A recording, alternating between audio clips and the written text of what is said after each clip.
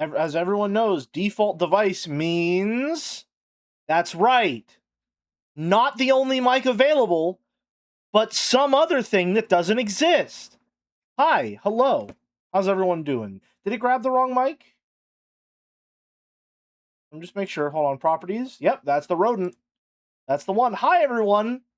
It's good to be back. Hope you've all been well in the meantime. Thank you very much, Dolmec, for the tier 1 sub. 23 months. One shy of 2 entire years. Someone gifted me a sub. Thank you to whoever that was. Someone during the Hitman stream gifted every currently watching follower a sub, which was insane. So that was very cool. I was very happy when that happened. It was very, very cool. But hi, everyone. Hello. I'm back from vacation. I had a very good time. It was very, very awesome. However, I'm very happy to be home because as much as I love being out and about and doing things, I also love being home and I love my pewter. Because that's where all of my friends are. And that's also where I can stream and draw and play videos game. It is somehow hotter in Pittsburgh than it is in California. That doesn't seem fair to me. That doesn't seem correct to me. I know it's because of the sea breeze. They got that nice wind rolling in. It was very lovely. But, oh no, oh, it's getting me. But it's very, very annoying that I'm just sitting here sweating.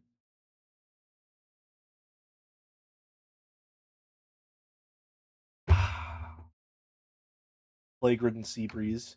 You went to see Sora, Donald, and Goofy, right? Not only did I go to see Sora, Donald, and Goofy at Disneyland, I saw them in that order.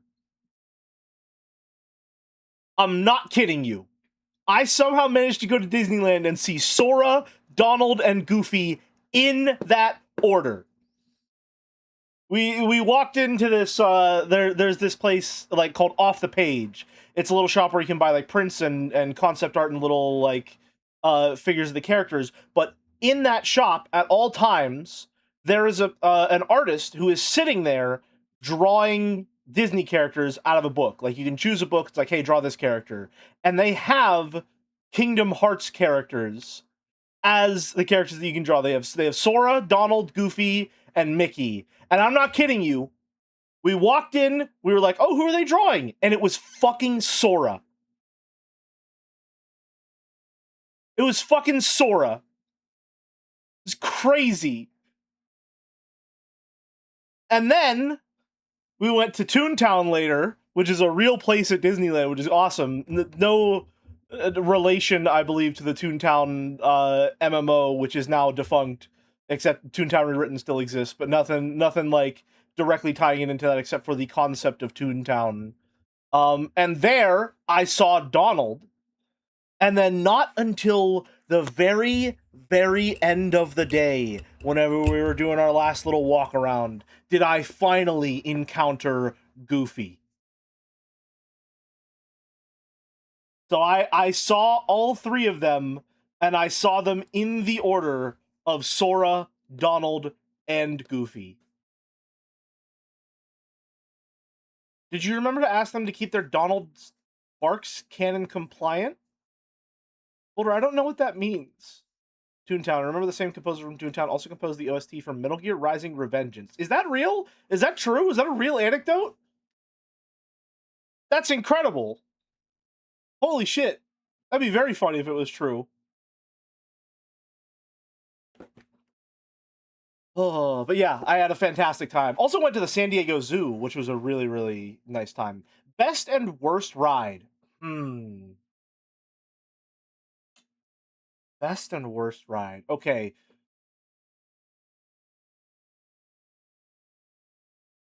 I think the worst ride I went on was Soarin'. Soarin' USA.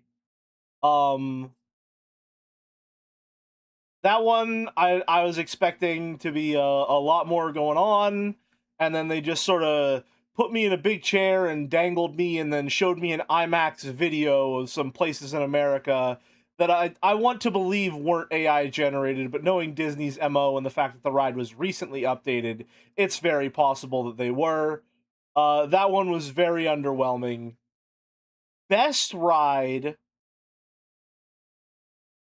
Best ride might have been. Oh, what was it?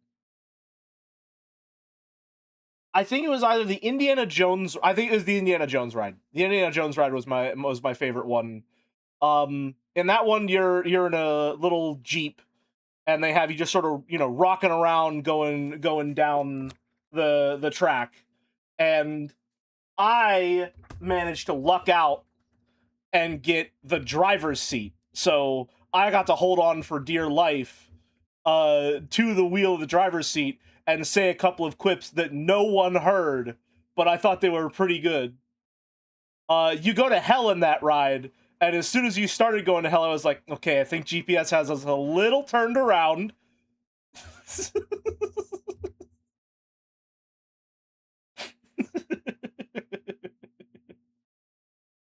Believe it or not my best quip of the day.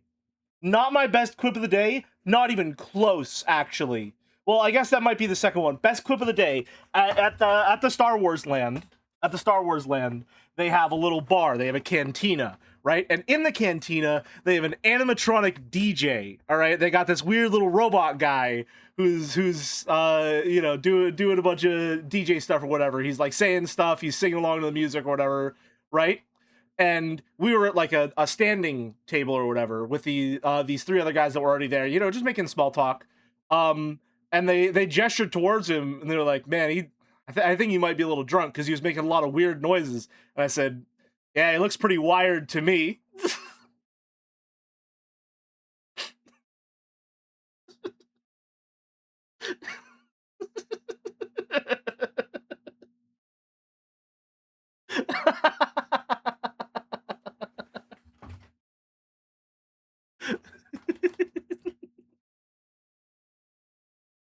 It was pretty fun.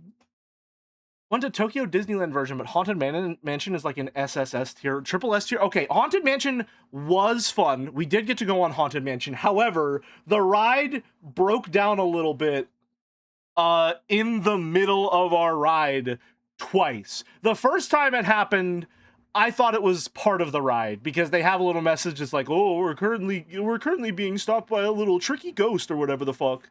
The ride will resume, and the tour will resume shortly or whatever the fuck." And when it happened, it was directly in front of this huge ballroom scene. So I thought that it was like, oh, ride stopping here while all the carts are lined up so that we can get like a little bit of an extra time to like look at this massive scene that we have going by. That was not the case. A little further in, it broke down again with the same message. And only then did I realize, oh, it wasn't supposed to do that. It only stopped for like, a minute tops, maybe. But like, I genuinely thought the first time around it was just part of the ride. Haunted Mansion is old and breaks down a lot in my experience, to be expected. What is it? I did get to go on the Avengers ride. Wasn't there a Space Mountain 2 in that place? There was a Space Mountain, which I did go on, and that was a lot of fun. They had a Guardians of the Galaxy ride where you're going up and down in a giant elevator, basically. And that was very cool, and was the only ride in the entire park to make me a little motion sick. I was not expecting the Guardians of the Galaxy ride to have hands like that. It was fucking crazy. For context, also, I had just gotten off of Soarin', which was like the whole thing going into the ride. It's like, hey, if you're afraid of heights, make sure that you're not going on this ride. Like, this could be really bad for people who are afraid of heights or like easily get motion sick. And there was nothing going on there. Like, it was just like dangling with some gentle movement. And so I was going into the Guardians of the Galaxy ride being like, okay, it's Disneyland, it's little rides for like little kids, it's not going to be too big of a deal, it's not going to be a problem.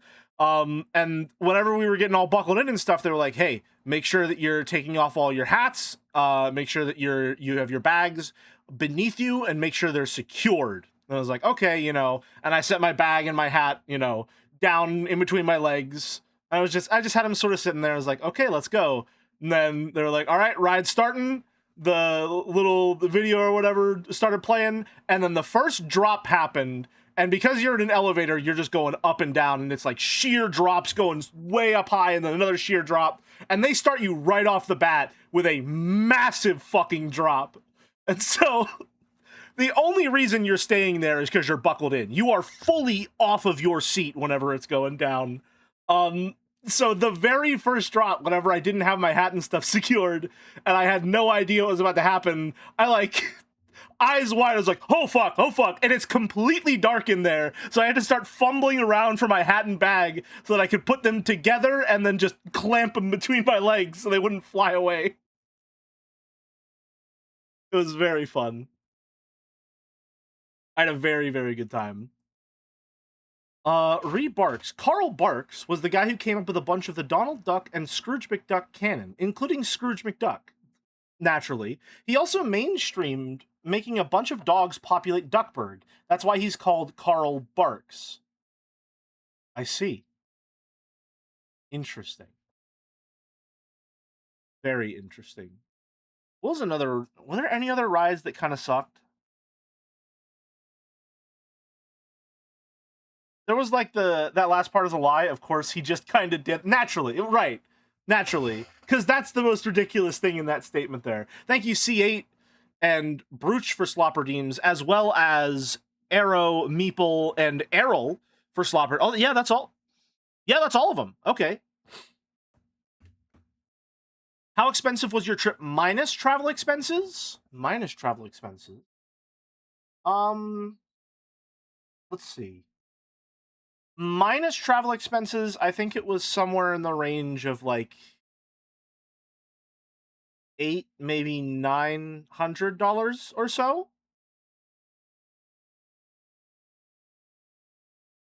The ticket adds quite a lot to that. Plane tickets are fucking expensive. I was very lucky that I was able to just stay with Lurf, and so I didn't have to pay for an apartment, because that would have probably been like, who knows, a fucking 1,000 right on top of that as well.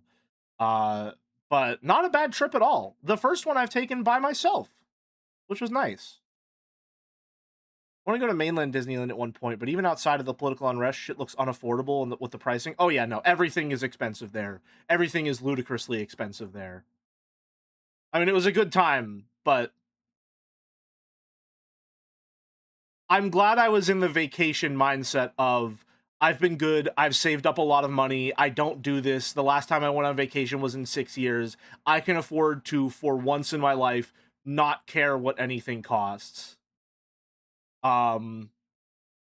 Which was nice. I definitely needed to do that, otherwise I wouldn't have survived the week, because spending like nearly $1,000 in 1 week is a very scary prospect for me.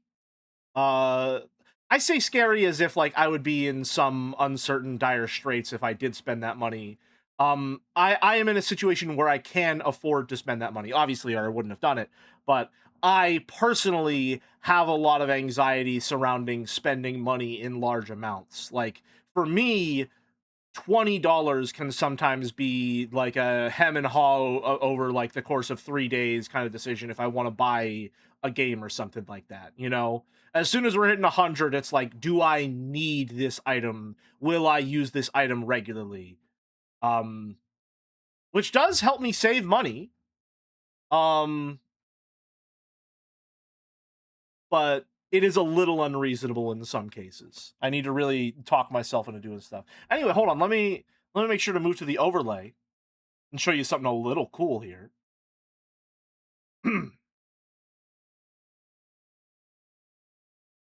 Hey everyone. How y'all doing? Hello. Courtesy of our very own little cactus, we have this stream series Golden Idol model. I did not make this. This was made by Little Cactus. Little Cactus sent me a DM yesterday. And was like, hey, or I might have been this morning. It was like, hey, are you streaming Golden Idol? I said, I saw you said you didn't have a model. You can use, I made this if you want. If not, it can just be fan art, which we will do fan art today as well. And this was too good not to pass up because I did not have a model prepared. So everyone say thank you very much to Little Cactus. This model looks fucking awesome. Very cool, very creative, very, very fun. It's the Golden Idol. I think the stream title today is a bit of a mouthful, but it's worth it for the bit. Well. Alright. Now, of course, the moment you've all been waiting for. Let me get some music going. By that, I mean, let me actually let you hear the title screen music and all that stuff. If you're gonna do Rise of the Golden Idol 2, then I'll make one, make you one too, because the style of the game suits my drawing style. I don't have that planned. No one has requested that, but if that does happen down the line, I'll be sure to get in touch with you. And of course, thank you once again to Errol, Meeple People, Erolfos, C806256, and Brooch for today's 5 slop redeems. I believe we are on page 84. I could be wrong, but I was flipping through and page 83 was the last page I remember reading.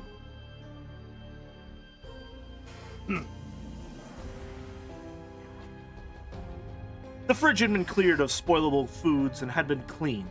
McGarvey was a tidy man. A bookcase in the living room held a dozen volumes, mostly on Voltaire.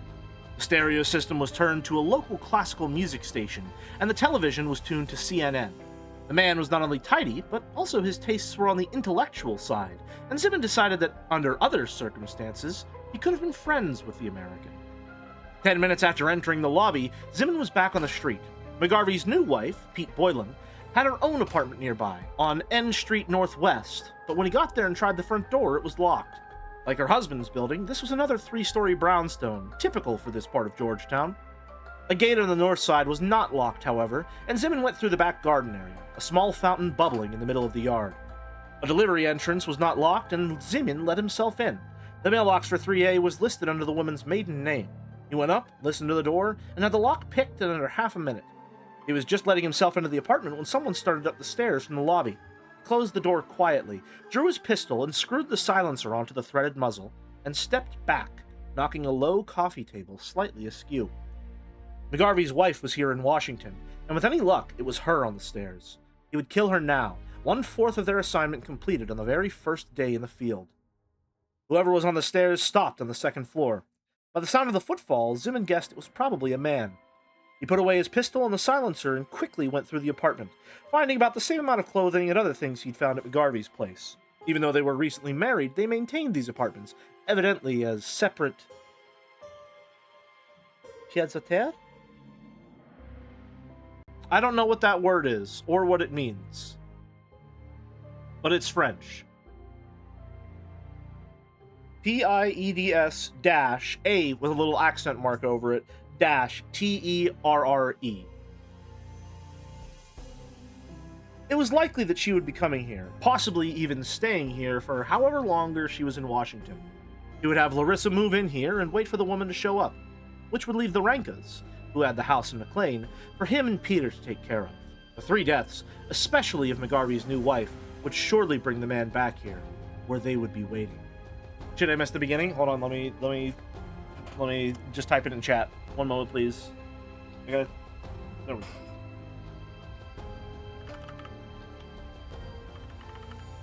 There we go.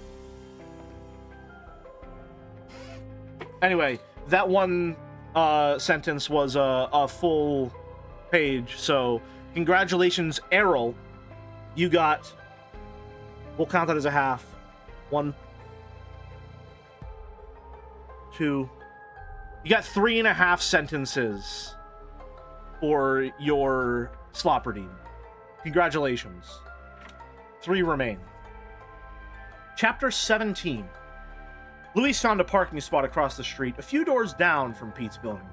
They just got out of the car. They got out of the car just as a man who was heading their way turned and walked in the opposite direction. Luis didn't catch it, but Pete did. Are you carrying? Pete asked. What? You have a pistol. Yes. Otto made me start carrying one any time I leave the house. Why? See that man in the blue jacket across the street? Luis looked just before he disappeared around the corner. What about him? Get back in the car. I want to follow him. I don't understand. Get in the car now and give me your gun. Luis got behind the wheel, started the Mercedes, which I'm surprised we don't have a description of like the make, model, color, license plate number, how many, like what specific axle was used on the rear suspension. Like, it's just a Mercedes. That's crazy. Hi Toby, good to see you. Pulled the subcompact Glock from the belt holster under her jacket and handed it to Pete. Waiting until the taxi passed, she pulled out and headed into the intersection with 29th North Street. She turned north in the direction the man had walked, but he had disappeared. He might be trying for the park, Pete said. Go up to Dumbarton and take a right. Luis did it, but there was only some light traffic and a woman walking a dog. No sign of the man. They tried 27th Street northwest, then circled the block to O Street and back to Pete's apartment. But the man was gone. That was already in the previous McGarvey books. You should be well acquainted by now. Dolmek, this is the first McGarvey book, actually? You're trying to gaslight me with fake lore? Chat, kill this man with stones in the town square. Also, since roads and cars are being brought up, California's fucking scary, gang. California's fucking scary. That entire place is connected by one giant fucking interstate, and the people there drive like maniacs. I saw someone near the airport do a 5-lane change, all one motion, no turn signal.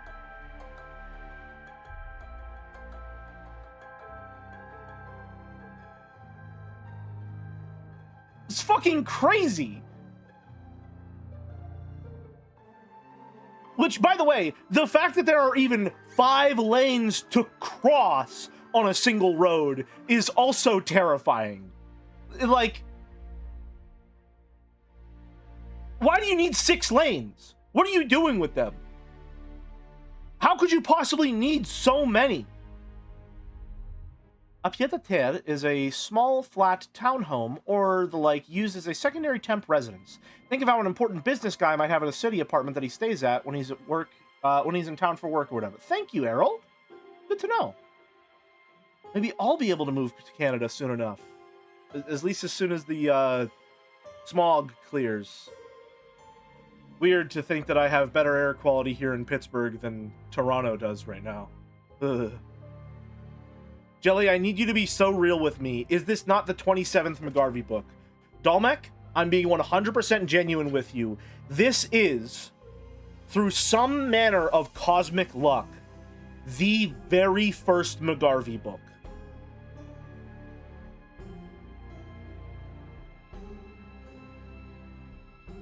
Through some unbelievable coincidence, of all the books that I could have found in that Taco Bell parking lot, it was the first McGarvey book.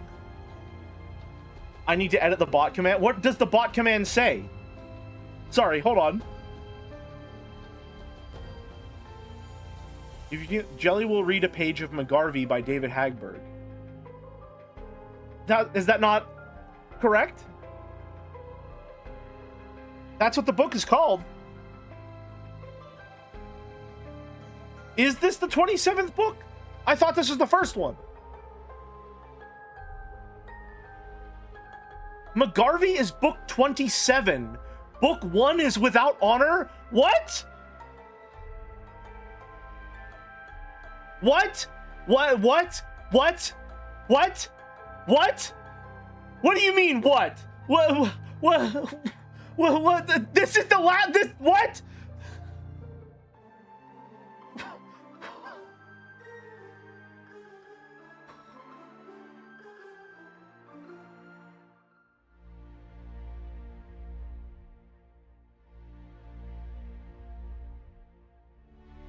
What do you... What? Hold on, let me... Wait. Just hold on. Just hold on. Hold on. What? Oof. First edition, November 2020.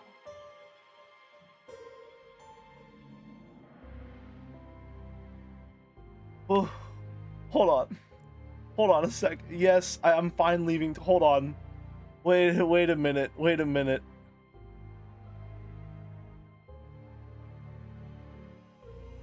Harvey. Oh my god, this is the third to last book in the series.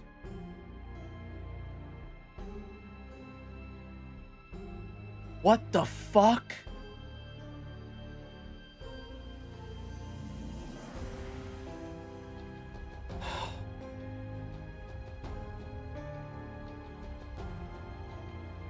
Oh. So, hold on. So, wait a second. Hold on. Just give me a sec. Hold on. Hold on a minute.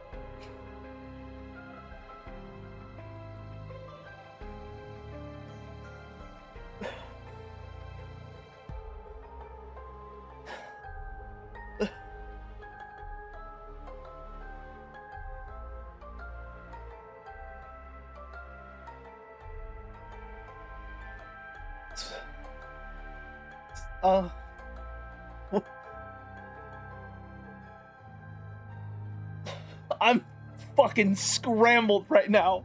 I'm so fucked up right now. I'm so fucked, because this means... So...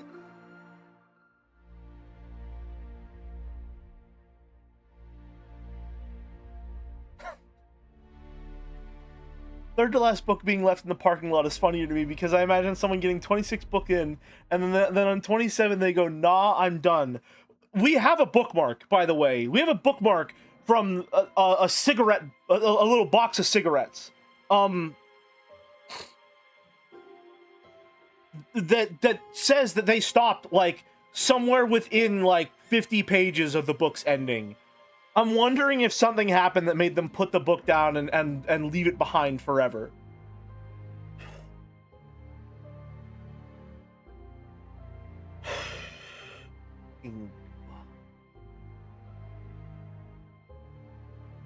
I'm so...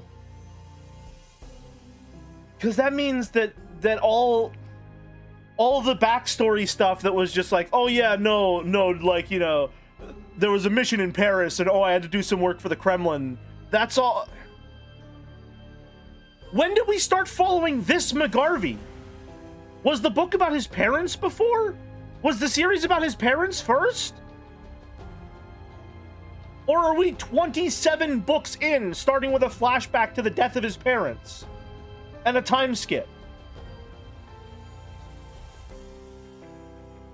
Because there's a time... Wait, whoa. Hold on. No, 1 second. There's like a fucking 5 years later. Hold on.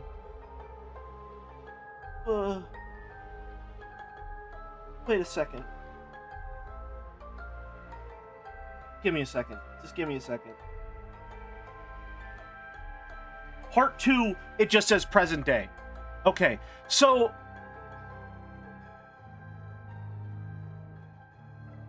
From the Goodreads synopsis of McGarvey Book 3, Russia is in turmoil. As liberals struggle to hold power, the hardliners in the KGB decide to fund themselves. They will hijack a vital U.S. gold shipment. The first step will be to frame Kirk McGarvey for the bombings of CIA's Paris headquarters. So 27 books in, we get a flashback to the death of McGarvey's parents. For some reason. Okay. Sure. Yeah, fine. Okay, yep. That's... Okay. That's a... I guess I just gotta keep reading with that knowledge now. We're 27 books deep.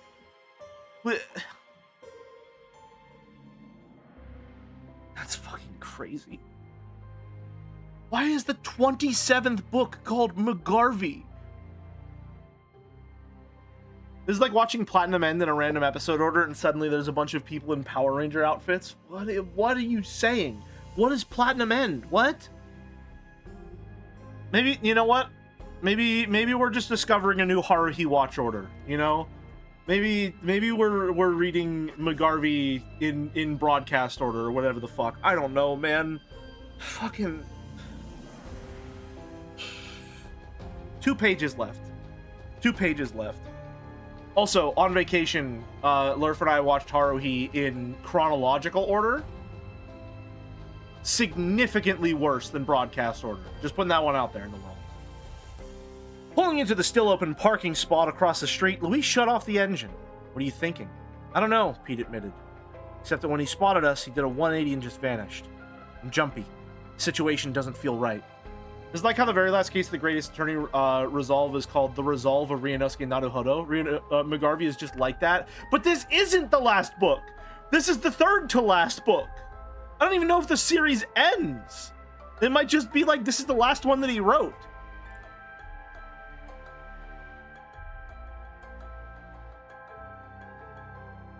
Novels written as Sean Flannery. Wait a minute.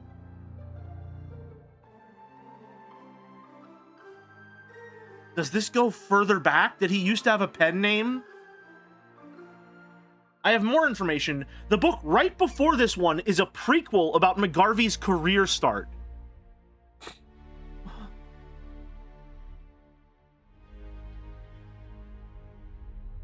Is Sean Flannery a pen name? What do you mean novels written as Sean Flannery? Because if that's him and it's just a pen name, then the first book isn't Without Honor, it's Kremlin Conspiracy in 1979.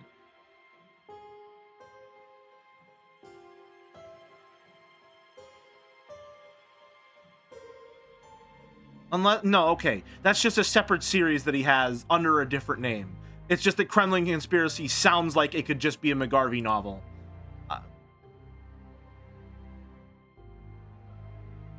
I have to trust your instincts. I push satellites around, not people. Except for Otto. Pete had traveled light. I have a gun upstairs in my apartment, she said. I'll keep yours until we take a look. She stuffed the pistol into the waistband of her jeans, the small of her back, beneath her skirt. They got out of the car and went across the street, Pete's head on a swivel. Mounting the steps to her building, she inspected the door lock for any signs that someone had used a pick set. A tiny scratch, maybe a minute speck of metal shaving. But the lock looked mostly clean, and she led them in with her key. The building was quiet, as it usually was on a weekday, when just about everyone was at work. We'll take the stairs, Pete said, pulling out the pistol again. She went up, moving on the balls of her feet, trying to make as little noise as possible. Almost certainly she was being paranoid. But Mac had told her more than once that, in this business, paranoia was often a lifesaver. Looking at David Hagberg's website, David Hagberg, aka David Bannerman, Sean Flannery, David James, Robert Pell, Eric Ramsey. Okay. That's a lot of pen names, man. That's a lot of them. Often a lifesaver. You have good instincts, he'd said. Trust them. Upstairs at her door, Pete inspected the lock to her apartment. She couldn't be certain, not without a magnifying glass, but it seemed as if a pick set had been used. There was a tiny scratch on the lower left corner of the opening, as if someone had finished their business and had gotten just a little sloppy removing the pick. An amateur, she had to wonder, if she was seeing what she thought she was seeing, or a pro who was leaving their calling card. Suspecting things like that had been part of her training at the farm. Never assume that you're smarter than the opposition, more than one instructor had told the class. Pete opened the door but motioned Louise to stay back. She went in low and fast, leading with the pistol in a two-handed grip as she swept left to right. Final page for the day. For a second or two, she remained in a half-crouch, but the apartment was clear except for the coffee table in front of the couch. It had been moved very slightly to the left. The indent in the carpet from one of the legs was exposed. The man on the street who had made a sudden U-turn when they'd shown up and then disappeared. Had he been here? She was almost certain of it. A minute scratch in the door lock and now the coffee table. Is it okay? Louise asked. Someone's been here, but they're gone now. You sure? Yes, Pete said, straightening up. Stay back for a minute. What if he suddenly shows up? Scream bloody murder, Pete said. She went through the apartment, which was only slightly larger than Mac's. The place was clean except for the scratch in the door lock on the coffee table's position. She got her Glock, the same model as the pistol Otto made Luis carry, checked the magazine and the action, making certain that a round was in the firing chamber, then went back to the living room. The Glock 29 Gen 4 was the least favorite weapon of the field officers because, though it was a subcompact conceal and carry pistol, it fired a 10mm cartridge and could hold either a 10 or 15-pound magazine. It's okay, Lou, she said. Or it's okay, Lou, she said. Louise came into the apartment and took her pistol, unholstering it under her skirt. I'll call Otto. Put it on speaker mode, Pete said. She checked the corridor, then shut and locked the door. Otto answered on the first ring. Everything okay, Lou? Pete thinks we could have a situation. When we parked across from the apartment, a guy in a blue blazer and khaki slacks was heading our way, Pete said. But he suddenly made a 180. Ordinary build, nothing distinguishing. Square face, I think, though I only saw it for a moment. 40 feet away. Hair? Short, salt and pepper. No mustache or other facial hair. 89. This McGarvey was released posthumously? What? Oh my god, it was!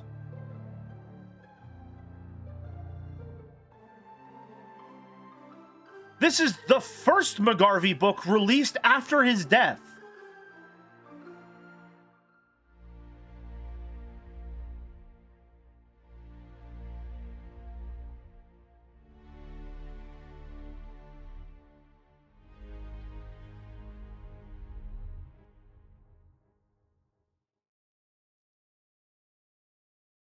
There are 3 McGarvey books released after his death.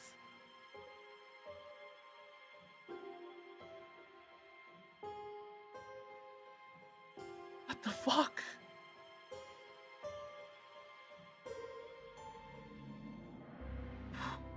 Also, the style section on the Wikipedia page has a really fun paragraph. Let's see. Hagberg's writing style has been described as a cross between Tom Clancy and Ian Fleming. His thrillers generally feature a combination of technical detail, timely plots, and super spy heroics. On several occasions, Hagberg's plots have been echoed outside of his fictional worlds. In the novel Joshua's Hammer, for example, written in 2000, hold on, that's McGarvey, hold on, Hagberg gives an account of a mega-terrorist plot by Osama bin Laden to kill thousands of Americans on their home soil, published a year before the World Trade Center attacks. His scenario of McGarvey tracking bin Laden to his urban lair in Pakistan and shooting him in the head, far from Tora Bora's caves, was described and executed in Allah's Scorpion 2007, 4 years before the similar event echoed Hagberg's novel. What the fuck? What do you mean David Hagberg predicted 9/11?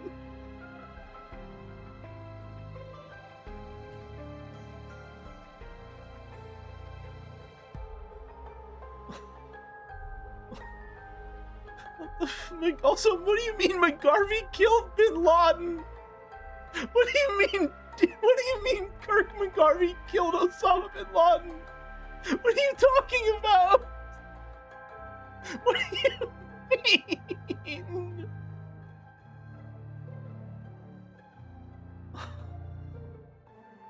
What the fuck is happening?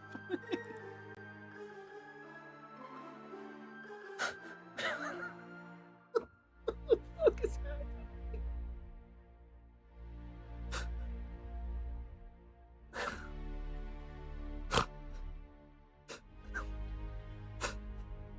What the fuck?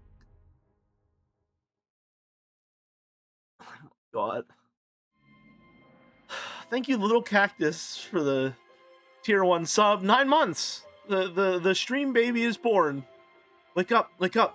You're sweating like a horse. McGarvey? Slop? 27 books? What are you talking about?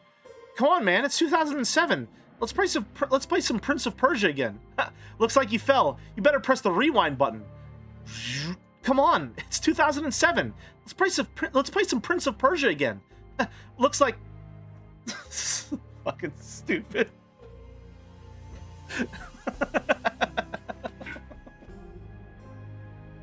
I don't have 25k for Trash Corn, but can I get a sketch request of McGarvey? I think there actually is already a sketch request for McGarvey. Jesus Christ. Okay, well, that was 40 minutes of stream. Hi, everyone. We're playing the Case of the Golden Idol today. Although it appears we've got our own fucked up mystery to solve off stream as well.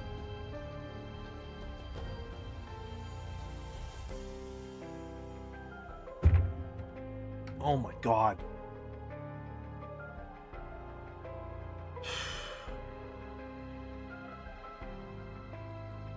Oh my god.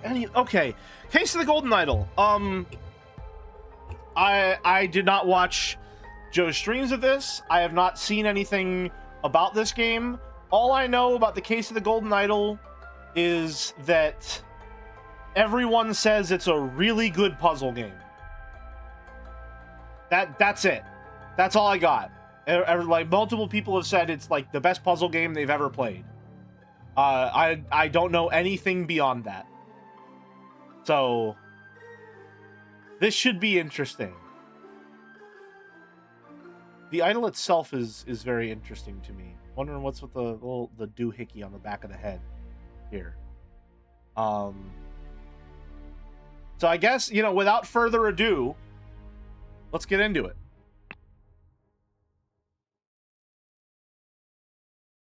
With highlights, select this if you don't like pixel hunting. No highlights. Select this if you don't mind finding all clickable spots on your own. I am going to do with highlights also.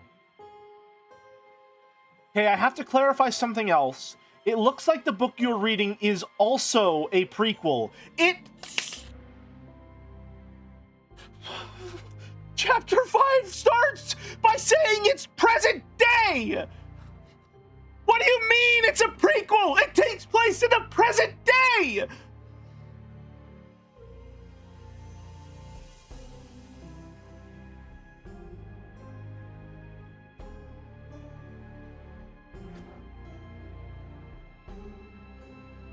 Okay, it's fine. We're doing with highlights, obviously. Prologue, an abrupt termination of contract. Oh. We're exploring and thinking right now? A scalpel. January 5th, 1742. Both parties agree to these terms for the expedition to Monkey Paw Island. Albert Cloudsley has rights to 2/3 of all valuables for funding the expedition. Oberon Geller has rights to 1/3 of all valuables and any golden statues found for providing the map to the expedition site. Dr. Oberon, Albert, Geller, Cloudsley.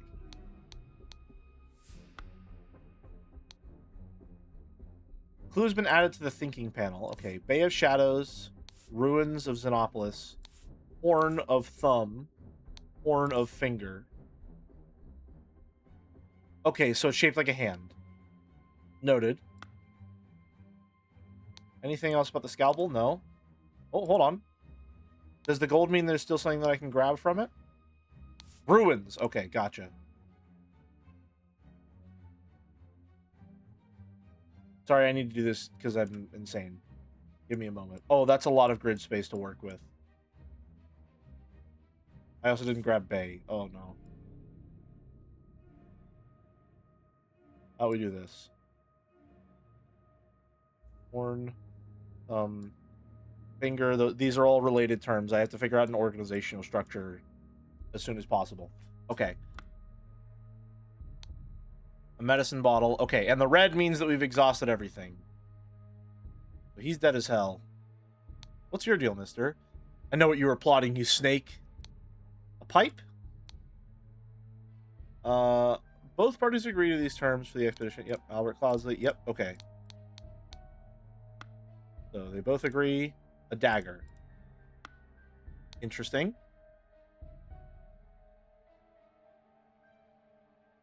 Have tobacco pouch and a pipe cleaner. 2 bags filled with coins and gems. Bag of medical instruments and some medicine. A golden statue with a red stone and a bag filled with coins and gems. Okay. So then we move to thinking.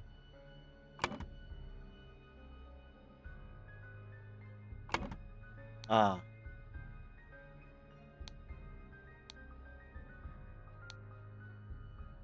2/3 of valuables for funding. Oberon Geller has rights to... Okay. That means that he has the pipe. He doesn't have the gem, or the idol. So that means that he must be Albert Cloudsley. So, Albert Cloudsley pushed Oberon Geller from a cliff in the something something.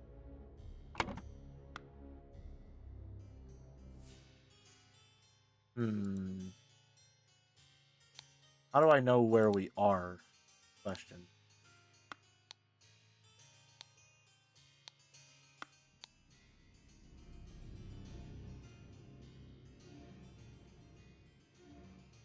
So X marks the spot. They're probably at the horn rather than the thumb. No, wait. We can see the islands in the back, so that means they're at the thumb. Okay. So, the horn of thumb. I'm a genius, as you can tell. Nice. Scroll has been fulfilled, no hints accessed. While Dr. Oberon Geller was surveying the poor weather with his looking glass, his expedition partner, Albert Cloudsley, Esquire, suddenly pushed him off a cliff. Stay and explore? I also want to fill that in. When a scroll is completely filled in, words can be dragged directly from the... Okay, gotcha. So do I need to do all three of these? Camp in Horn of Thumb.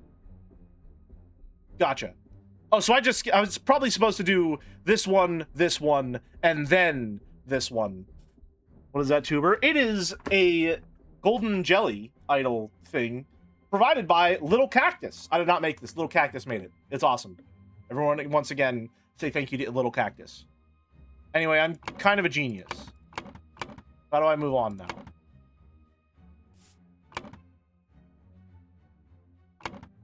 So creepy. It does look very cool. Oh. Oh. Okay. I quite like how this is set out to be. This is very interesting. A little guitar for the next arrow as well. Okay. Chapter 1, Complications in the Family. The untimely passing of a rural gentleman. Whoa. I was worried this was going to be a reading game. I'm not going to lie to you. Everything about it made me think it might have been a reading game. A horse is running in the yard. A yacht is slowly floating in the river. There is the golden idol. Might have moved a little faster. Who's been added? Okay, well, what is it? Coat? I like the spoiler of a man blowing the fuck up. Intriguing. Huh? Spontaneous combustion. Interesting. August 22nd, 1786. Woke up. A beautiful day. Washed and dressed in my dining attire. Had a beautiful roast duck for lunch. Changed to my hunting attire. Hold on, these are related terms. Changed to my hunting attire. Rode to hunt badgers. Had no luck today and returned home. Changed to my researching attire. So I think these are all attires, so we can change them. Changed to my dining attire. Okay. Had a tasty beef loin for supper. Filled in my diary and went to bed to continue reading for my research. I, Sebastian Cloudsley. Start from the right there. More like dying attire. +2 on that one. +2. True. Alright. Woodshire. We have locations now. Crow Tower.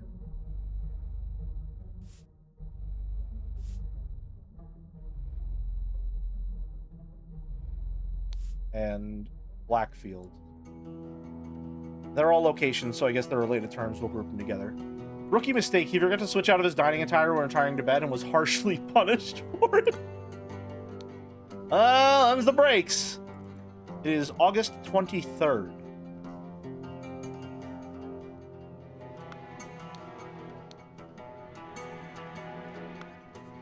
Interesting.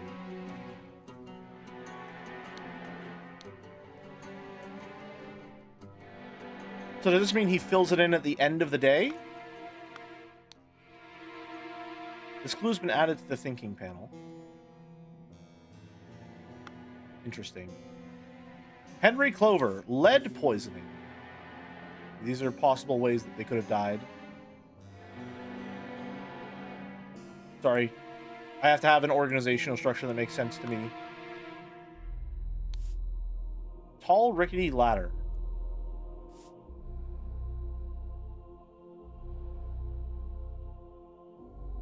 Alright. Man is not breathing. His head is badly wounded. Head wound. And those are just going to have to be next to each other. A ring with a ruby.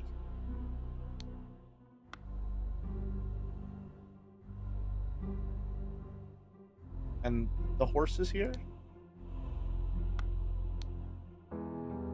What attire is this? So his dining attire is blue.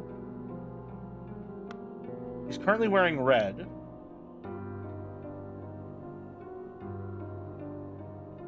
That's not his dining attire.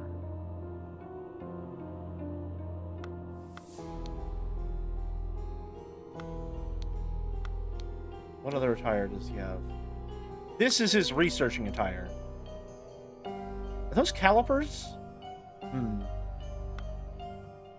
So then this must be his hunting attire.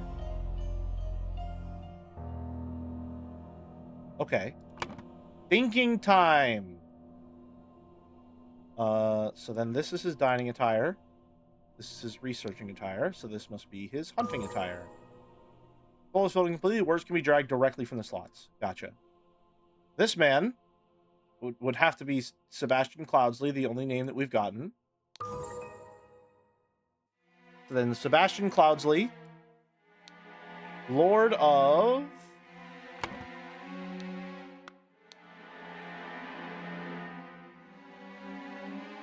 Well, it would have to be Blackfield, because it's the only place near water.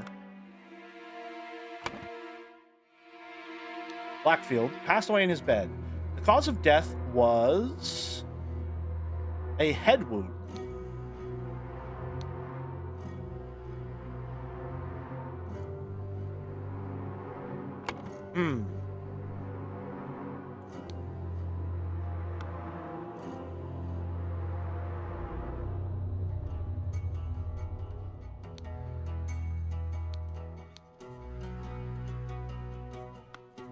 I guess it would have to be a head wound. Oh, yeah, the blood trail. He was put here. He didn't die in this room. Okay, gotcha. Yeah, so a head wound when he fell from his horse. While he was hunting.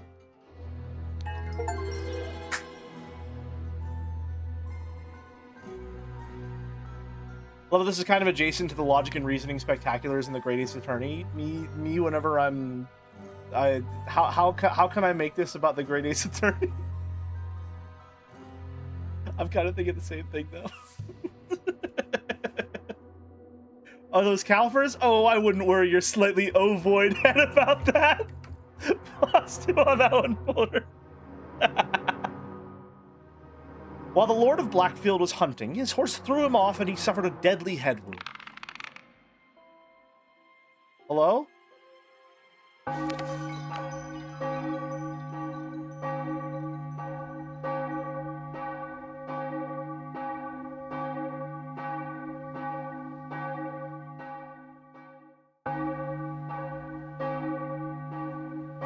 (1733, 1786). Why are you here? Why'd you just sort of come down there? Yeah, that man does appear to be on fire. The dramatic departure of an outsider. The man appears to be on fire. A scorched horse brush, a scorched knife. Spare me, devil. I was simply following orders. Astonishing Monkey Man, property of the Pear brothers. Okay. A knife.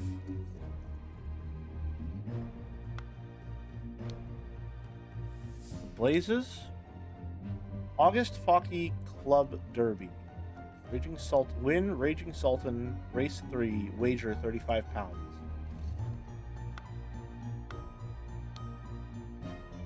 Now, if it's all the same to you, I will take my leave. Ring with a ruby. The idol. That used to be a ruby, not a sapphire. 1 pound, 2 shillings, and 2 pence.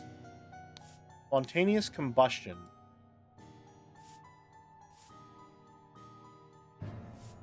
Come on.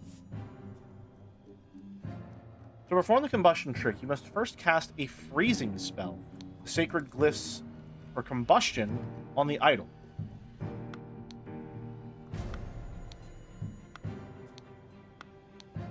Okay.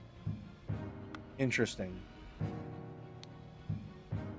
Now, the idol he's holding has a red eye, but it's blue in the...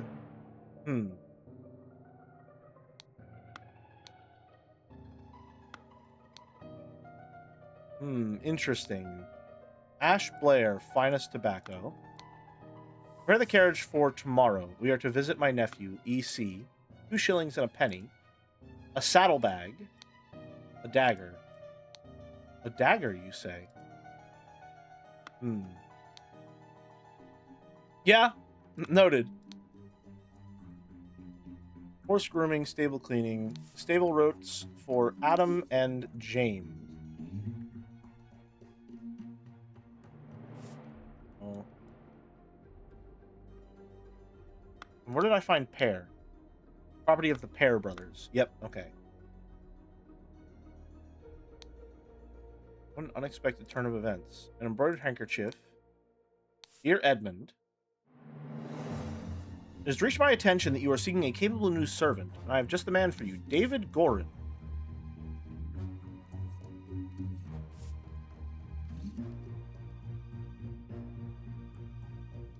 Let's see. I'm going to put these two like that.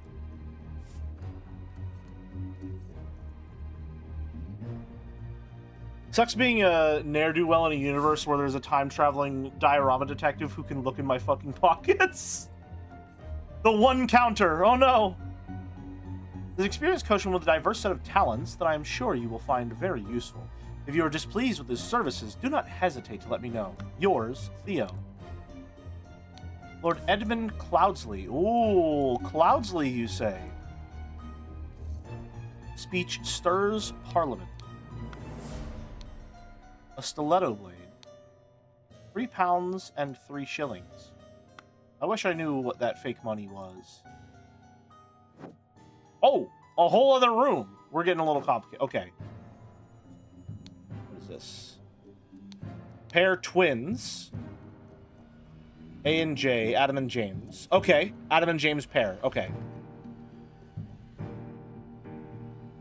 Noted.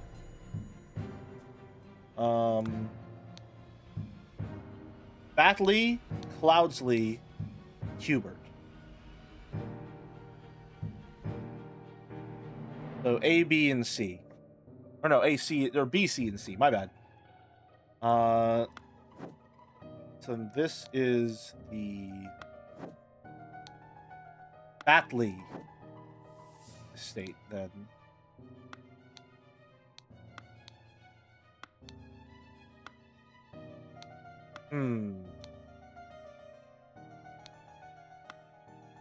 Interesting. My apologies. He can be so badier sometimes. Never heard that word before. 6 rings with various stones, 4 pounds. Shamal bought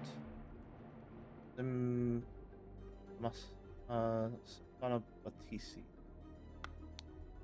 Fan. An ornamented guitar blade. Nicholas Maker. attorney.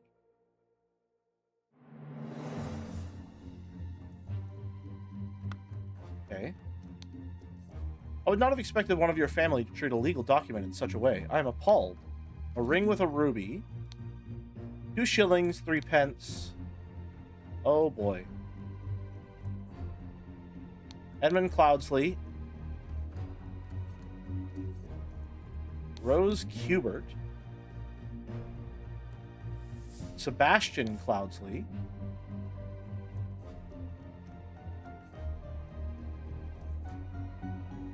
Go. Peter Batley. Willard Wright. This is a lot of names. Wow, there's a lot going on here.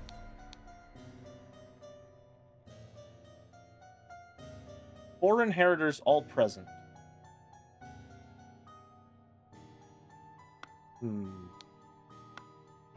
Oh, there's something I missed here? Oh, yeah, Cloudsley. Okay. Aphorisms by Sebastian Cloudsley.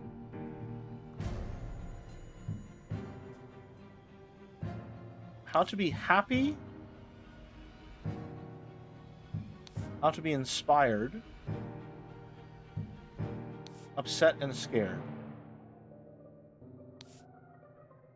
Okay. How to be happy. Eat a hearty meal every day and do not waste your time on trivialities. How to avoid being upset. Strive for that which holds meaning and do not shrink from responsibility. How to be inspired. Take a walk in your forest and breathe the fresh air. How to avoid being scared. Feeling scared is a weakness. Be strong instead. Alright, fucking Zote. I bequeath you the gold statue. You know what to do with it. Gold idol of Xenopolis. You will know what to do with it. House? We so rarely met after you left for the colonies. After you left the colonies. Therefore, I bequeath to you my savings, land, and the Blackfield Manor House. Come and establish, land and the Blackfield Manor House. Yeah, Blackfield Manor House. Come home and establish Manor House. A museum of my life and accomplishments. Dear Willard Wright. Dear Rose Kubert. Late sister, your mother disclosed financial troubles to me and resolved to help you. I bequeath to you a compilation of my aphorisms to provide the dictation in your life which you so clearly lack. Research. I put your sharp mind to better use than mere politics. Therefore, I bequeath you research from the... I bequeath to you the notes from the research I've undertaken on astronomy. I grant you leave to finish and publish it under both our names. Race 6, Spinning Jenny, 50 pounds. Dear Peter Batley, we have sent you frequent reminders concerning the settlement of your debt, and yet to date the debt remains unpaid. We humbly request that you make your payments as soon as possible, or we will be forced to take the matter into our own hands. The current debt stands at £255. I, Sebastian Cloudsley of Blackfield Manor, being in bodily health and sound of sound and disposing mind and memory, nominate and appoint Nicholas Maker as executor of my last will and testament. Dear brother Edmund. Okay, there's a lot going on here.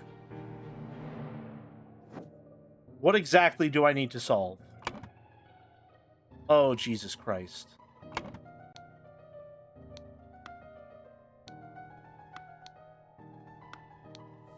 Alright, at the very least I know that's Adam and James pair.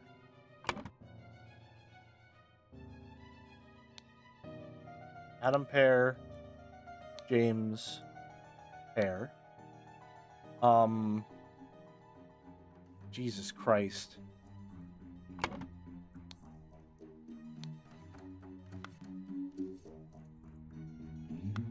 Who was given the idol?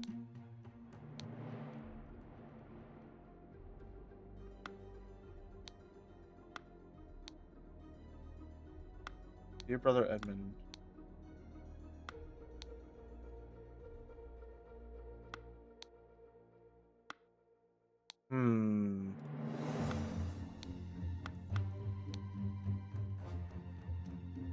Not expecting one of your family to treat a legal document in such a way. I am appalled. This would be the person who's the executor of the will. Nicholas Maker.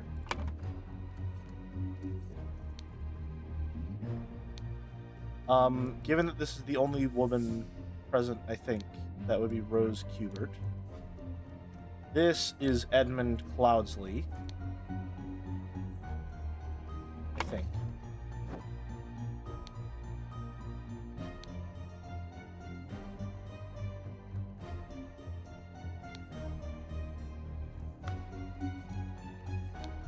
I think that's Edmund. Yeah, yes, that's Edmund Cloudsley. Okay.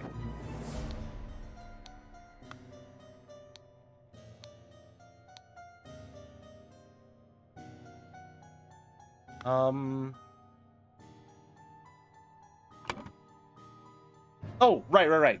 I should probably do the notes first, right?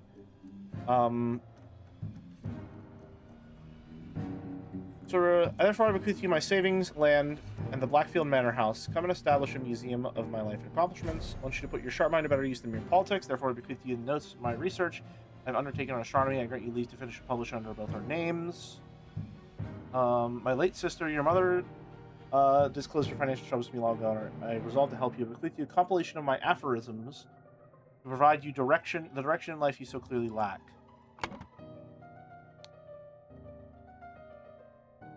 Okay, so aphorisms by I guess that would be Rose.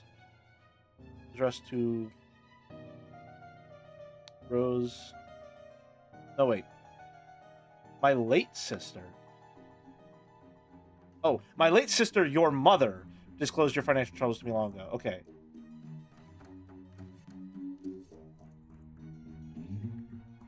Are they? Oh, is this just one note, all addressed to the same person?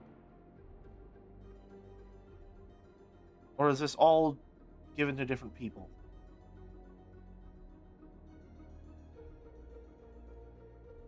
Oh boy.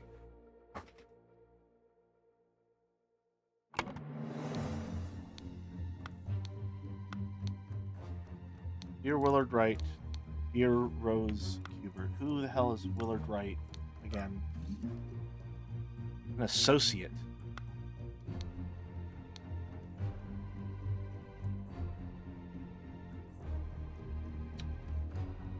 Oh boy.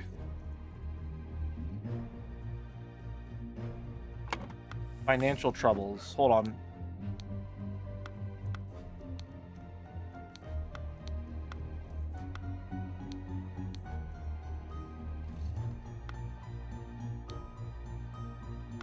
Raging Sultan.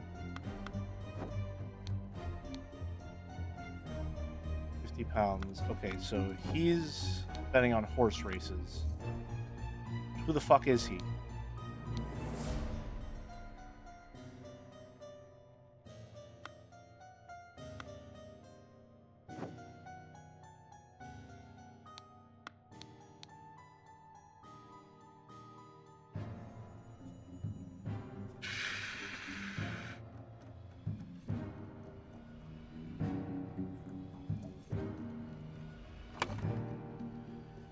Oh boy. I'm gonna fill in some stuff that I know.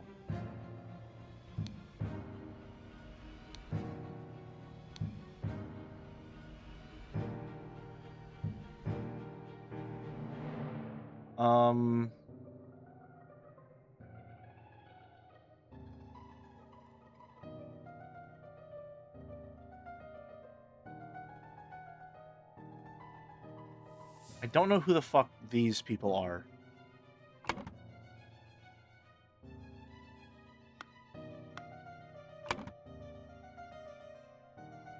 I bequeath you the golden idol of Xenopolis. You will know what to do with it.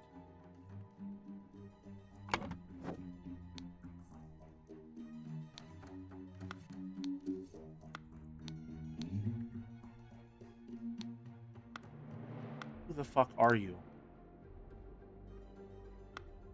Who the fuck are you?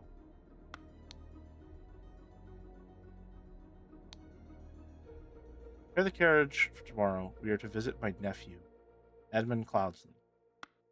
Is this Willard Wright?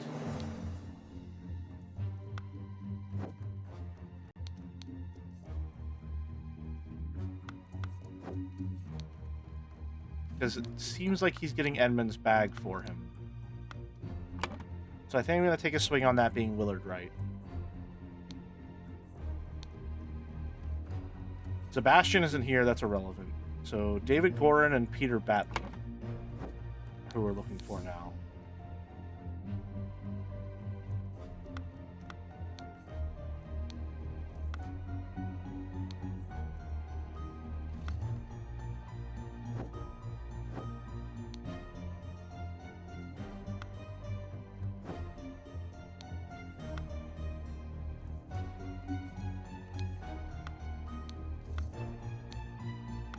No clue who the fuck this guy is. These two I don't know.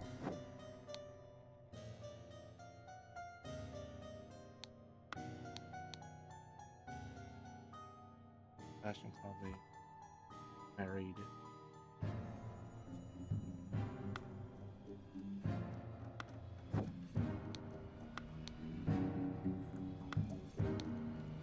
I feel like I want to take a swing on you being Peter Batley, if only because you're maybe the youngest person here.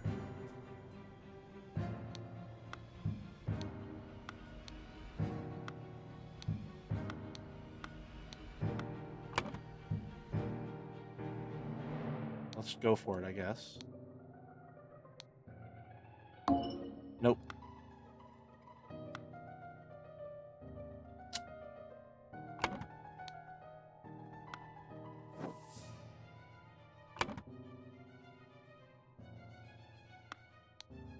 Is it possible for me? Okay, good.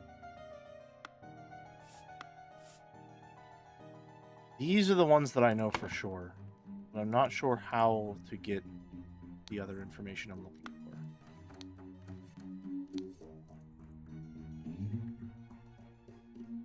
You're Peter Batley. Oh, okay. Then you would be Peter Batley. Because you're the one that's doing all the betting. I think you're Willard Wright. Then are you David Gorin? Nope. You're Peter Batley, though.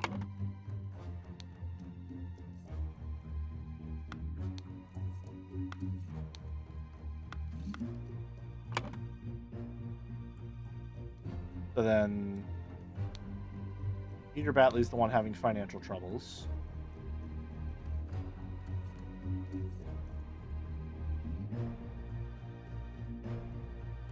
So rarely after you left for the colonies, the Indian colonies in this case. Rose keyword. You should put your sharp mind to better use than mere politics. Therefore, I bequeath to you my notes and research I have undertaken on astronomy.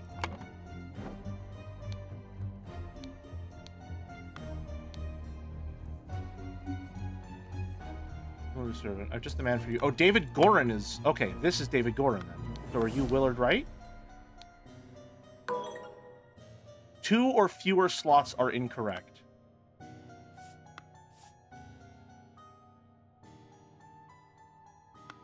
I guess let's try... Well, no, because you have the ticket, so you're definitely him. You're David Gorin. The rest of towns that I'm sure, if you are to please the service, do not hesitate to let me know yours, Theo.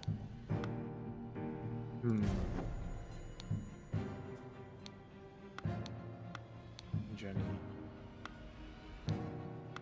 You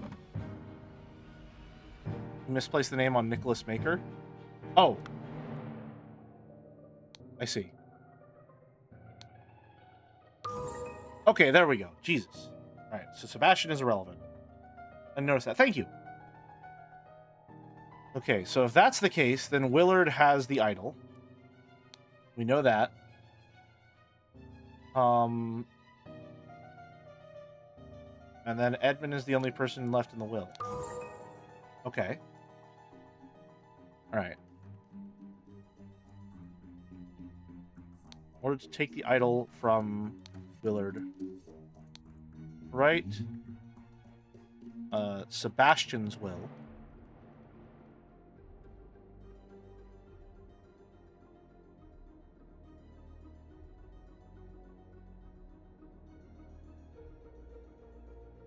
Then this would be...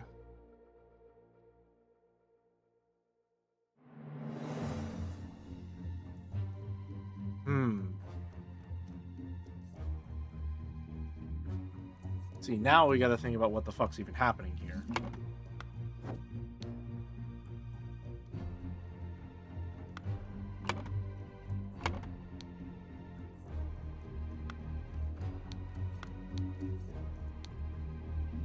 Horse brush.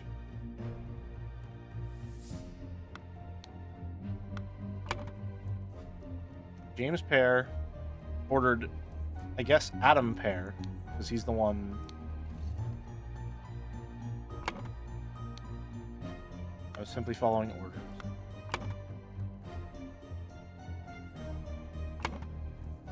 Who commands them? This is the Batley estate. So it would be... Oh, I guess we'll...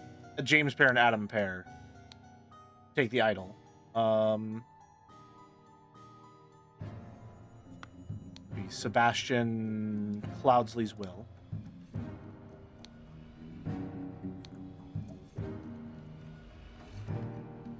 Okay. So Peter Batley was to receive...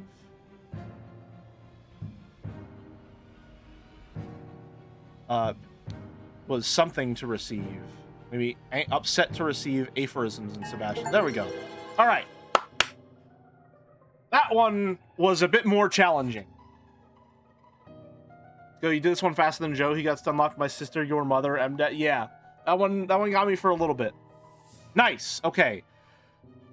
Peter Batley, encumbered by his gambling debts, had placed high hopes on his uncle's testament. Upon discovering he had inherited nothing but a book of aphorisms, he tore up the will and ordered his servants to take the golden statue from the stranger Willard.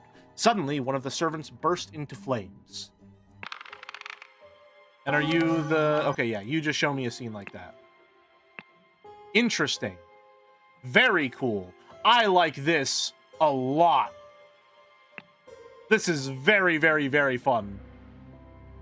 Alright, next up. Cursed Inheritance. The Murder at the Little Mermaid. Another one room for the looks of it. Unless, can we go upstairs once we discover the doors and stuff? Trapdoor to the ceiling. Trapdoor to the ceiling. We can't see up there. Noted. Door does not open. Revenge. RR. Man is not breathing. A ring with a ruby. A walking cane.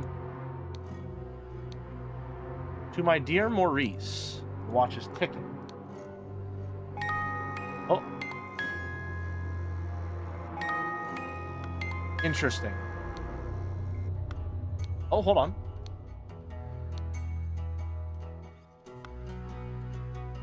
Oh, I didn't grab the name Maurice. Okay. Alright. What do we have here? Washing bowl filled with slightly bloody water. Dear proud beast master, I have attended our departed brother's send-off and accepted the keepsake that he bestowed upon our brotherhood in his will. I shall send this letter tomorrow, September 10th, and I hope it will reach you without delay. Already it is midnight. I will retire to my bed, for this has been a long day. May Griffin awaken, proud beast initiate. Okay, so all speaking in codes, so none of that is names that we can use. Nothing there. Oh. Alarm, alarm, a break-in. Watchman number 2, Henry Parker. Watchman's spear. Watchman's lantern. Henry Parker. Related item, spear.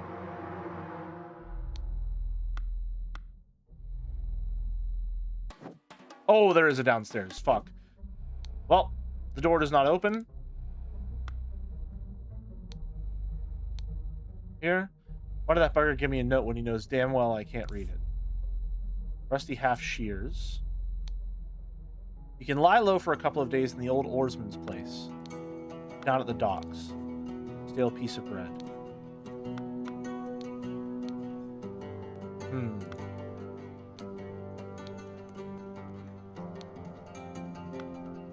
Interesting. Oh, still more here. Ah, shards of glass lie in the mud. Okay. What is this? Empty bed, not warm. Door to the street is shut with a latch. Green. Ah, okay, these are names. Brige Blair. I think.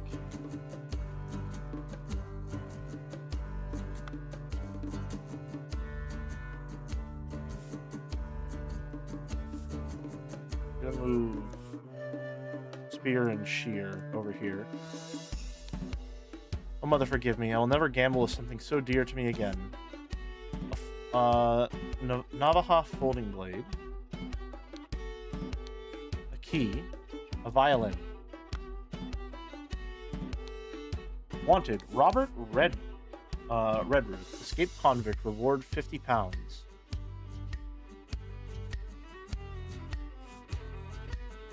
That's fine. You can make a little room there. Amazing Evans musical performance. Evans and the Navaja are related. On September 9th. So you're Evans. What's your first name?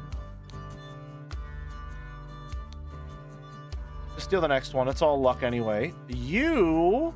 I know you. You're, I can't remember your name, but I do know you. Remember you as an agent... Remember, comma, that needs a comma there. You as an agent of our trading company have to reflect its values to the fullest. Never be late. The client leaves the port on the 10th. Be persuasive. Do not take no for an answer. You must get the client's product. Be effective. Once you have the product, deliver it to me immediately with the servant boy. Most importantly, no matter what you do, be mindful of our reputation. Our names must remain spotless. A hand of cards, the key. There's that dagger again. 3 shillings, 2 pence.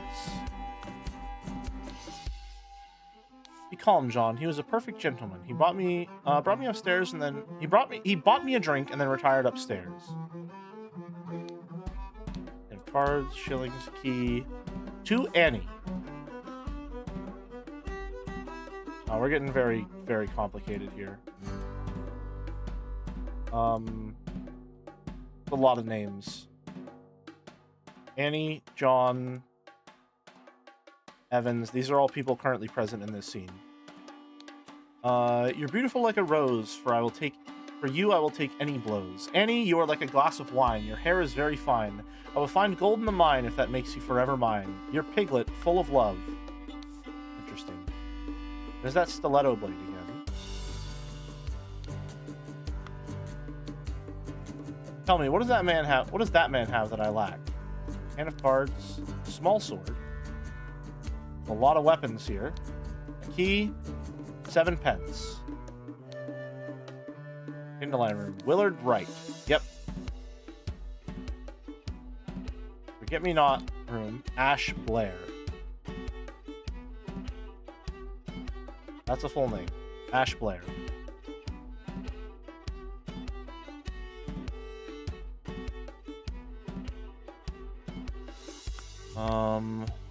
Where did that blasted boy go? I really need a piss. Large kitchen knife. A partially peeled lemon. Key of various rings. Dear Oscar Boynton. Okay, so that's everything.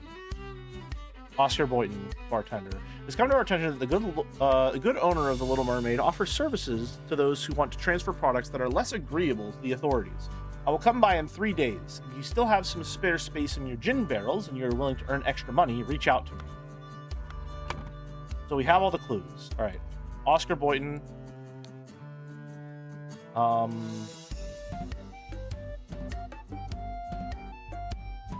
I can know these names.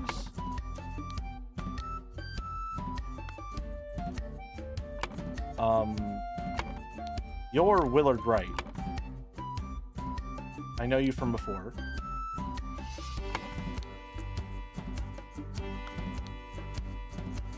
You're Evans. That's your last name.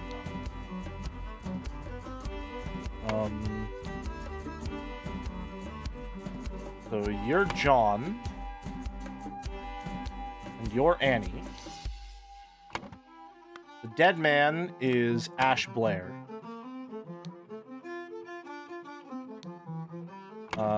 If I remember correctly, you're Robert Redruth. Henry Parker. Okay, got that one wrong. But who the hell is Robert Redruth? Oh, I think I know. Hold on. Yep. So you're Robert Redruth. Okay.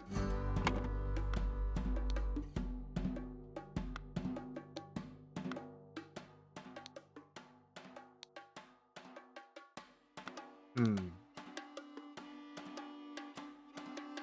4 gallons of wine, 3 gallons of wine, 1 gallon of wine.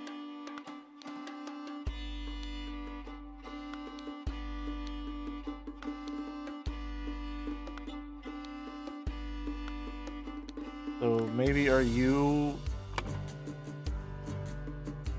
No, wait. Ash Blair. Wait. So he bought her a drink.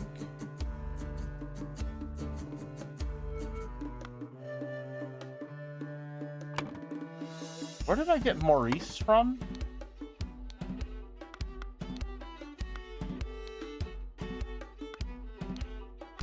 Where did Maurice come from? Where did...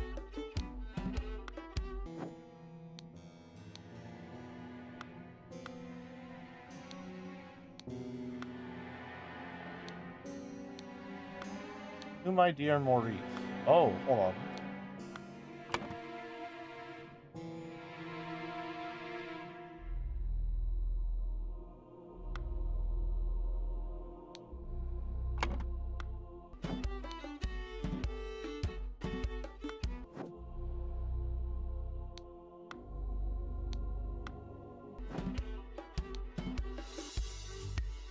Dandelion room.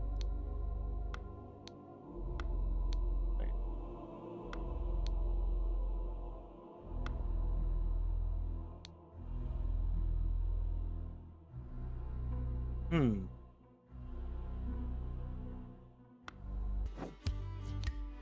Those are dandelions. What? Can I... Will it save my progress? Okay, good.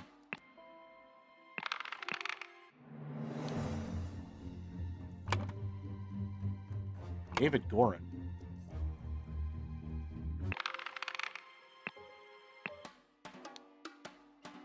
Is that not the same man? By the way, Willard Wright would have to be you then.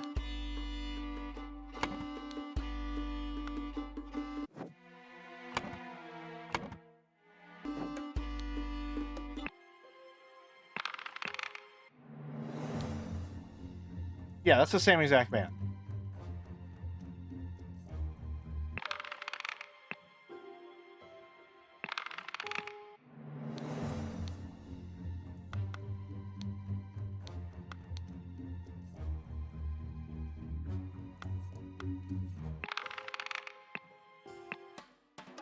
So Ash Blair is a pseudonym that he's using.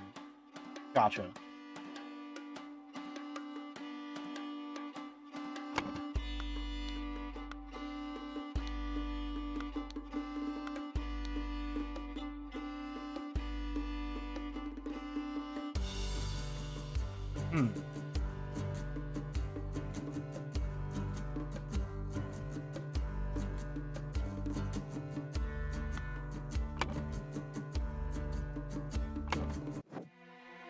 What is this?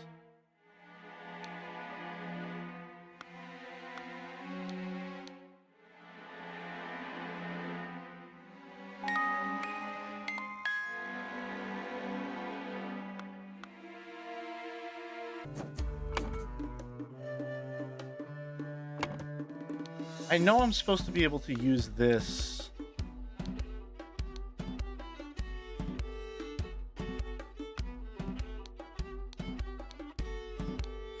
$2 shillings. tense.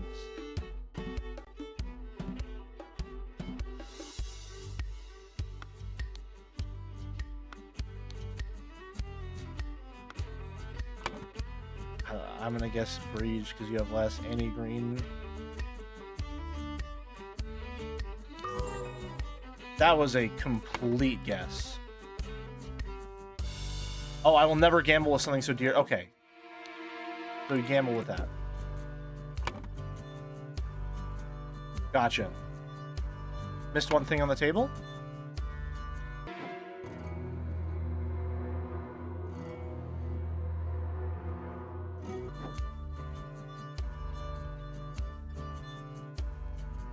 Oh, the table.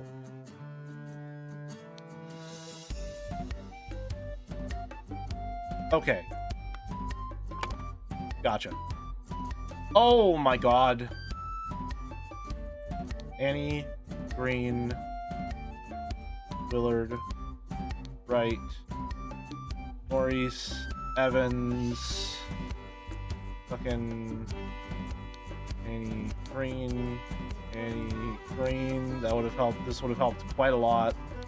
John Breege, John Breege, Oscar Boyden. He played around? Interesting. And Ash Blair. Okay.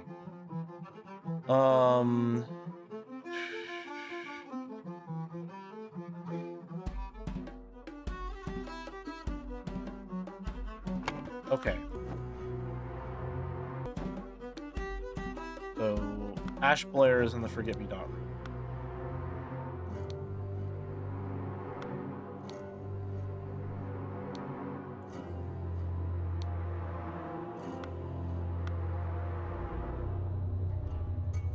Okay. So through the window. So Robert Redruth crept into Willard Wright's room through the window, while John Breege, Annie Green, and Ash Blair were playing cards with loud music. Biden stood upstairs, and Willard Wright got stabbed with a shear. Cole's not filming correctly. Okay. This is Willard Wright. He's dead as fuck. Those are wrong. I don't think this is Willard Wright's room, is it? No, it is.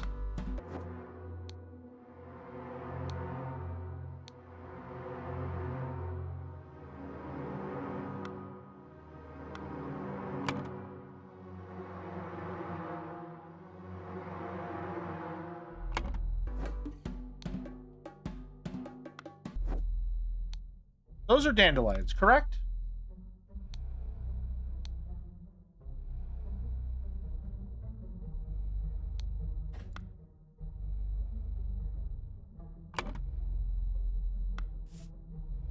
And then I guess maybe through the trap door, although there's been no indication that it's been used. It would have to be the window.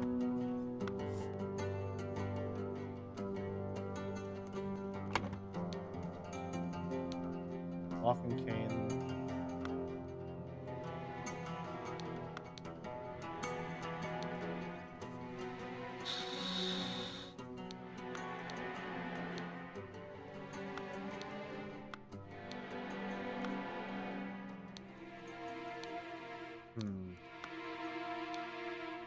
Thank you, Quiet. Made by Little Cactus.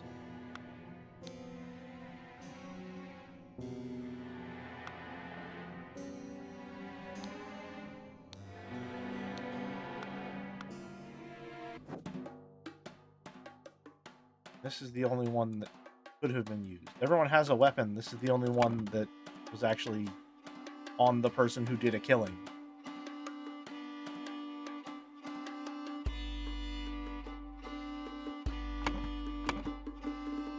These three are the ones playing cards.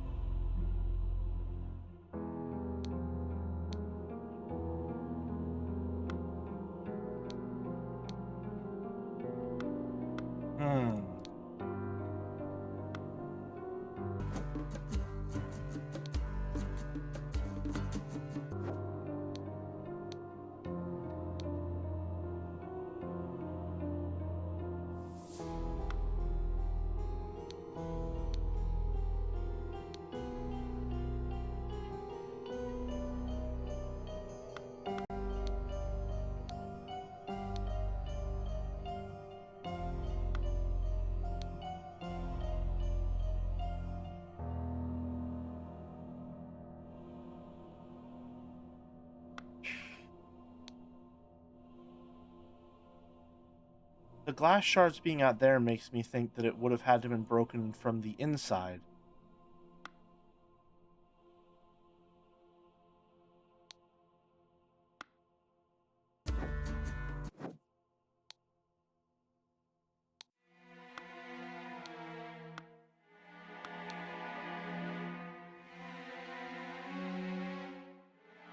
He escaped through the window. Then I guess he used the trap door to get into the room. Not right, though.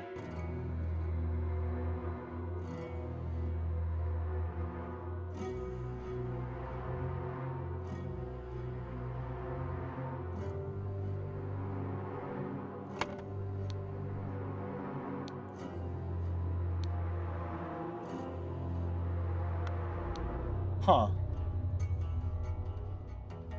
See, I don't want to use a hint. What is this? My phrase has disappeared. That's fine. I don't want to use a hint because I got this far without him. So what am I missing here?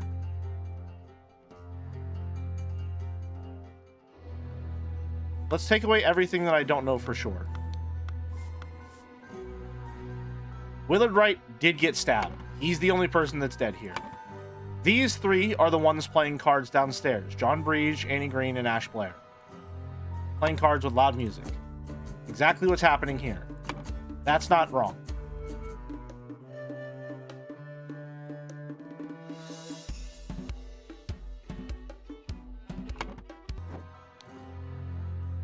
Good and warm. Trapdoor on the ceiling. Trapdoor on the ceiling.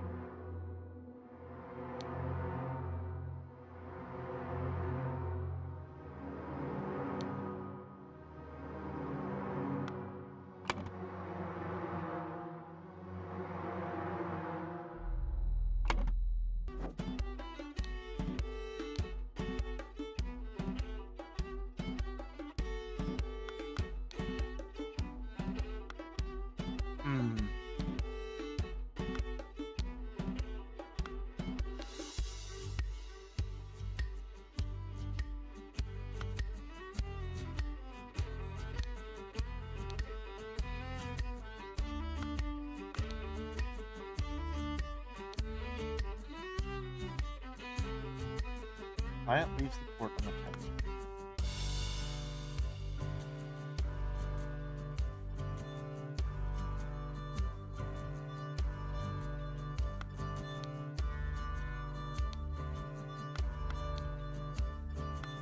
Yeah, I'm not sure on this one. I'm just gonna use a hint. That's fine. Getting stuck on working to find a solution is at the heart of this game. Before you resort to the hints, we suggest you bear in mind the following advice. Have you made a typo? Have you considered all the evidence? Have you re-examined your assumptions?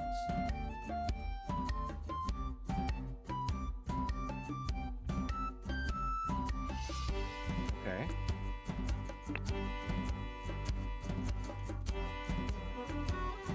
Check all the documents. Have you re-examined your assumptions? Sometimes a detective makes certain assumptions without considering their potential flaws. Try clearing the scrolls and starting from scratch. Sometimes taking a break can be helpful. Okay.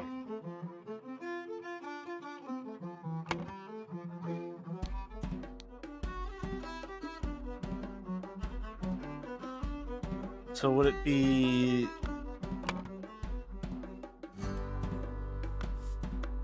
I guess you're playing right now.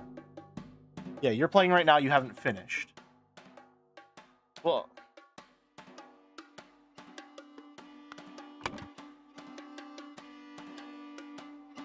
yeah, you're in the middle of playing.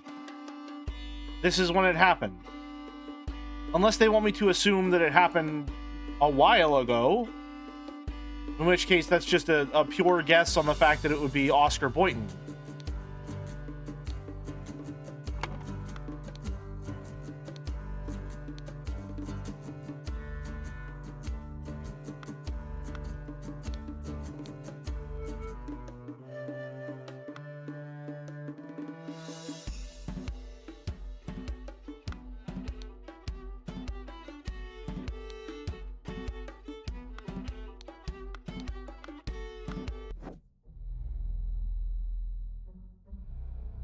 Yeah, I'm gonna take a hint on this one.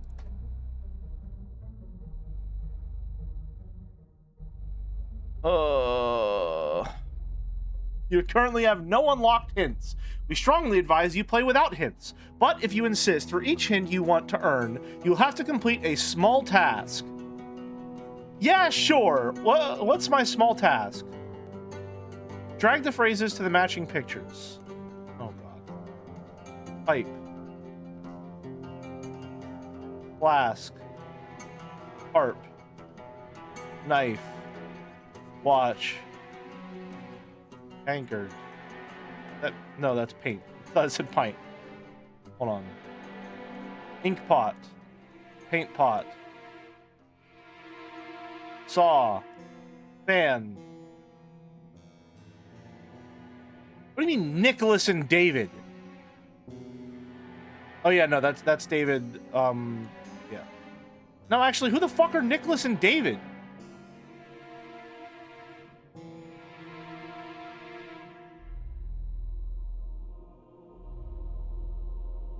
I guess he was David Gorman last time, yeah.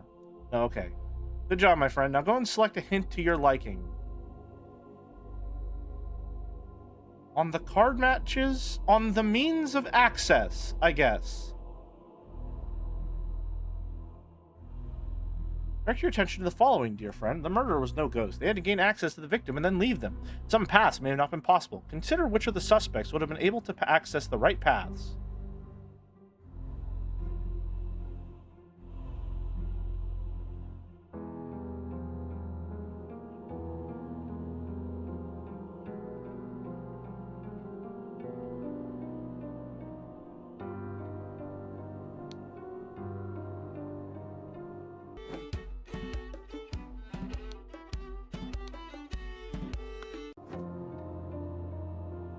So yeah, he would have to go in through the trap door.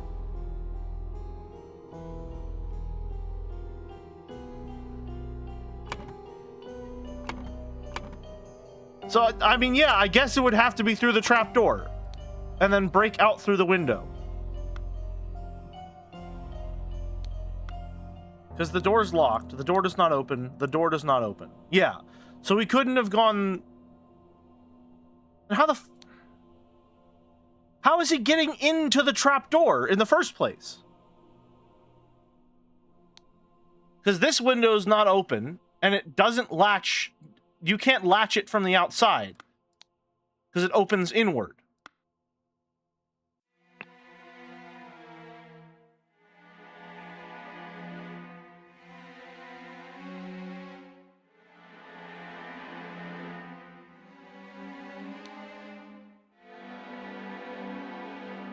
I feel like this hint has given me absolutely nothing.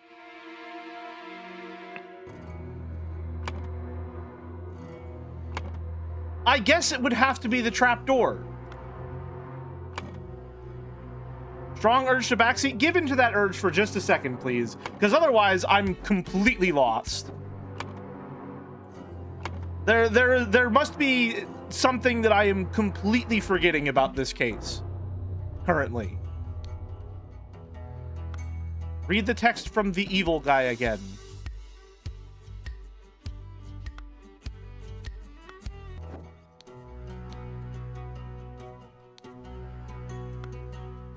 Why that better give me a note when he knows damn well I can't read?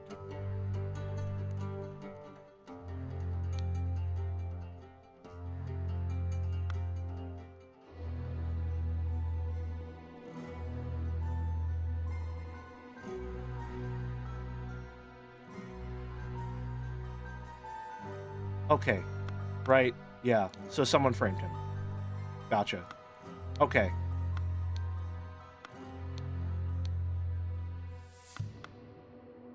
Someone framed him.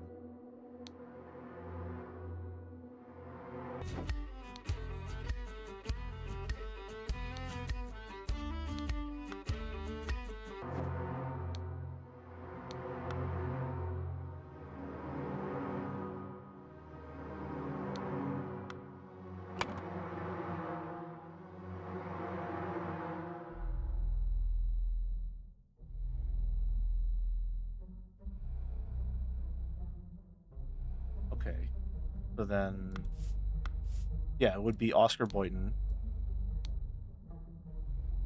Then Ash Blair crept into Willard, or yeah, Ash Blair crept into Willard's right room to the trapdoor. Farmland and Green, where Oscar Boynton playing fight ensued. Got stabbed with, I guess it would have to be the dagger, because that's the weapon that he has, right? Yep, got it. Okay. Thank you very much, Lorea. 1 of 4 hints accessed. Man going by the name of Ash Blair crept into Willard's crept into Willard's room through the trapdoor to steal something important. When he opened the music box, it woke Willard up and a fight ensued. In the fracas, Ash stabbed Willard and attempted to frame an escaped convict. Gotcha.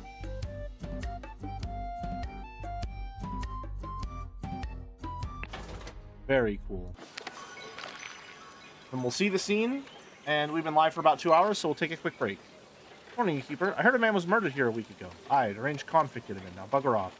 Tell me more about the evening when Willard Wright dies. I will make it worth your while. Whoa. Interesting. Oh, looks like Rose is next.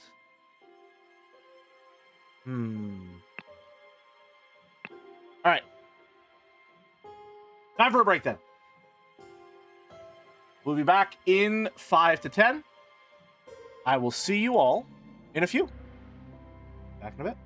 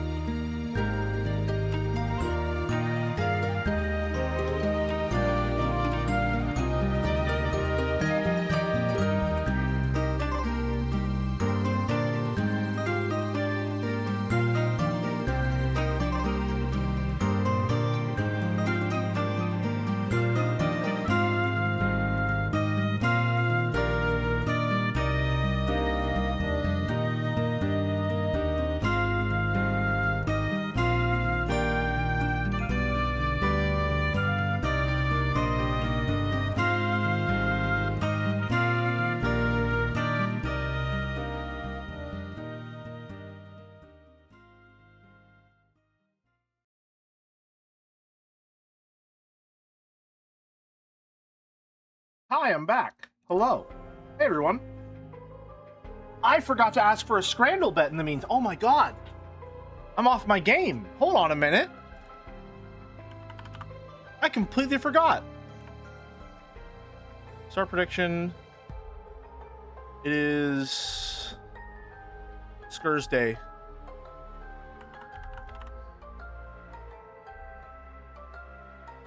Give it a 2-minute period. So we got 2 minutes. Got 2 minutes to get your Scran bets in.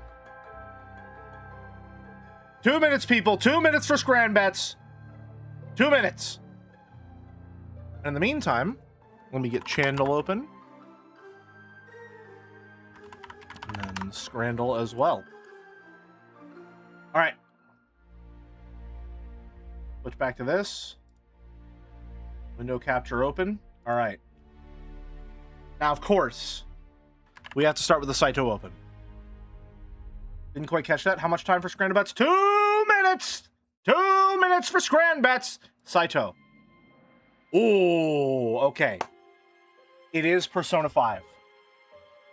Less than 9. Is this one of the bed trio? Is this Mattress Chan? It is not one of the bed trio. So drawn more than once, less than 9 from Persona 3 is this Anne Shadow. It is not Anne Shadow, drawn twice. Drawn twice from Persona 3. Is this Jellyfilled Donut Chan? No, that's from Oh my god, come on. All right, give me a hint. Second letter of this Chan's name is H. Is it no. Cherry Blossom Chan? It is Cherry Blossom Chan. I didn't know that she was drawn twice. Huh. Cherry Blossom Chan by Oko. Beloved fan artist in the community.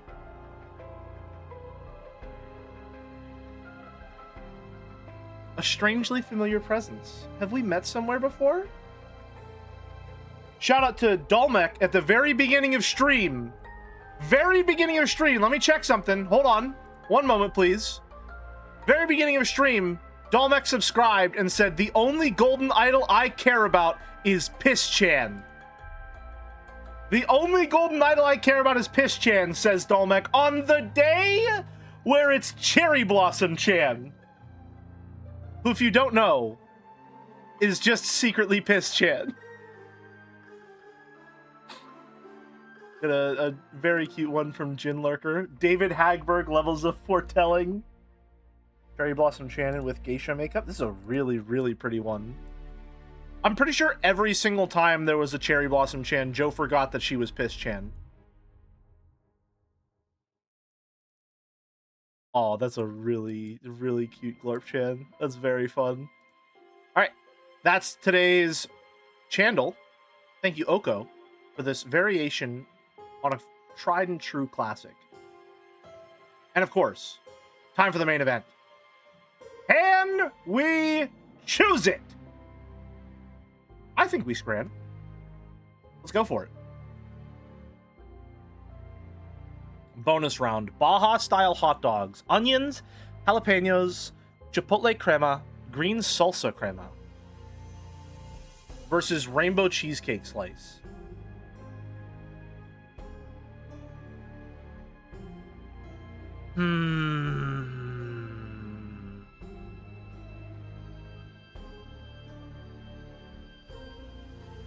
I'll be honest, I'm kind of feeling a cheesecake right now. That's just where I'm at for the bonus round. Those are some really good looking dogs, but I might have texture issues. It's not the mucus pie. It's just not. Okay. What the fuck? What the fuck is this?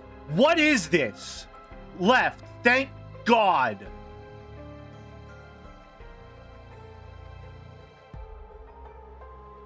Please let it be the popcorn. And not this stupid fucking thing. 9%!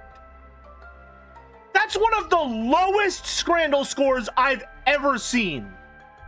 For popcorn?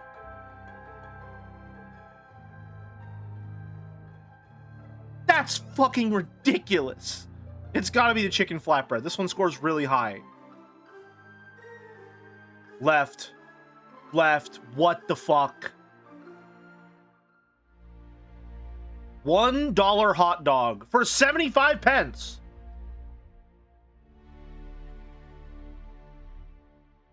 I mean, that's a really good looking dog for $1. Really?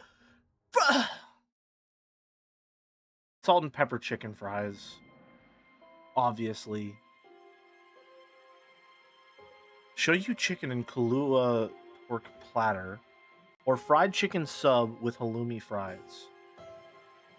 This looks more appetizing, so it wins. Both of those sound awesome, though. Diwali broshin. I don't know what any of these words mean. Maddie, are you still here? Maddie, can you translate? Actually, I have a surprising number of German viewers in my audience, now that I think about it. Someone help? What do these words mean in this order? Versus a mess of a chicken balti pie.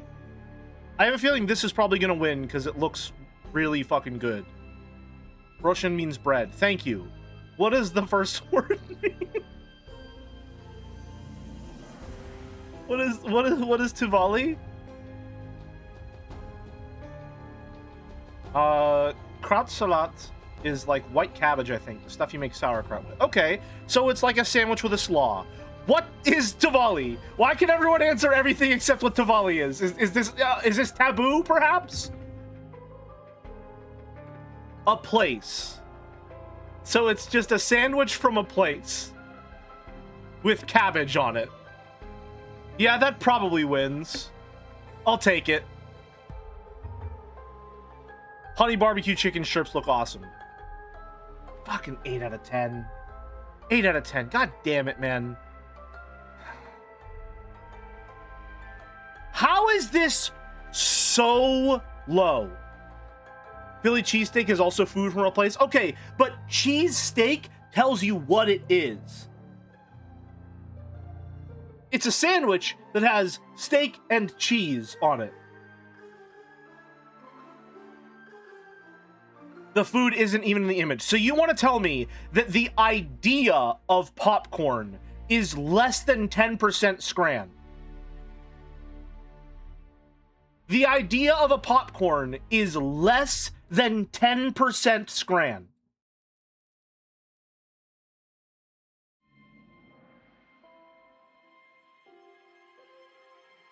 I don't agree with that. I don't agree whatsoever. This just sucks. Every time I see this, I get mad. It already has bread that you can hold. What are we doing here, man? You're adding extra carbs for no additional value. I'm sure the pie is good, and that's probably why it won. Why are we putting pies in a sandwich? Just make it a hand pie. This one I should have known. This, like... That's just a really good looking hot dog. If this had the works on it, little ketchup, mustard, relish, diced onion, it'd probably score higher. $1 though. $1 dog at a stadium. Less than Costco prices for a dog.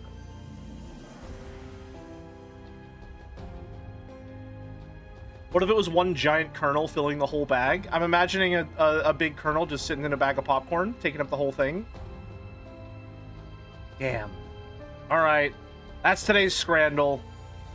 8 out of 10. Let me pay it out. Slash prediction. Choose outcome. 8 out of 10. Take your trash corn. Back to the game. Cursed Inheritance. The Intoxicating Dinner Party. Alright, what are we working with? Oh no. 4 rooms? Oh Christ. Okay, let's explore the scene of the murder first. The lady's not breathing, and her face is blotched. So she choked on something. A fan, 4 pounds, rings of various. So I know that's Rose Cumbert, I think her name is. Killed my aunt, you devil. I should execute you on the spot. You, I should remember your name as well. Pack of cards, a fork. Oh my lord, this has nothing to do with me. Ensure that the beautiful lady sits next to me during dinner, and I will slip you a shilling. Peter. Note to self, if you get frustrated when working, remember the tale about the rich lord who married his donkey, and you will feel better. Very strange key. Additionally strange key. Normal key. She does seem rather unwell. It's extremely upsetting. This is Edmund! Hi, Edmund! It's poison. Nobody touch a thing and nobody move. I'll send for a doctor straight away. He also has both of those strange keys. This is horrible. Who the fuck are you? Are you Anne Green? Who's been added to the thinking? Oh, Christ. Partially smoked cigar, partially eaten salad, partially eaten piece of roast, salad untouched, full glass of cloudy liquid untouched, partially empty glass of clear liquid, partially eaten salad, partially empty glass of yellow liquid, a partially eaten salad, partially eaten piece of roast, partially empty glass of liquid, partially empty glass of amber liquid. Okay, so she's the only one that had the no, this is the only one with amber liquid. This is the only one with yellow liquid, so this is where she was sitting.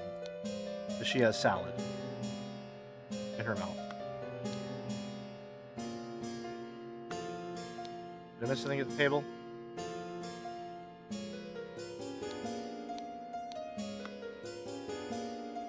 Apparently I did. Yep. Oh, missed the wine there. So the yellow liquid was poisoned. Alright. Haven't gotten any words to play with yet. Safe that contains the idol that no longer has the ruby gemstone. Interesting. Safe with the blue lock, not the soccer one. Due to the sensitivity of your stomach, I advise abstaining from alcohol for the next month. Also consider a glass of peptic tonic before eating to avoid upsetting your digestive system. Tonic. Sealed bottle labeled opium. Dear Edmund, this cannot continue. Since my return and move to Sebastian's Manor, he has asked for financial support 7 times. He clearly is unable to take any monetary responsibility. Please, I need your help, my dear brother. Rose Cubert, which we already know. Rose Cubert. Rose Cubert. Edmund. Not sure where he was sitting just yet.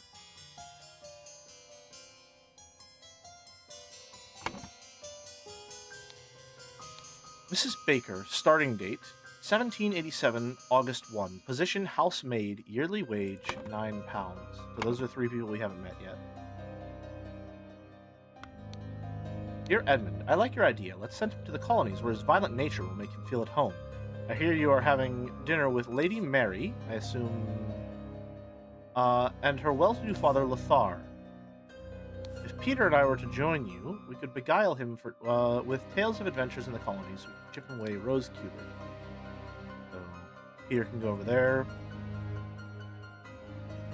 Mary and Lothar will group together.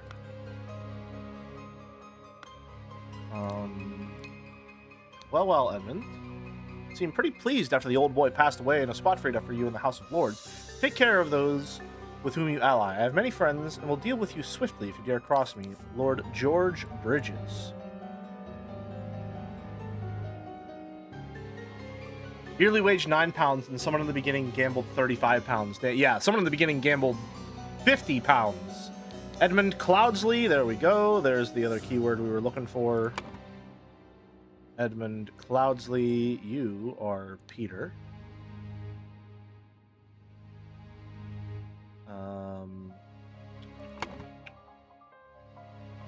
Once more you have failed to answer our requisition. This is the last warning you will receive. Your transgressions against us demand amends. The only course of action you have is to surrender yourself to our justice. Last chance for repentance, serpent, or we will unleash one of our stewards upon you.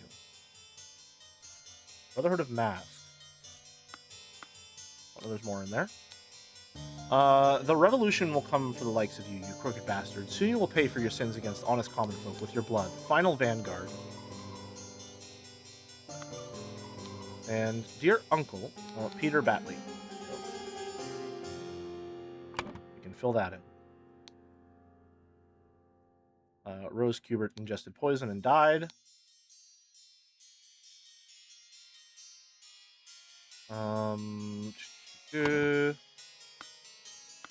That's everything there.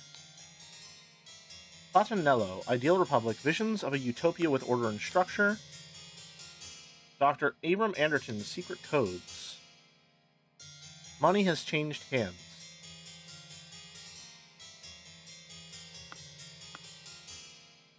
Interesting. Doors locked. Ralu, Katlu, Starchild. Remember to take the fourth one from every row.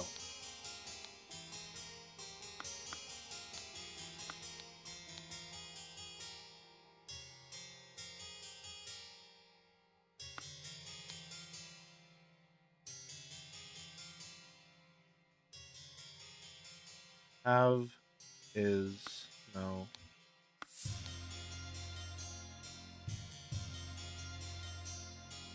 Interested are no.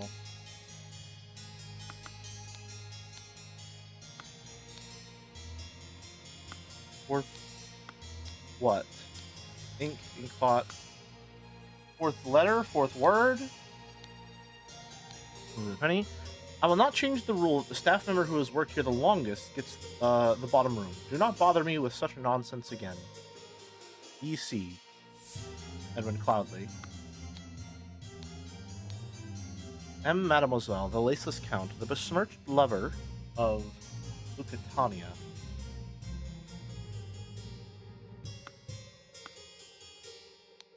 Door's locked. Door's locked. Okay. That's everything in this room. Mattress. Interesting that that's notable.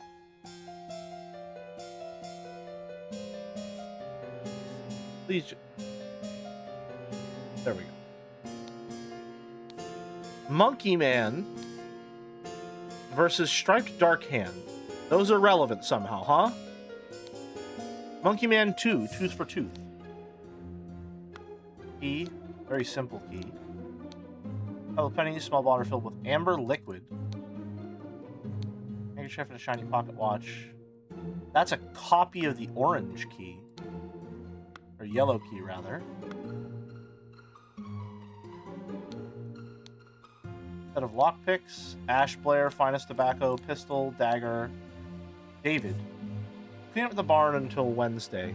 I plan to continue experimenting with the artifact. David, what was his name again?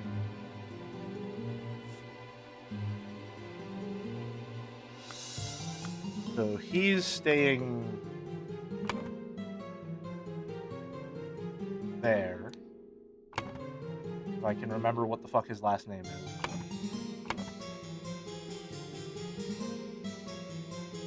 And the head maid is Mary, I believe.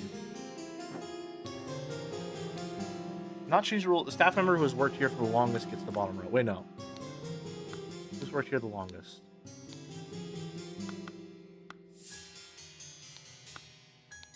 Where did I find that?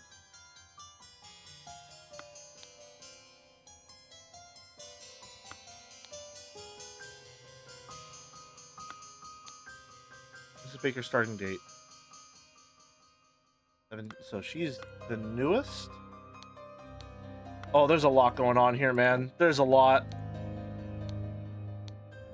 Dear Diary, this has been an ordinary day, mostly spent in preparation for tomorrow's dinner event. I do believe the time has come for me to ask for a raise in salary after all these years I've loyally worked here. Hold on 1 second. Give me 1 second. Hold on.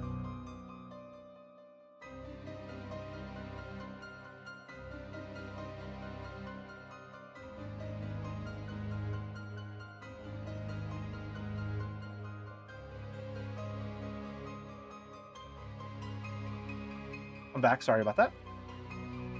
All right. It was a difficult conversation to be had.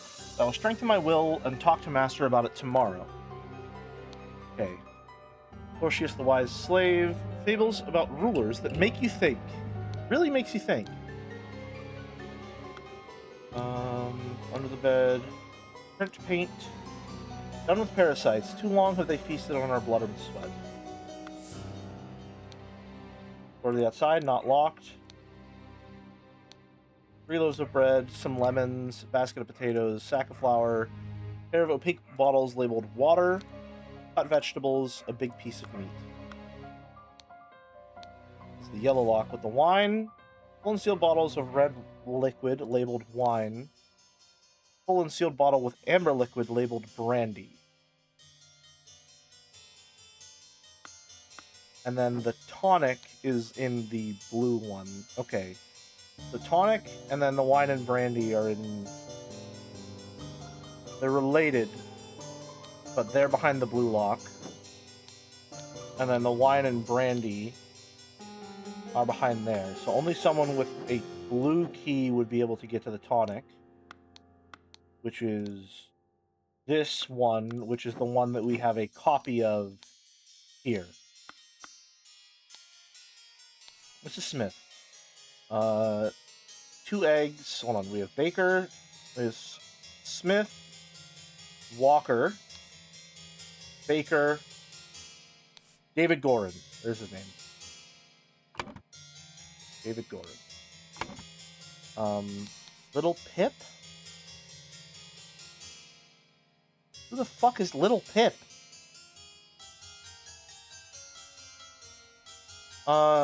Mrs. Smith, 2 eggs and a pot of tea each for breakfast. No heavy food for dinner. You're responsible for Little Pip doing all his errands. Mrs. Walker, I had to be woken up and dressed at 7 a.m. I expect to receive my daily newspaper by noon. Mrs. Baker, I expect all rooms to be cleaned every day, twice on the days I have visitors. The main character of Fallout Equestria, of course. Such a crazy pull. To Mrs. Smith for 3 years of service. Okay, so Mrs. Smith is in the bottom then. So what's her first name is the question.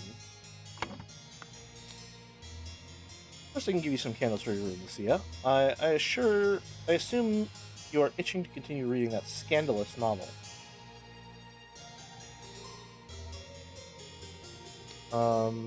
Dear Ada. Okay, so Ada... What the fuck is her name? Ada Smith. So, Ada Smith.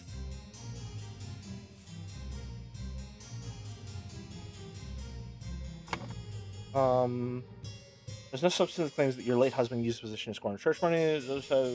That's fine. Lucia, scandalous novel. So that's Lucia is here. And what is her name? Pocket? Okay. Thank you, dear. I threw it out. I did not read such dirty literature anymore. I do hope our master's guests are satisfied and that Brian served... Sorry. Everything is instructed. So you're... Ada Smith. You're Lucia...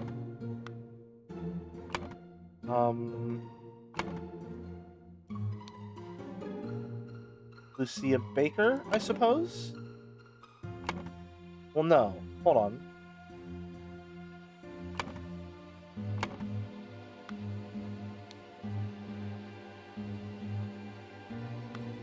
And you're the new head maid? Oh, housemaid. Okay.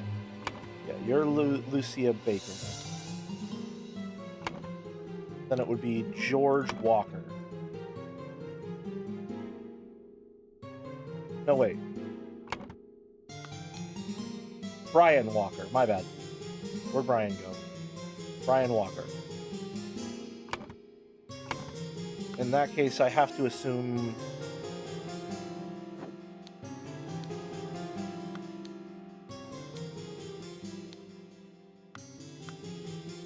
You're there?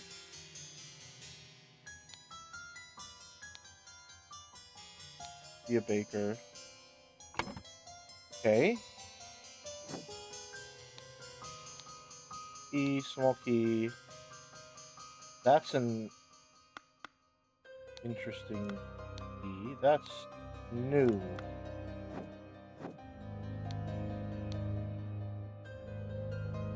One, two, one, two. One, one, two.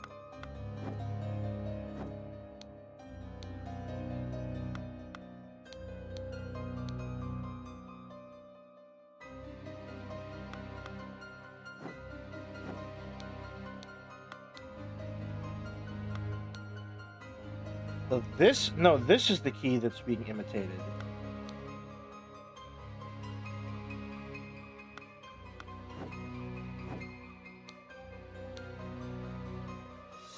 Huh, okay. Roasted boar. Young Miss Richards appears to not enjoy meat, therefore prepares some alternative dish. Okay. Baker. Down there. Door is locked. Door is locked. I'm going to take a wild guess and assume that you are Little Pip. An expensive cigar. Little Pip, run to the city and grab me some Ash Blair tobacco and a bottle of gin. I will pay you when I am back. Yeah, I'm just going to take a wild guess and say that you're Little Pip.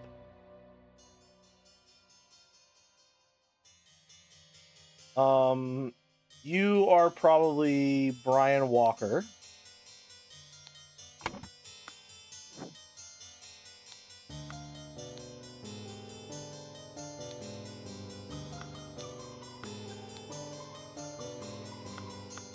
Hold on. Wait a minute.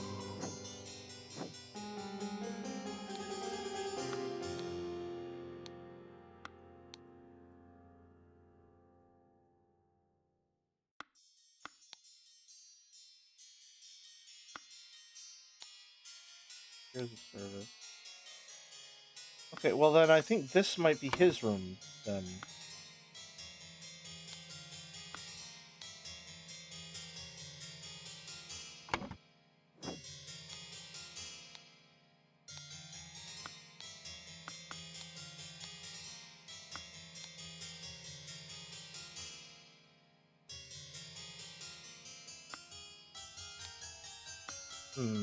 The rooms are getting a little confusing.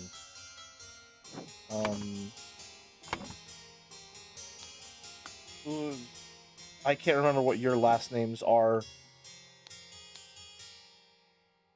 Lady Mary and her father Lithar. Mary and Lithar Richards? Maybe?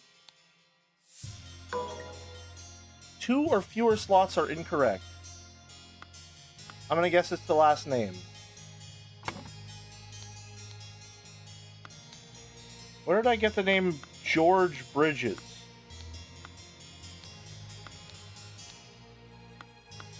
Where did that come from?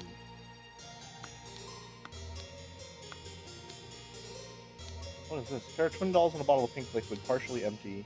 Once your target has ingested the love potion, establish eye contact and hold it for as long as possible. In most cases, the effect will be felt with infused. Okay. Where did I get the name George Bridges from? What is this?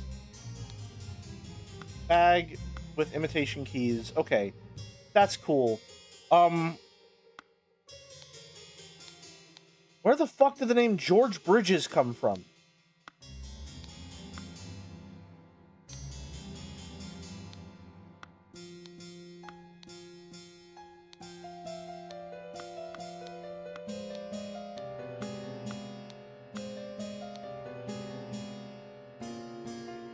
David Goran, John, Miss.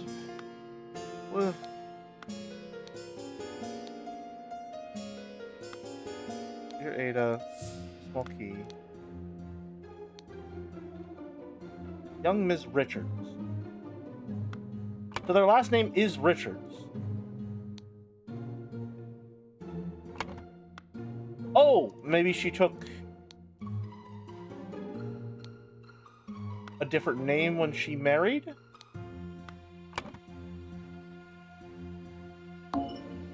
No. Okay, so it's less correct with that in there. That's correct, that's correct, that's correct.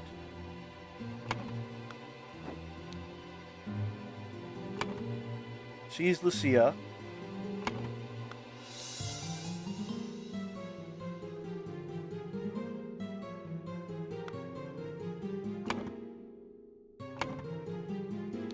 Is she new here?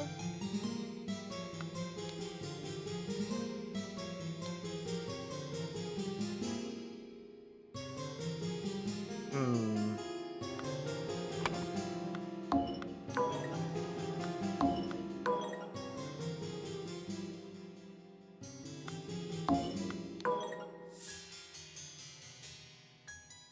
Little Pip. The...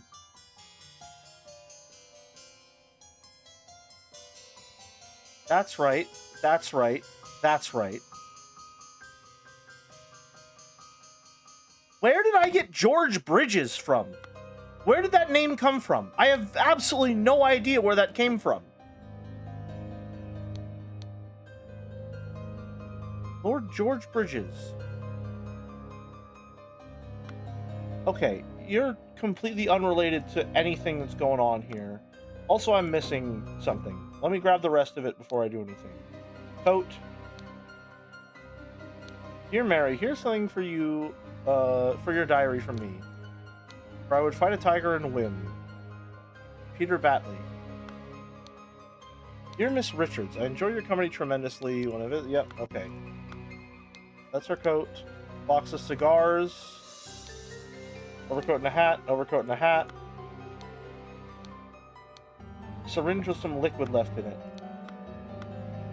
Okay. There's more up here that I missed? Oh.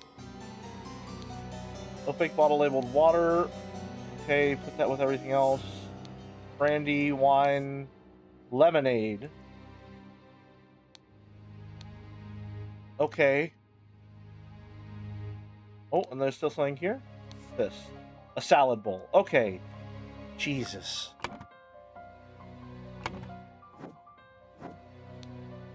Who the fuck is living here?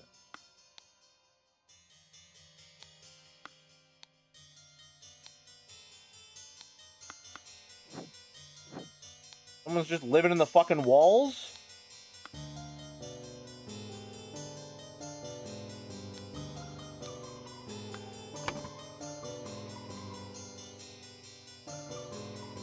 What's wrong here? Mr. Walker.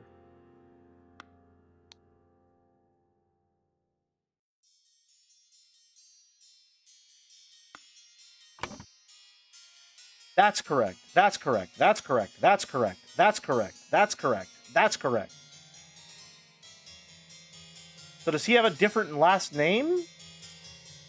Is it not Richards?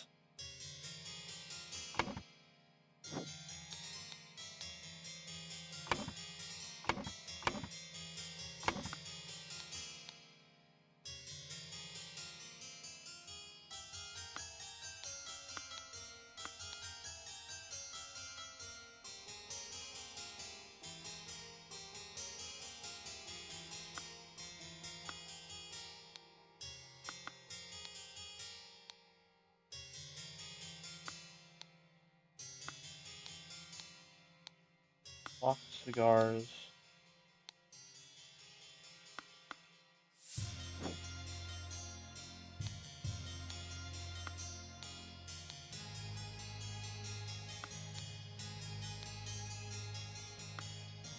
What about this is wrong?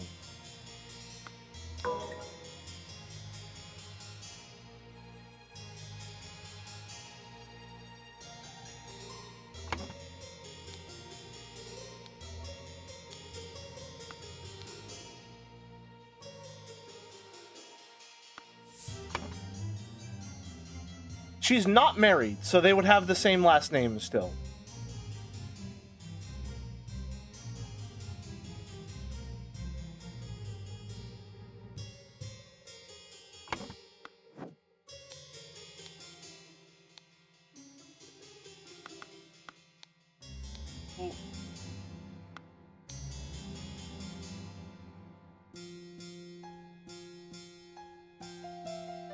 You've been having dinner with Lady Mary and her well-to-do father, Lothar.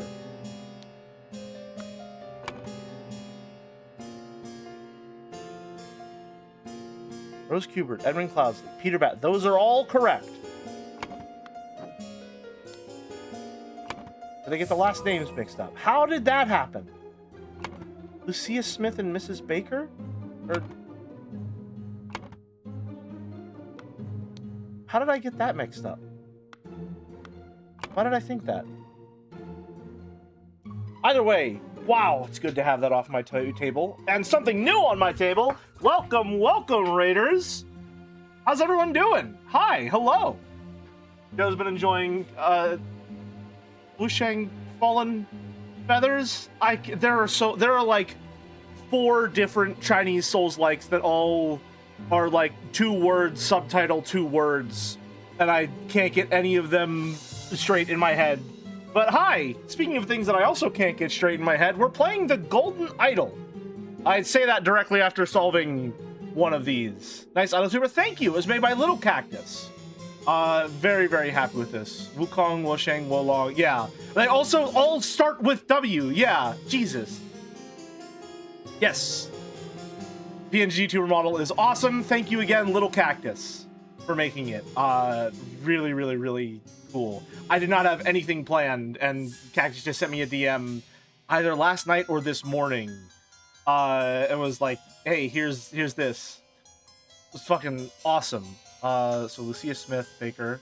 Wushang and Stellar Blade make me uncomfortable because they make my fan service heavy equals trash game radar feel outdated. A little bit. I think that is true with Stellar Blade. Stellar Blade looked incredibly mid to me, unfortunately. Or maybe not unfortunately, I'm not sure.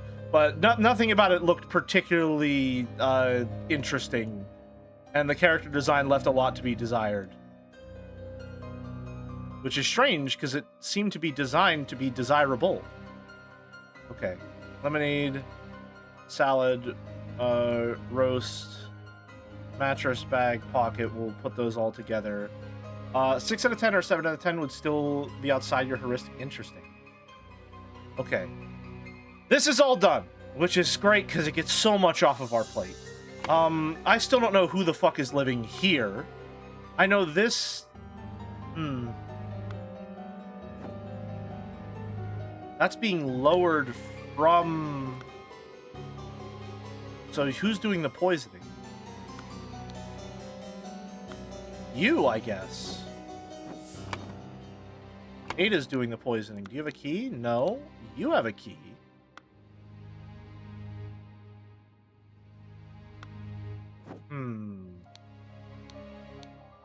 Remember to take the 4th one from every row. I don't know what that means, what that 4th one is in relation to.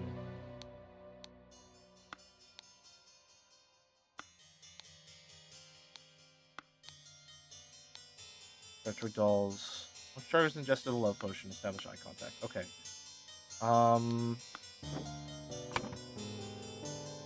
The dinner party is going to be a lot to figure out as well.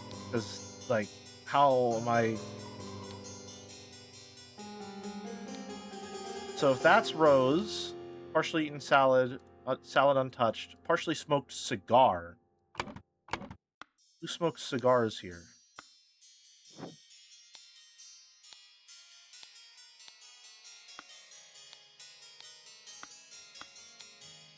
Little Pip.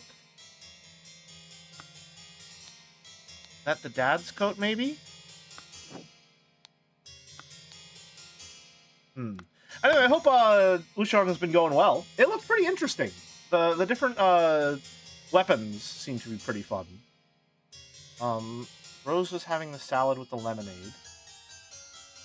What's it like playing a game like this with a chat? It's a little useful, actually. I'm more than willing to take hints when I can get them. And I tend to have a smaller audience, so people aren't super eager to backseat. And also, you know, I'm kind of a little bit of a genius, a little bit of a brainiac, as it were. So people don't really get an opportunity to backseat before I just solve stuff instantly.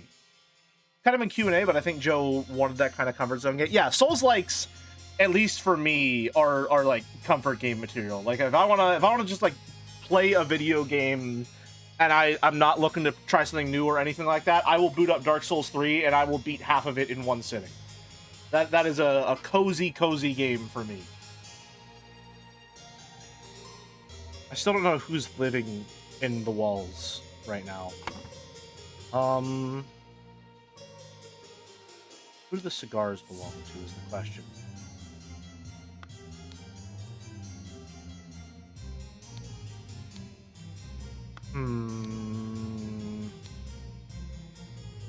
Where was the lemonade? Hold on. We didn't find the lemonade, did we? I'm assuming it was the lemonade that was poisoned. But that could be wrong.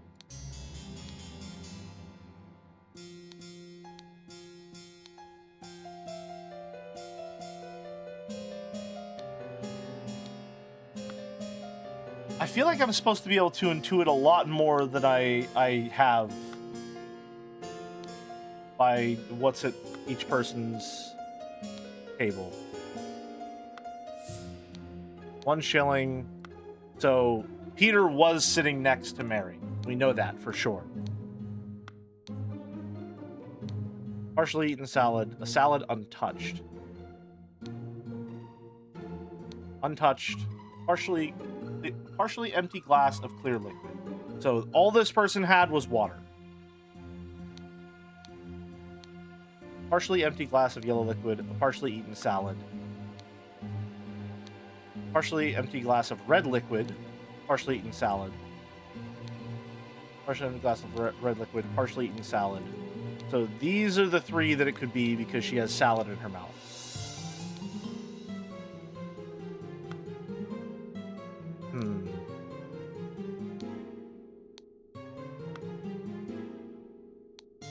Interesting.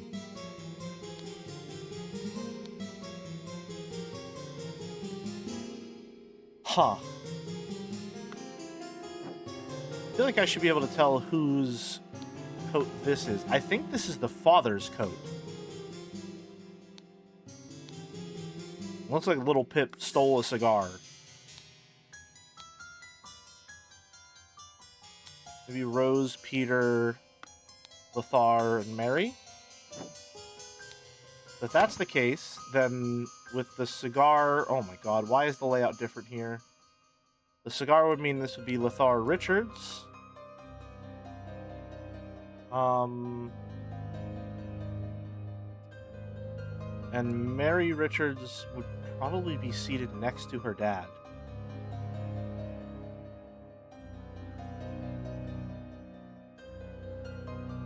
Wouldn't she? But that can't be the case. If he's sitting there, that can't be the case.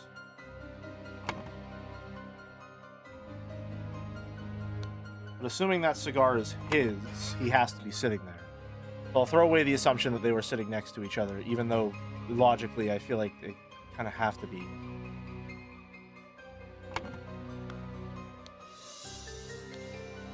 A fork? Hold on. Which one of these is missing a fork? So this is where he was sitting. Okay. So Peter Batley, which means this isn't Rose's. Rose's is probably this one then, because this is going to have to be Mary. And then untouched, partially clear glass. And he's avoiding alcohol, so that is going to be Edmund Cloudsley's seat. Nice! All right. All right. Is this the new Kodaka game? No, this one has writing in it, I think. All right.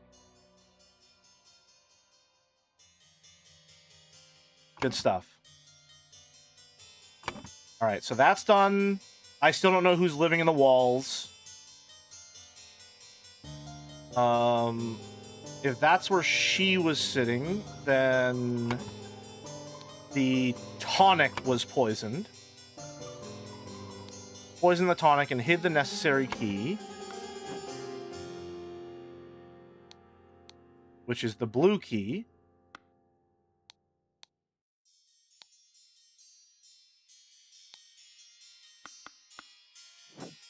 Who has a blue key? This is what the blue key looks like. Necessary key is in the bag.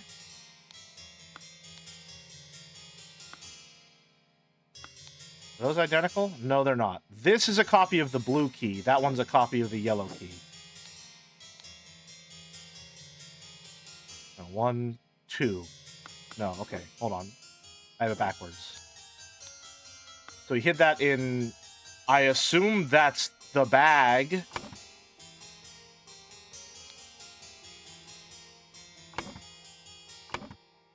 Okay.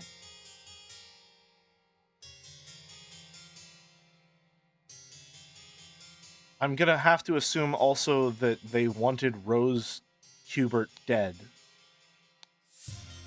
And I'm gonna guess that it's Edmund Cloudsley wanted dead. Wanted Rose Hubert dead. Why would he want Rose Hubert dead? Turn moves to Sebastian's manor. He's asked many times for financial support. He's clearly unable to take any monetary responsibility. Please, I need your... Oh! Edmund didn't want her dead. Rose... Wait.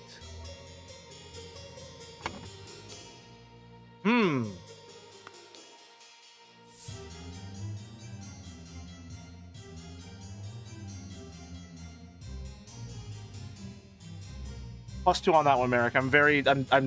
It's thinking time right now, unfortunately.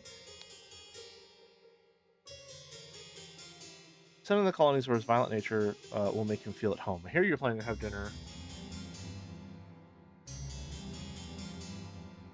Okay, so she doesn't want him dead. They're trying to ship him away.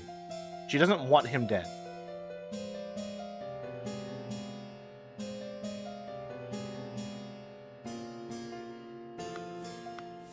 Oh, hold on a minute.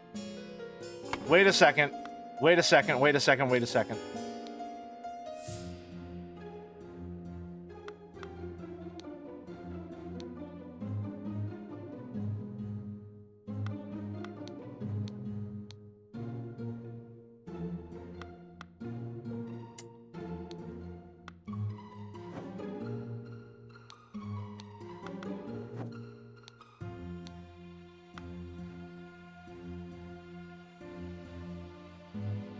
You wanted Edmund dead, I think. Someone wanted Edmund dead. Is this finally where George Bridges comes in? And thus Brian Walker poisoned... No. No. Someone wanted Edmund dead. That's why the tonic was poisoned. It's just that... Rose also got tonic and drank it first.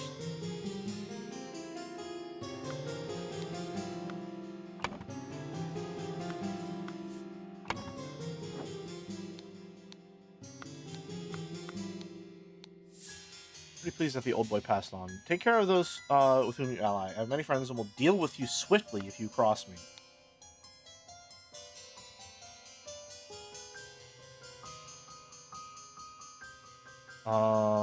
Once more you have failed to insert. The only cause of action is surrender shall suggest. Last turn, or we will release one of our stewards upon you.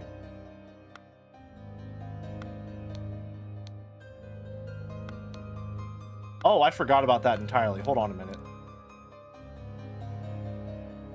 Richard, I think you are too old for her. I shall court her instead. Secondly, please lend me 300 pounds. Okay. The final Vanguard poisoned the tonic.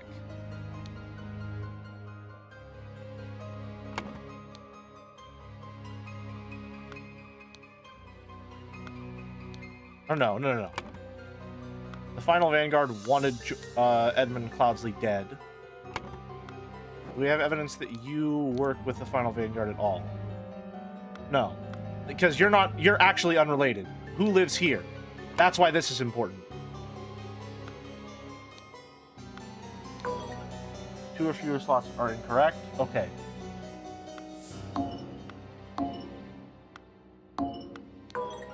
Interesting.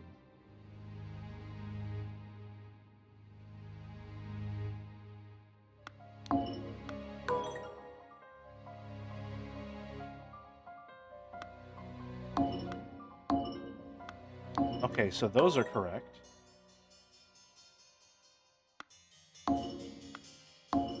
No, we know Brian Walker lives there. 2 or fewer slots are incorrect. Okay.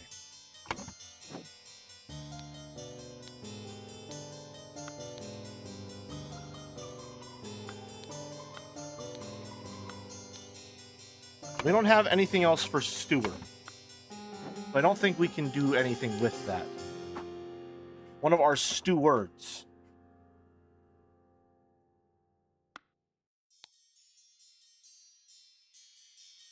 Soon you pay your sins against honest common folk with your blood. The final vanguard. Huh.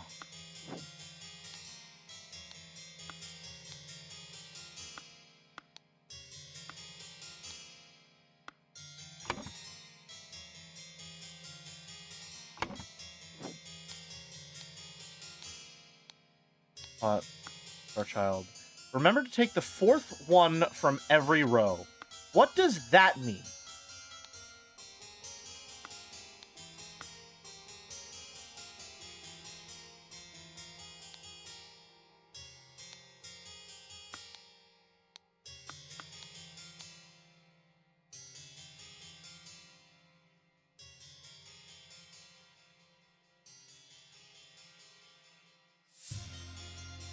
E-R-A-H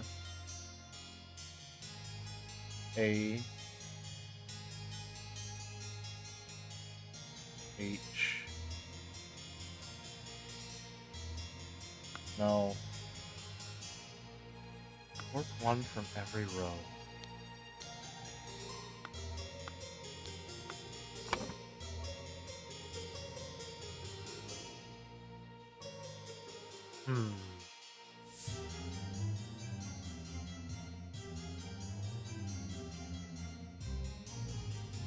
Say final vanguard. This is the necessary key.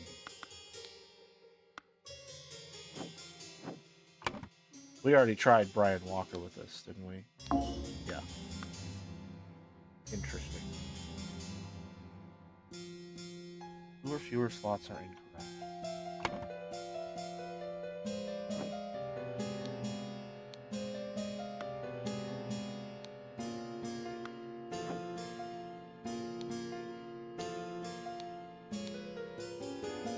David, clean up the barn until Wednesday. I plan to continue experimenting with the artifact.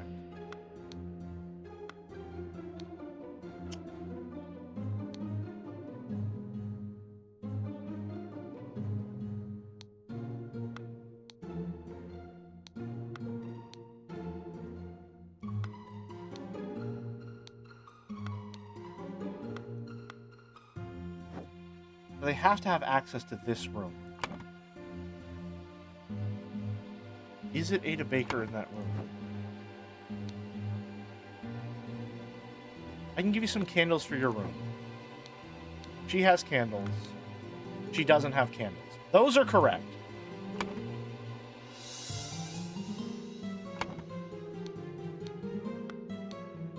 This is where David is staying. So then it's not the final vanguard.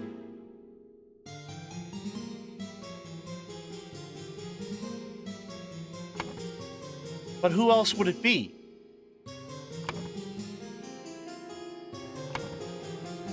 Do I have their names mixed up again? No. Okay. I have their names correct.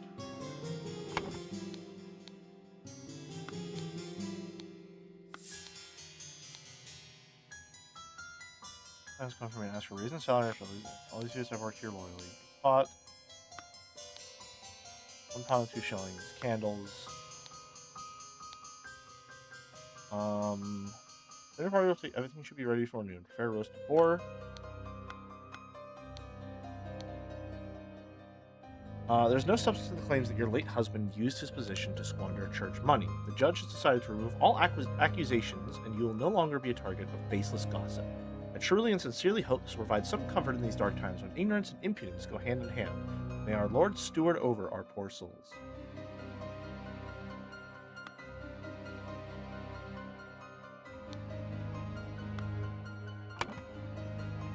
Did you help poison? You did help poison.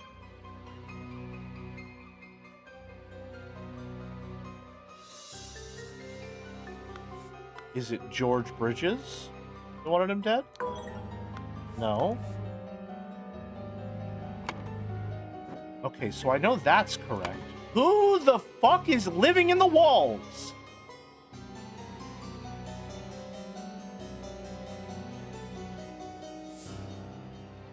Who's living in the walls?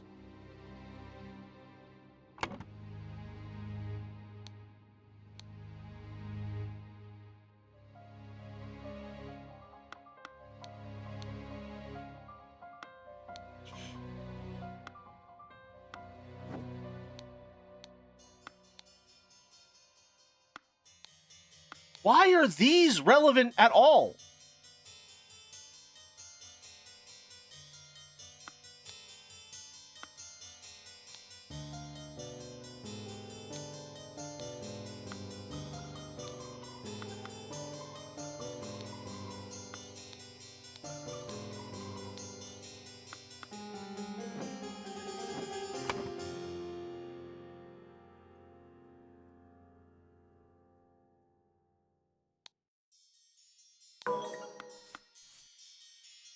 Huh.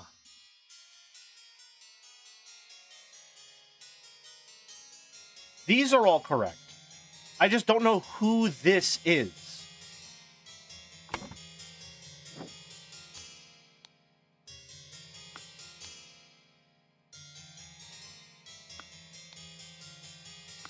April 2nd, January 8th.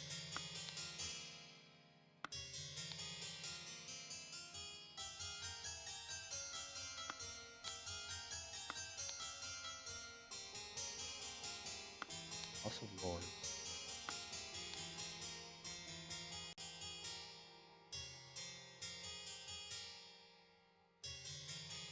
Come for the likes of you, Crookbass. Soon you will pay for the sins against honest common folk with your blood.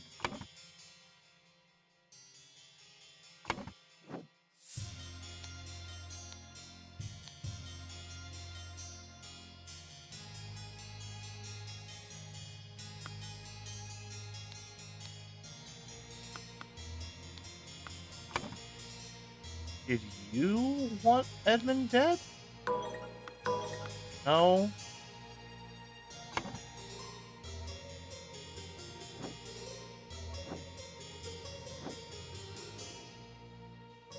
Interesting.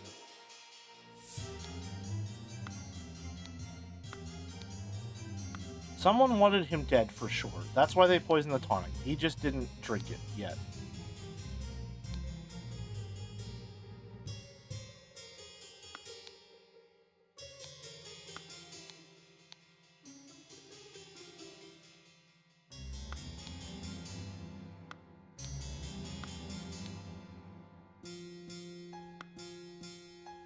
I might need a hint for this. It feels bad to feel like I need a hint, but I'm not sure where to look to figure out who is living in the walls.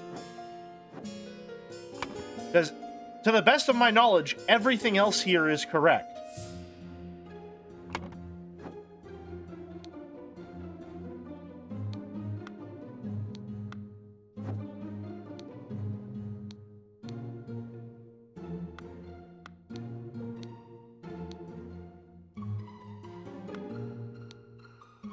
This didn't even come up. This wasn't even relevant. Let me try something, actually.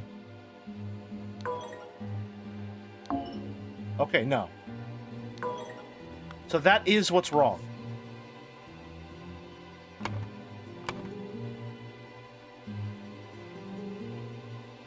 It's just this person. Let me do final steward. Nope.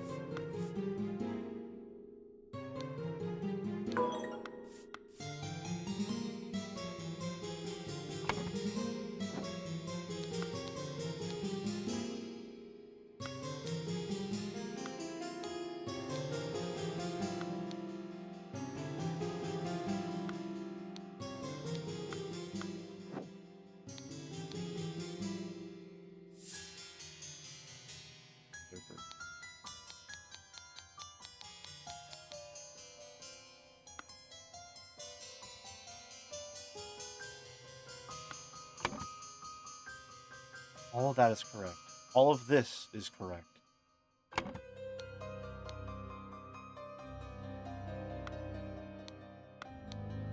think Monkey Man or Marvel or DC? DC for sure. Unquestioningly DC.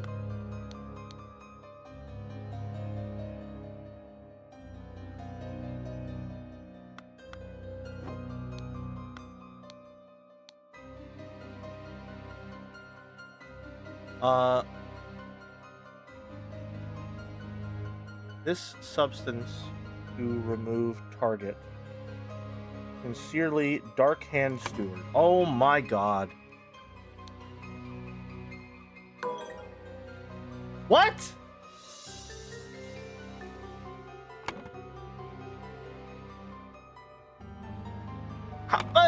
But that's correct! Is it Steward Darkhand?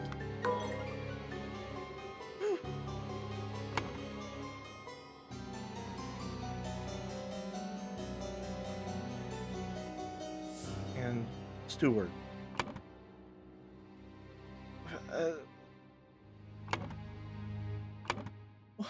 What do you mean? What do you mean?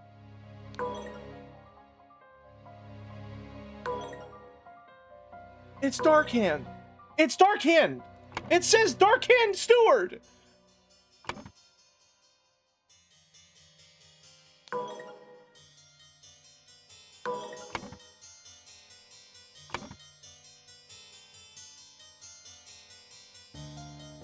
I'm fucking losing it, man.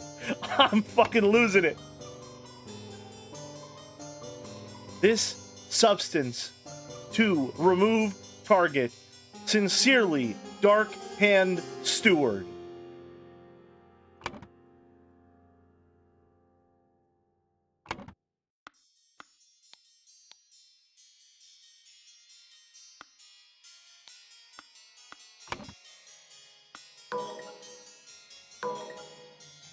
I gotta try. I gotta fucking try.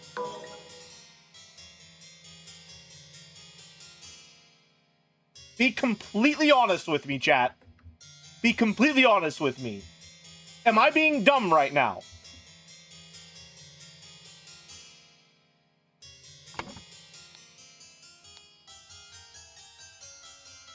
Kinda? Okay.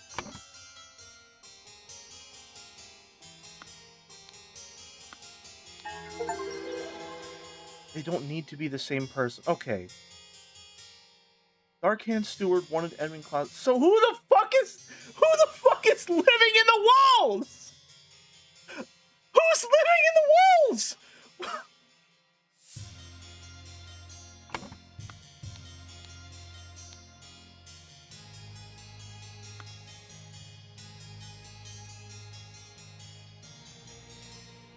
The one servant not accounted for yet? 1, 2, 3. Unless Little Pip is a servant.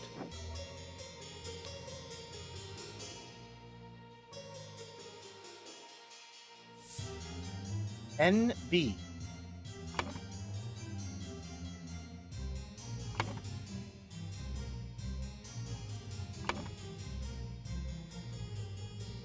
Is that Little Pip's room?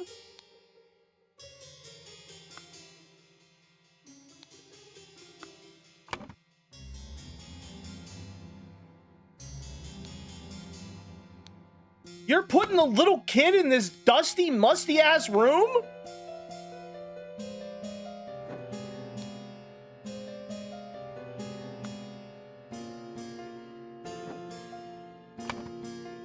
He's a... What?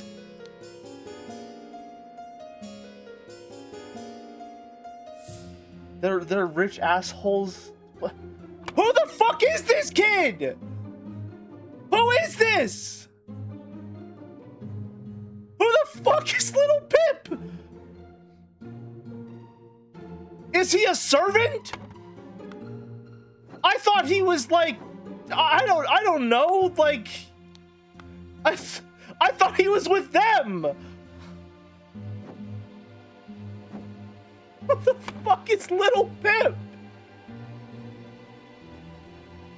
What the fuck is is this kid? Okay, fine.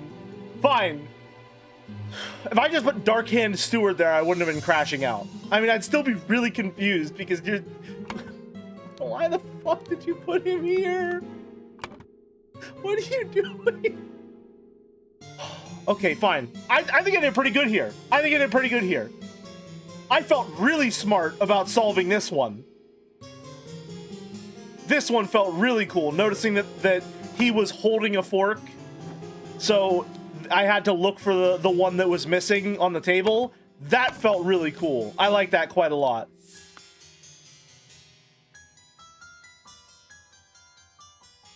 Oh, man. Jesus. Ada Baker received encoded instructions from Dark Hand Steward to poison Edmund Cloudsley. She used her ability to move freely throughout the rooms while cleaning and made a copy of the key to the medicine cabinet. She used a syringe to poison the sealed peptic tonic bottle. However, during the party, Rose asked for tonic and drank it first and died from the poison. Okay, cool.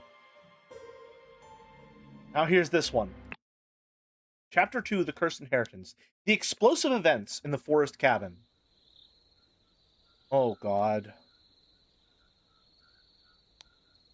Workham Workhouse. Henchman for hire in Timber region. Billy Cracker. We got a book of professional baddies here. We're the Skulkin brothers.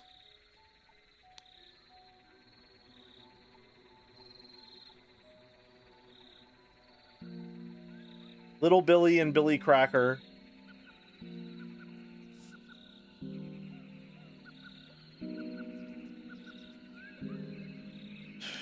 Jack Nails. Oh. Okay, so this is our professional baddie section. Burglar, pickpocket. Okay. Box of confectionery. And silly hats that will probably be relevant in some way. Oh. Ada's back.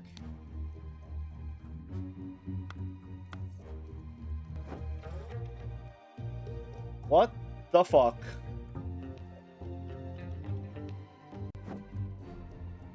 Just 3 rooms then? Okay, I can work with 3 rooms.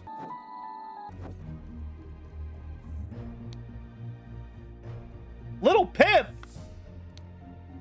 What the fuck are you doing here?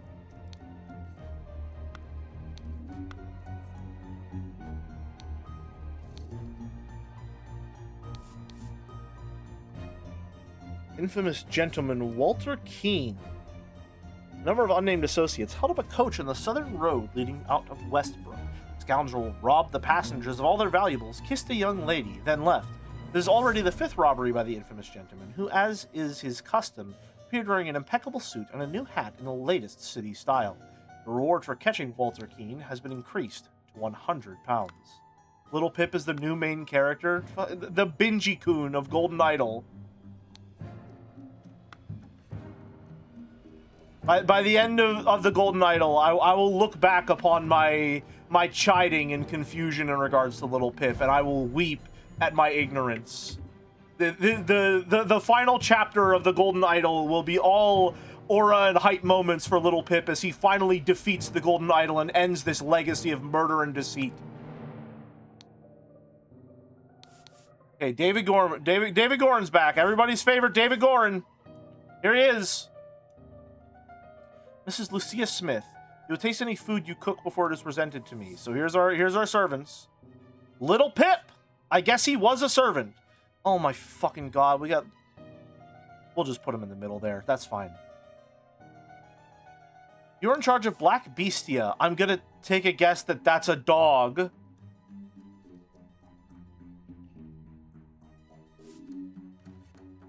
And Golden Doubloon. Oh, okay, Golden Doubloon and is probably the horse.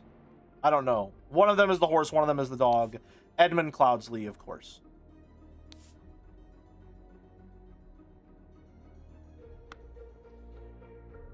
I'm not missing anything out here, am I? No, okay. Man is breathing, but appears to have lost consciousness. Oh, David Gorin lives! David Gorin lives again! I do not care what means you use to acquire what I need, but remember to be discreet as always. Note that I do not want it to decay. The more recently it has died, the better. One of the old workhouse geezers croaked yesterday. I will arrange for a cart to move the corpse if you send me directions. And be quick before they bury him. I do not want to dig up that stiff. Loaded pistol. Shot. Oh, a verb now. Interesting. The key. 5 shillings, pence. Alright, cool. Scarecrow in a wooden coffin. Huh. Even the dogs are hideous. Ah, so I assume this is the gentleman thief himself. There's that ruby ring again. Stabbed. A wrapped piece of confectionery. A loaded pistol. This is his. Yeah, okay. And then, of course, the baddies he hired.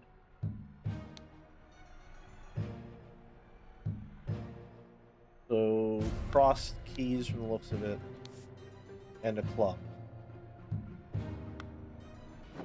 So, which baddies did he hire? Hardy Abe, because he's got the cart.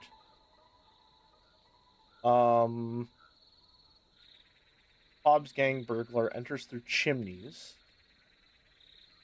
For all we know, this will be Little Pip. Billy Cracker. So Hardy Abe. And probably the lockpick, if I had to guess. There's the idol. Small weight is tied to a pulled down lever at the back of the idol. Oh, booby trap to activate. Interesting. A rotten apple and a green apple. Interesting. Set of lockpick. Okay, yes. So it's... So we know that's Hardy Abe, and we know that's Jack Nails. So where is it? Hardy... Abe, Jack, Nails, and of course the gentleman thief himself, Walter Keane.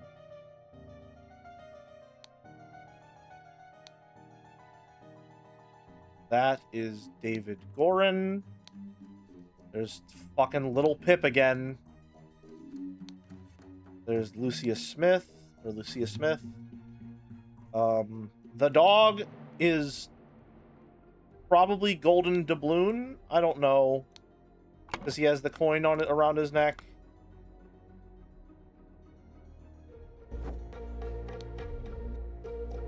The fuck?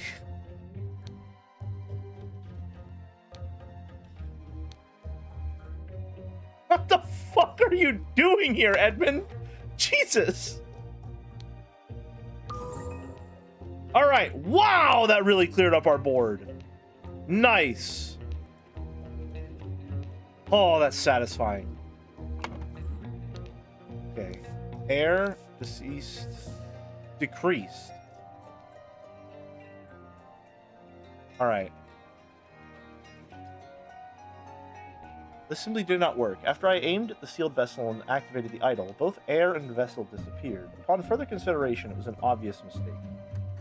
The vacuum 2 attempted with this input, and it was a definite improvement. It decreased the amount of air, but curiously did not create a complete vacuum in the sealed vessel. Gold filtering. Target must contain some gold for this to work. Seawater is a suitable target, for example.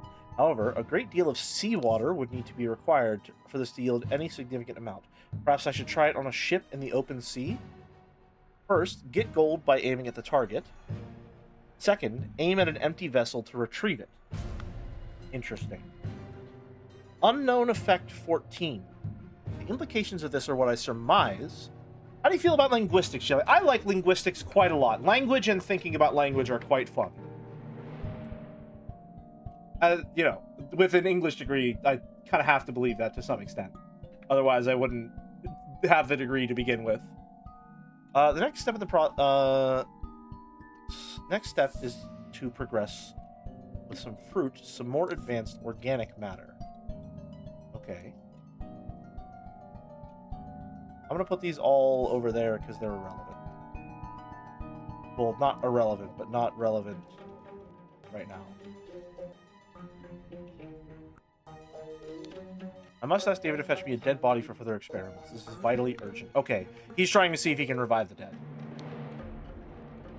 Spontaneous combustion. We know this one. Cannot combust the target if you have not performed the freezing beforehand. Interesting. The speed at which heat is increased appears to be influenced by how strongly I press the trigger and how long I have performed this before it. Okay.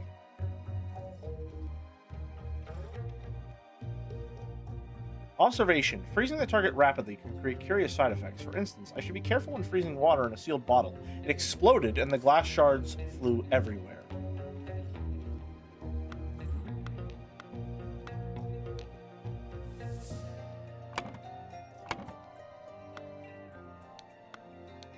I have to do so many things just to get in there.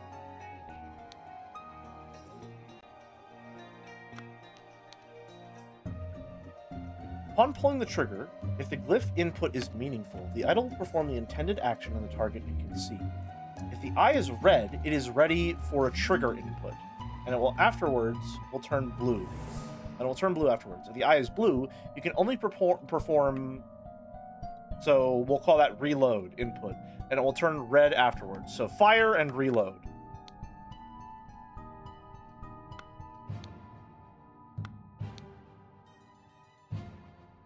So reload, storage, fire, storage.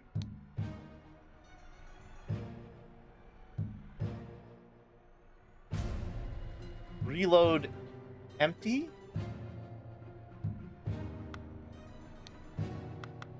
So this is firing a vacuum.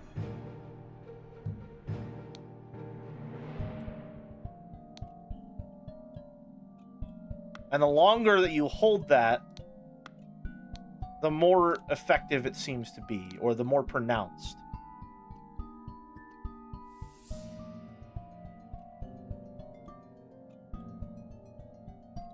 Interesting.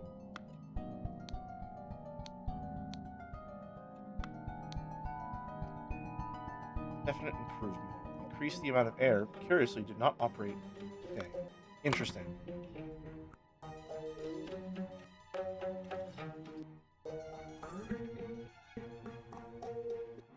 And I have to... Okay. Interesting. So now I need to... Oh, I'm still missing a word. Hold on. What am I missing? Where am I missing it? Here? Base. Okay. Door blasted off its hinges. Yeah, completely... Well, hold on a minute. Interesting. Barred from the inside, but blasted from the outside. Well, he's getting blown back as well. So it looks like they broke into the room. Lockpick wasn't really necessary there. And then it got blasted outwards. Okay.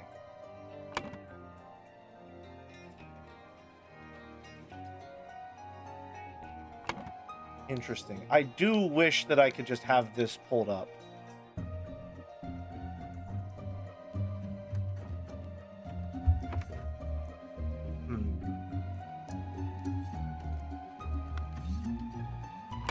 So, I guess this would be increase and decrease. Right?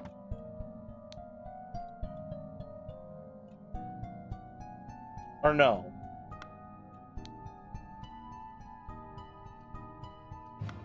The opposite. Right?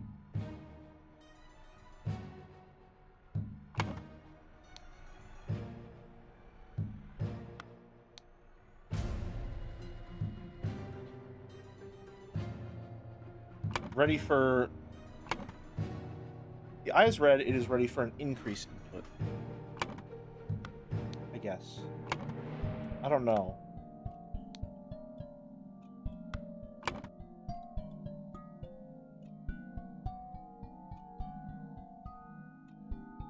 Gold. Air.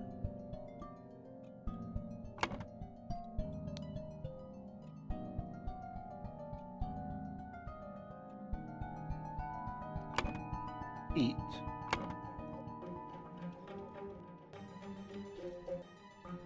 Increase water heat.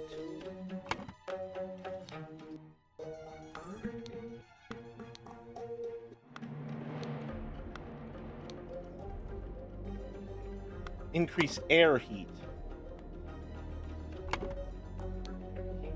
No. So this is decrease. Yeah, so this is decrease air.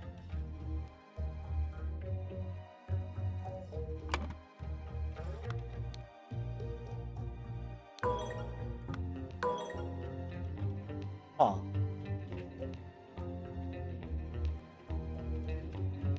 Matter? Yeah, okay. Gotcha. Yeah, so decrease matter, obviously it got rid of the air and the vessel. Duh. And then decrease air gets rid of the air. So this is increase the heat of matter. And freezing, first you have to decrease the heat of the matter. What does this one mean, though? Increase matter life, perhaps? So, Edmund Cloudsley needed a corpse.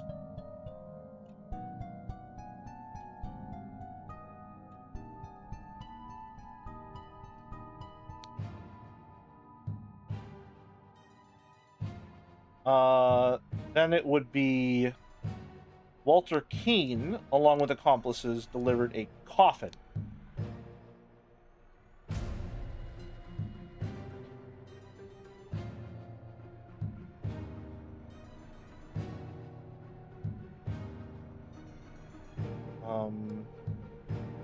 Increased the amount of air in a sealed space.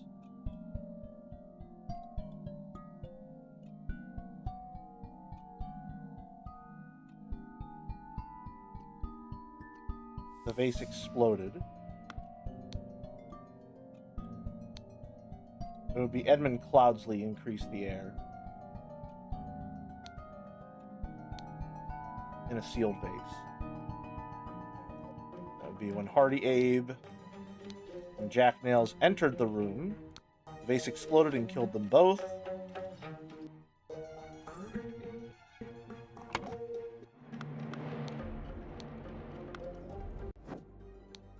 Club. He's been hit over the head, so it would be Hardy Abe suddenly clubbed David Gorman. David Gorman. Am I good or what? Huh? Clean. Easy. Beautiful. Wow. That one felt nice. The reason I've been playing the message from deep space was just trying to work out what a given signal means by context and use it in a series of alien messages. It's like this and really good. I have heard nothing but great things about message from deep space. That was incredibly fast in the sigils. I like that one just felt like intuitive to me. I think because I intuitively understand that this was like fire and reload type deal, the increase and decrease. As soon as you know the verbs, the nouns just become completely contextual. So, scroll's been filled. To gain entrance to Edmund Cloudsley's secret forest cabin, gentleman robber Walter Keane pretended to deliver a corpse to Edmund for his experiments. On entering the cabin, the robbers ambushed the servants and Edmund locked himself in his study. While the robbers were sawing through the lock, Edmund prepared a trap with the idol that killed 2 of the intruders. Yeah. Very cool. Very, very cool. It was a lot of fun. This was really fun. Learning how the idol works. Alright. Oh? What's this?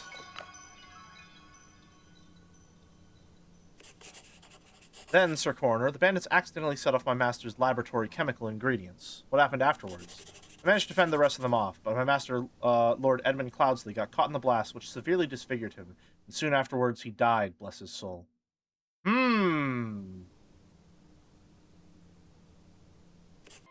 Interesting. Interesting. There's the Brotherhood of Masks. Wow, there's a lot going on here. How many chapters are in this total?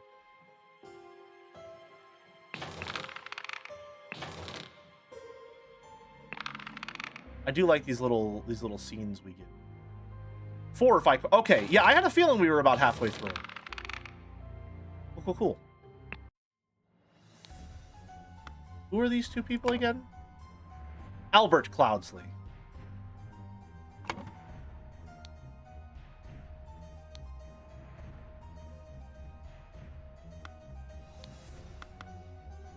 I'll just go back through and see if I have an idea of what's going on here yet. So, he just had the idol. He wasn't doing anything in particular with it from the looks of it. It's just, this is how it ended up. Oh, no! He was part of the Brotherhood of Masks. Ah, okay.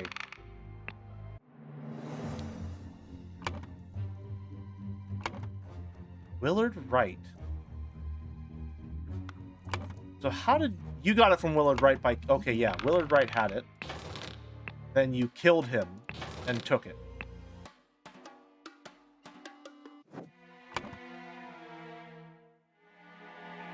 And you've been experimenting with it ever since. Gotcha. Okay. Then the Brotherhood of Masks tries to get you killed because you have the idol when you're not supposed to. And they accidentally kill Rose in the process. Then you're experimenting with it. Someone unrelated tries to rob you while you're getting your experiments. And you are supposedly caught in the blast. Alright. Strange practices of a secretive society. Oh god, this is a King's Quest-ass layout. Footsteps. Ooh, pointed shoes. And they're dragging something. Oh. Clue's been added to the thinking panel. Pistol. Coil of rope. Shabby formal coat. To David Gorin from for reliable service from EC. David, the gathering will be on March 14th. To follow our plan, we should be there at least 2 hours before midnight. The target will arrive in full costume and grab rope and weapons. Yep, he's still got that same dagger. That doesn't appear to be David, though. He's got a completely different hair color. A hat? This is his bag. A clean new coat. Oh!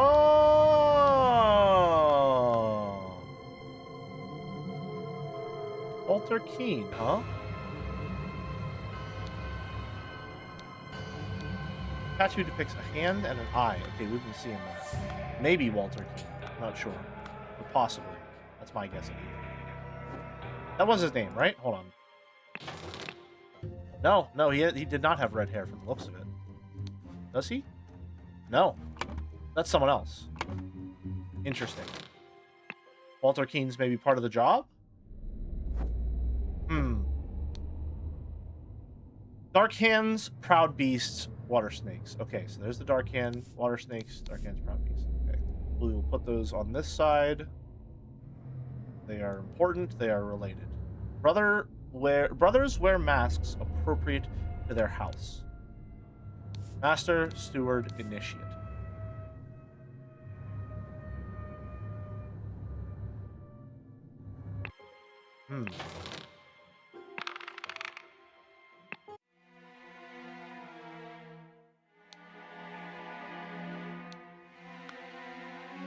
This is very fun.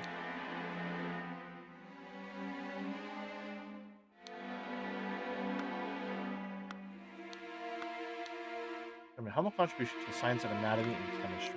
Okay. So yeah, he's actively researching the idol as well. And just dies from an accident.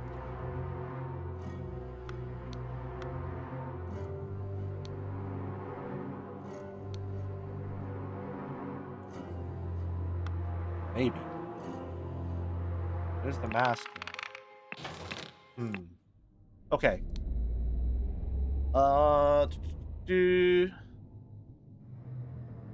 Masters, I ventured on the Order's mission to reclaim our fire-breathing relic, and, with great resolve, punish the despicable enemy.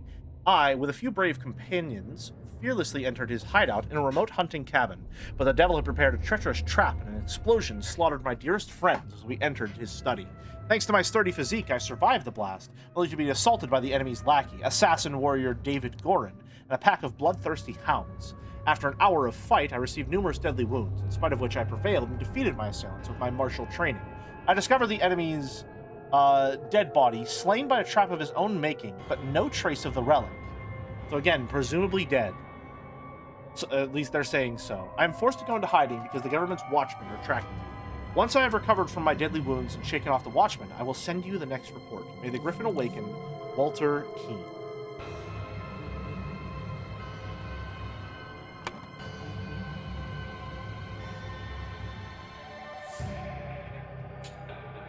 Oh, we're getting really complicated. I do like that it's color-coded to give you a little bit of a hint, though. That's nice.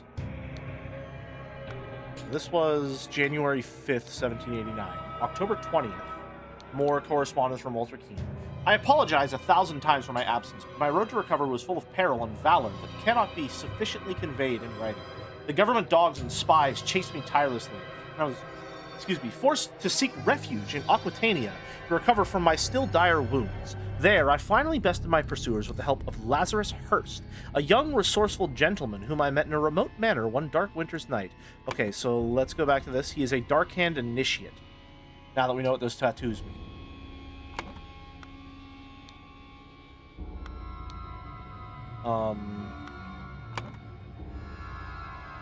Oh, that's probably what that wants. Dark Hand Initiate. Yeah. Okay. Cool. Nice.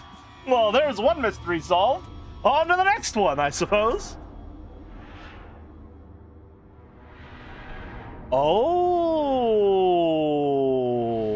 Hold on a minute. That coat looks familiar. So these two are related, whatever they are.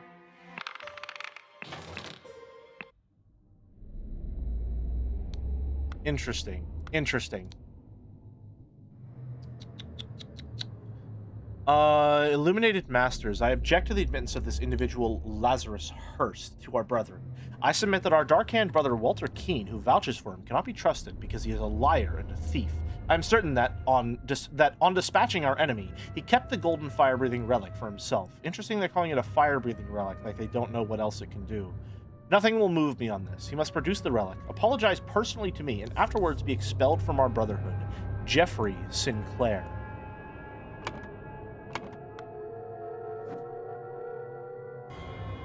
There's a lot going on here.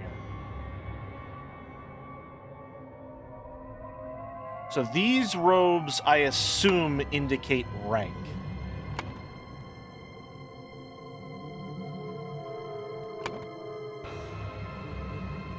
Master, Steward, Initiate.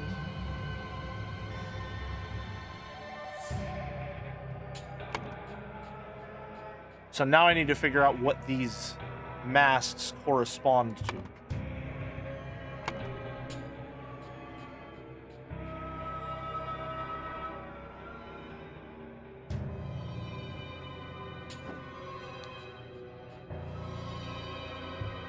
Reclaim our fire-breathing relic.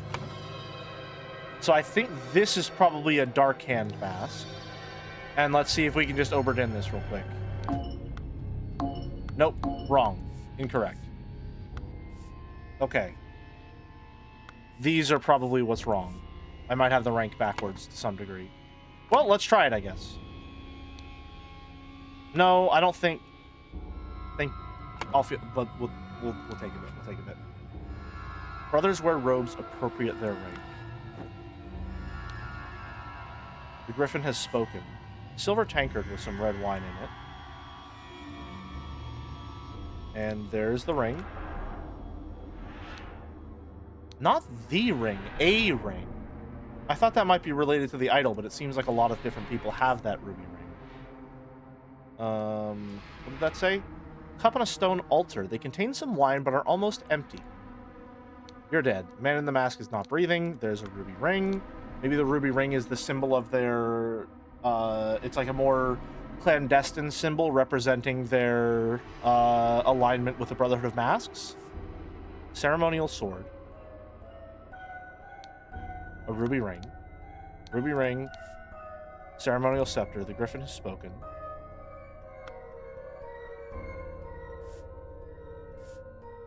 Scepter. Sword. Griffin has spoken. The griffin has spoken. Tray. I was more so thinking what was on the tray. A tray with a small vial of an unknown substance. A ruby ring. So anyone who's had a ruby ring, then, has been a part of the Brotherhood of Masks.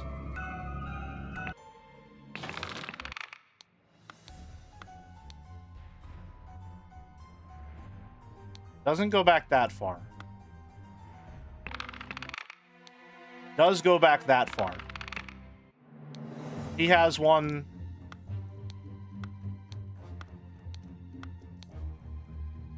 So he was part of the Brotherhood of Masks. And he claims the relic through association with Sebastian. He's also part of the Brotherhood of Masks. Nicholas Maker.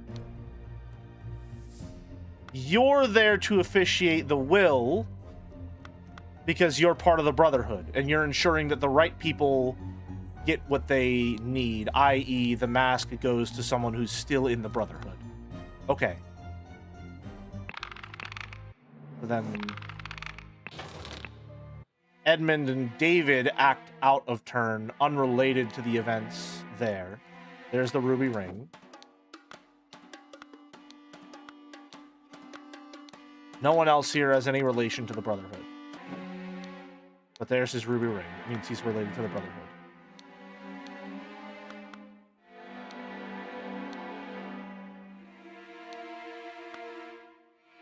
Interesting. Okay. Back here. Sorry. I'm doing a little, like, cross case solving right now because so many different pieces are falling into place here, which is a really, really cool thing. This is very, very fun. Drank. Challenged. Done when an accuser has challenged a defender. Both drinkers must be barefoot. The substance is added depending on the severity of the accusation, including deadly poison. Add substance to one of the cups. Defender chooses first. Accuser chooses the remaining. Both partake in wine cups. Okay. So you poison one, the severity of the poison it's like a way that, like, if two people are wronged, poison one of them. Why do they need to be barefoot is the question.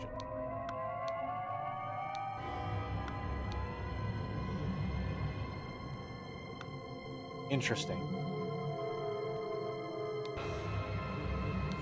Ritual of dispute. Only stewards of or higher rank can be defender and accuser. The scepter must be borne by Water Snake Master. So, Water Snake Master. In that case. Means that you're also a water snake, you're also a water snake. And then only initiates can be defender and accuser. Oh, ritual of dispute or ritual of squabble is the question. The sword must be borne by a dark hand. Scepter must be borne by a water snake master.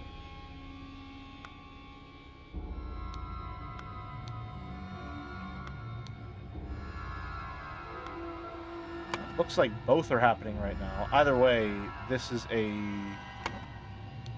Dark Hand Master.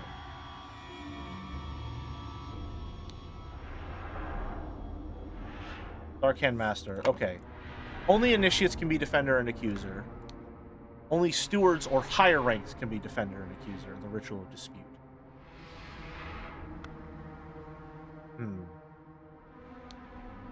Ritual of Discord. ritual of conflict. Dispute, discord, conflict. The sword must be borne by any initiate. The scepter must be borne by Dark Hand Master. Okay, so we don't know these for sure yet. Hold on. We know that's a water snake. No, we don't. We don't actually know any of that yet. Hold on. Let's not do any of that yet. I'll jump to conclusions. The Speaker of the Blind, the Grim Reaper, the Keeper of Treasures. The Grim Reaper is present. Grim Reaper, the never-tiring teacher, the feeder of mouths.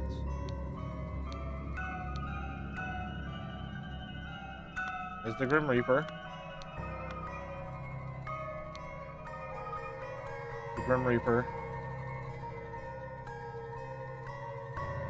Grim Reaper. And what are the other...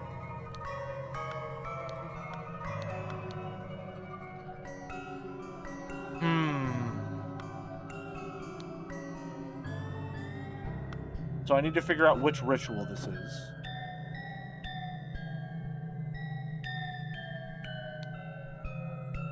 I've signaled Griffin to who I am. I accept my fate, whatever it may be. That's Walter Keene.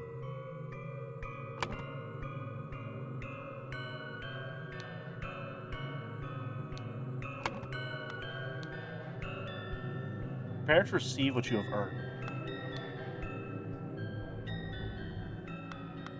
That is a beast, proud beast branding. 2 rings. Ring in his finger and a ring in his pocket. Brother, a member of our order has proposed a new candidate to join our brotherhood. Our brother's trustworthiness, however, has been challenged. Therefore, we have decided to take measure to resolve the fate of these individuals. If the brother proves himself, he can vouch for the newcomer. If the newcomer survives the appropriate ritual, the appropriate trial, he will join our ranks. You are summoned to join our gathering on March 14th. Fulfill your role on the Rights of the Brotherhood. Council of Masters.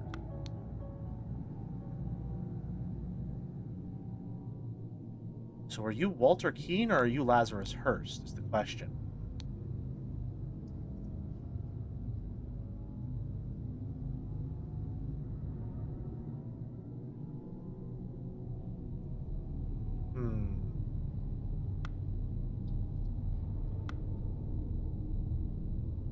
So he hasn't given you the ring yet, so I think you're Lazarus Hurst.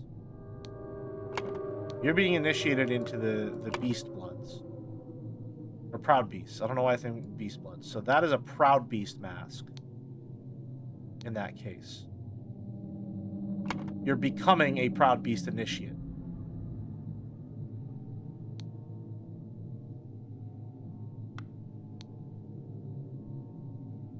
Inception, evaluation, transition, administration, or admission. I don't know why it's administration. Inception, evaluation, transition, admission. Okay. Inception, you must endure the tests of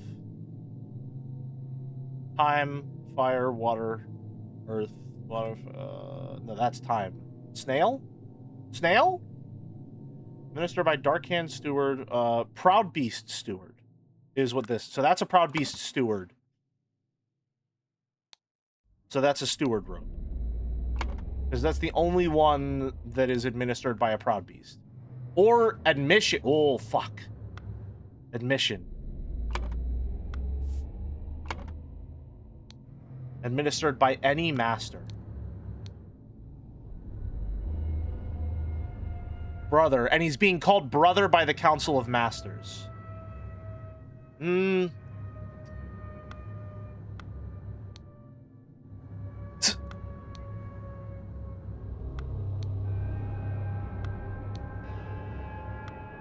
Uh-huh.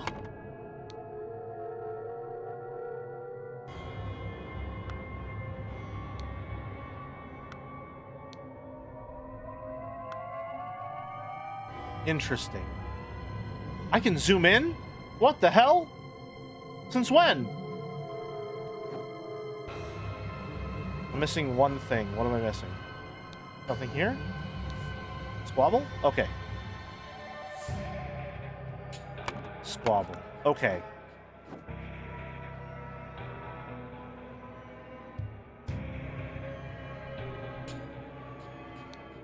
So you're a dark beast. Or proud beast. I keep getting all these ones fucking mixed up. Damn it. I think this is he's a proud beast steward then.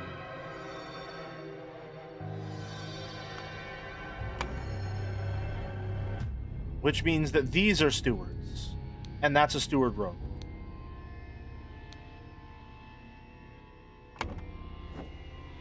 Let's go back up here and read these rituals. Only initiates can be defender and accuser. An accuser must deeply hate the defender. Only stewards or higher rank can be defender and accuser in a ritual of dispute.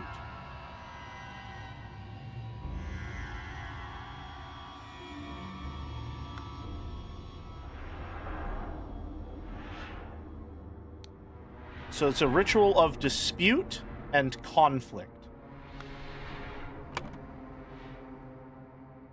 Oh no, it can't be both.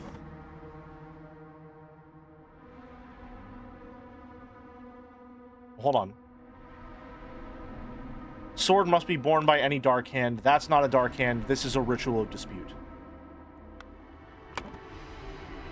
So, ritual of dispute. So then that means that you are the water snakes.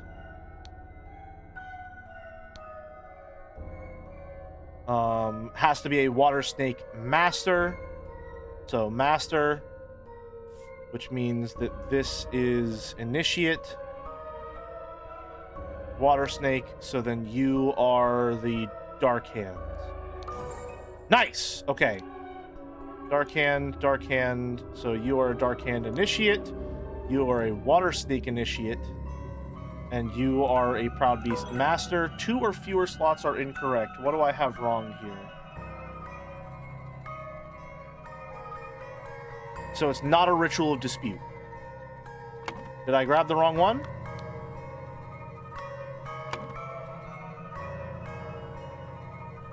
Water snake master, yes.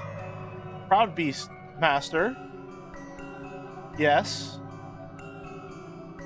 Dark hand initiate, yes. How can I get all of this right and then get any of this wrong? These were based on this. How is this wrong and this is right?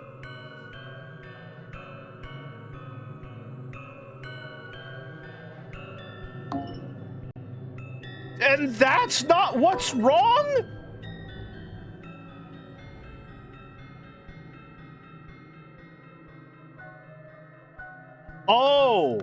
Oh, okay, it wants me to be more specific. I know who these people are. Okay. Walter Keane was a dark hand. So that's Walter Keane and Jeffrey Sinclair. No?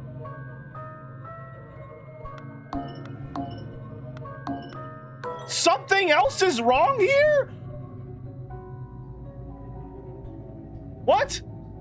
Huh? What? That wasn't it. What do you mean that wasn't it? What are you talking about? What? 2 or fewer slots are incorrect. Okay, let's get a little vague here then and see what happens. That's obviously wrong. Water snake steward. Okay. So if I put Jeffrey Sinclair, can I be specific or general here then? Is there a way for me to figure out who these people are? Anyway, this is the ritual of inception.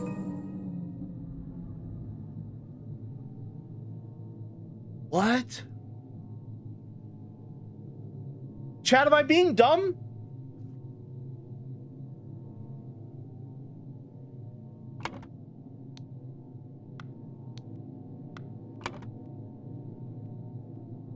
Chat, am I being dumb? How can I get all of these correct and something is wrong here?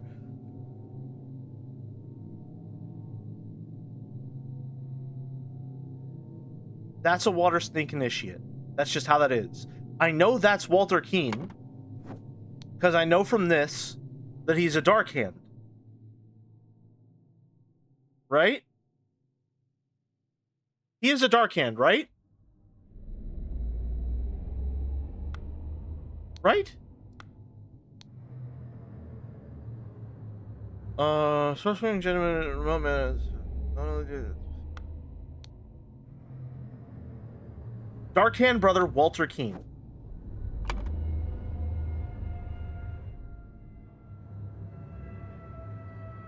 So that's Walter Keene. For sure.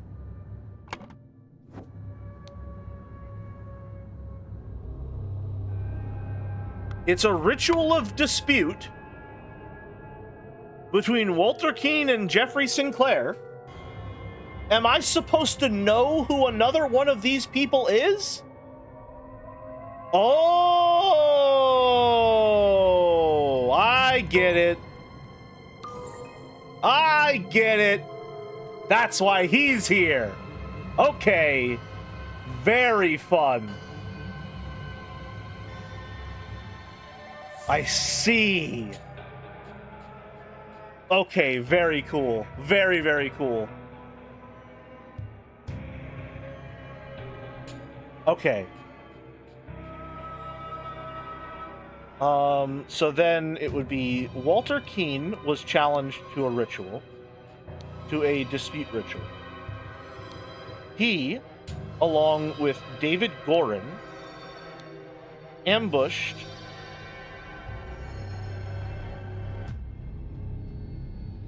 no.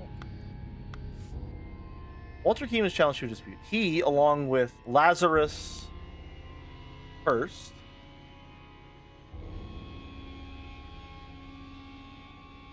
no? Hold on. I know this is going to be David Gorin posing as Dark Hand Initiate.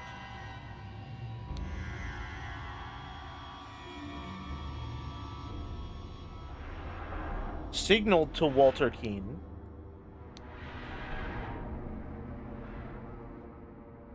Like, maybe are Gorin and Keene working together? David Gorin, posing as Dark Hand Initiate, signaled to Walter Keene with a tankard, maybe.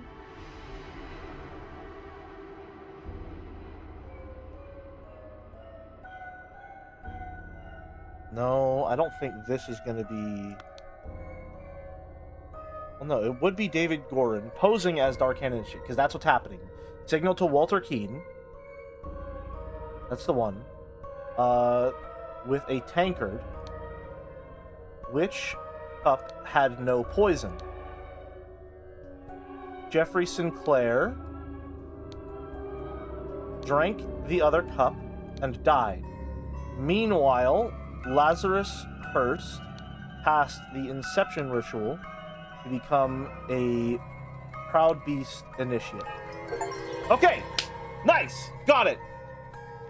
Man, I'm good. All right. Very fun. So they're working together. Interesting. Very interesting. That also means that Sebastian Sinclair was a Proud Beast steward.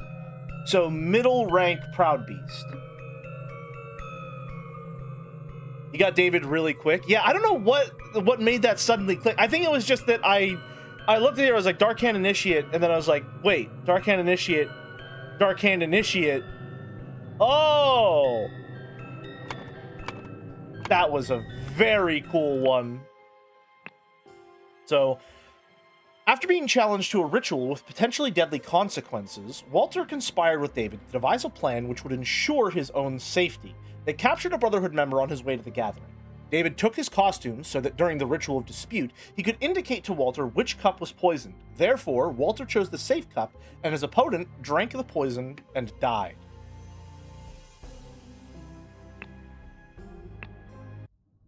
I can't believe you got that without figuring out the picture riddles or the descriptions.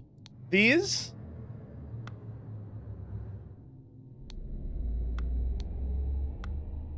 This one felt real, like... I didn't really have to think about any of this. I just assumed... I mean, this guy's a Proud Beast because he has the Proud Beast iron. It could be any master, but I think Inception is someone joining rather than admission. And then I don't know what any of this means at all. I got no clue. Big fan of water as where fish lives? What? Fire?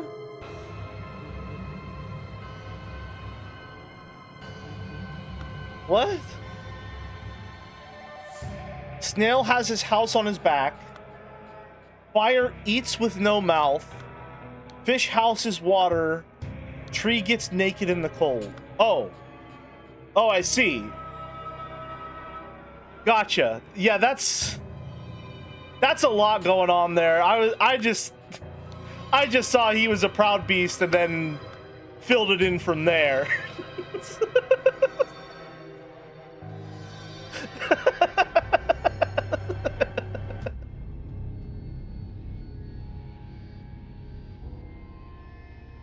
Oh, that was a fun one. Very cool.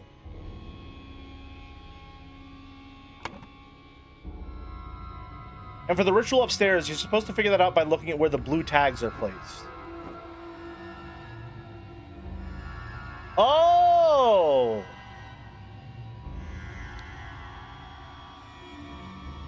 Oh, yeah, huh. Well, you know, when you point that out and I see that there's a blue tag symbol and then blue tags on items in the room,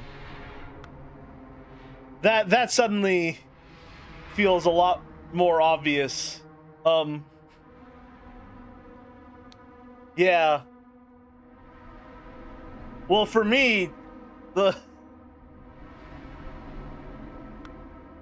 I mean, that one ended up being that these are stewards. And so the ritual dispute can only be steward or higher. And then a water snake is carrying the scepter. So that must be a water snake master. And so I think during solving I was like, okay, it's dispute and conflict. And then it could only be one. So I was like, well, that's not an initiate. So it has to be dispute. It's incredible you were able to figure out the rituals and identities from just context clues. Other streamers have missed the blue marks in the book. I see. Well, happy to impress, I suppose. Okay, question. There are 5 episodes left, correct? There's 4 chapters, 3 episodes each. Is that correct?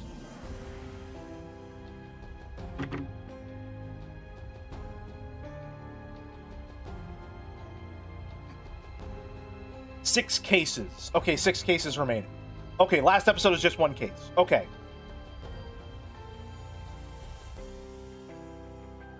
So I know that I can finish it in 1 stream, for sure.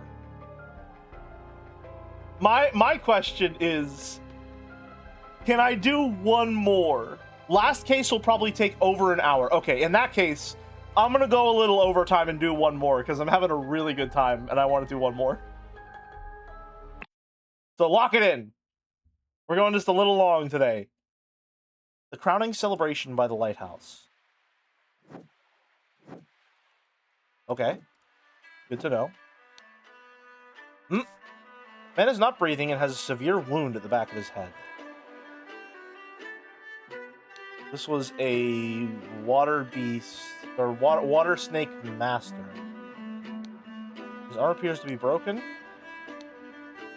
Water Snake Master. Lately I've experienced disturbing dreams and I feel cursed. We'll put that in the middle. Are you the source of this with your magic? Desist immediately and know that when pushed, my rage is absolute. Do not toy with the well-being of the Empire's general, for I will not tolerate being attacked. This is probably George Burns, or whatever the fuck his name was. He writes in a similar way. In many voyages I have learned the dark arts too. If need be, I will summon 1,000 invisible demons to crush your bones. Proud Beast Master. So the Proud Beast Master is probably George Burns then. Oh, hey! This guy again! There he is. Rules. The one who claims to be Griffin Reborn must perform a miracle. If someone repeats that miracle, it is proven that it was not a miracle, but mere magic. Claimant is punished with death. If no one can repeat miracle, the masks fall. Claimant is crowned as Griffin Reborn. So this is a Griffin Reborn. Okay. History. In 1725, the first Arcane Lord Harrington demonstrated flying. Jumped off a cliff to his death. Let's see. Chronicles of Griffin Rebirth. It was super funny hearing this tune at barn dances growing up and then suddenly hearing it here. Interesting. I would have thought this was wholly original. In 1756, Proud Beast Master Lord Pledsley performed a seance talking to spirits. Okay. Seance. Angus McBain repeated the miracle, proving him unworthy. In 1764, Dark Hand Master Lord Jones demonstrated the creation of a homunculus. Lord Angus McBain produced the homunculus as well. In 1771, Proud Beast Master Lord White carried out the hypnosis of a servant. Lord Angus McBain hypnotized the same man as well.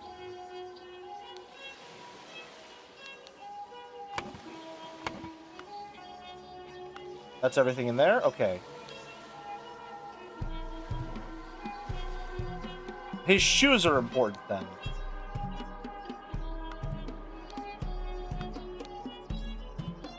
Interesting.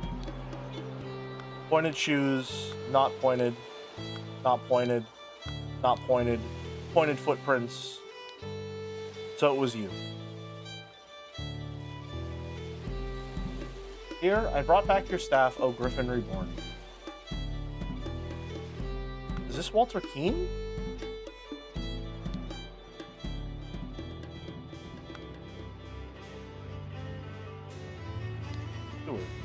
Dear Master McBain, these threats to contact the Chief Inspector about my past offend me greatly.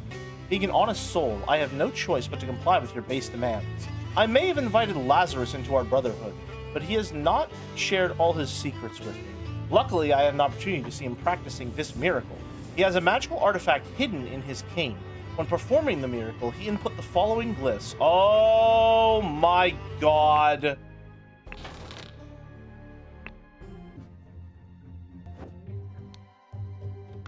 That's so on the nose.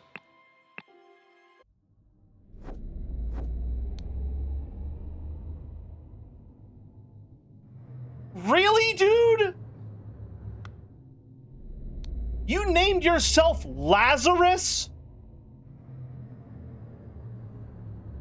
Are you for fucking real, man?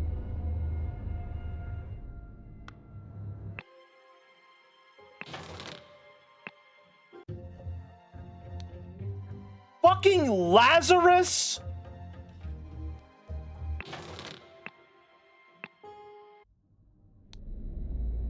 Come on, man.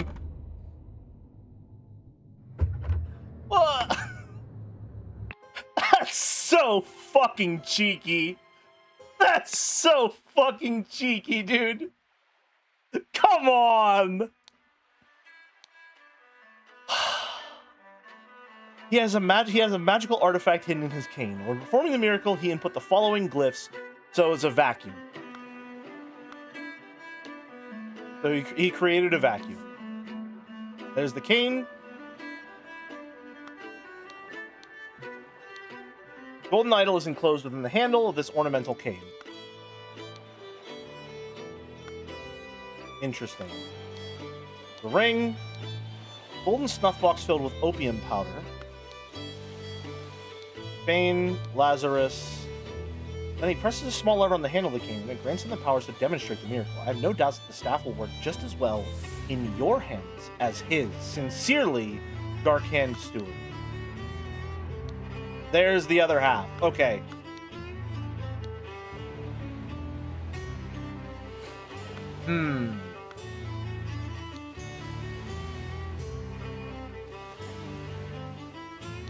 Interesting.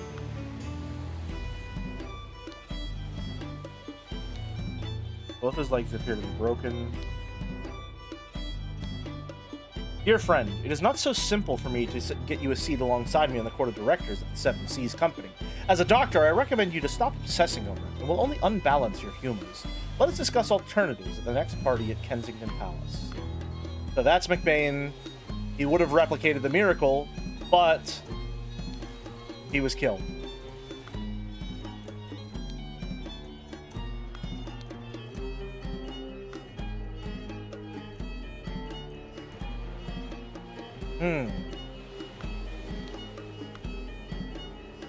Interesting. And thus Griffin Reborn revealed himself to his brothers by demonstrating a true miracle. Silver crown with gems, there's the ruby ring. Fucking Lazarus, dude. Really?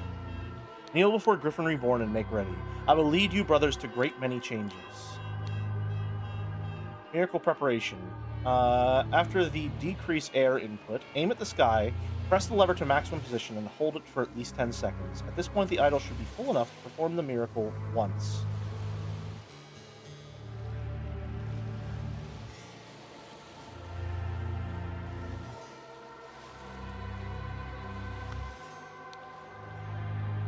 Miracle hypothesis.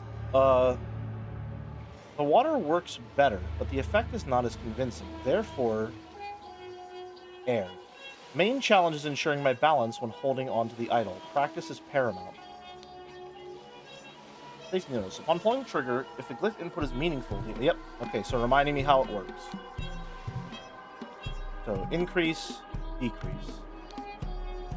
Aim at the sky, press the lever at maximum position, hold for at least 10 seconds. At this point, the idol should be full enough to perform the miracle once.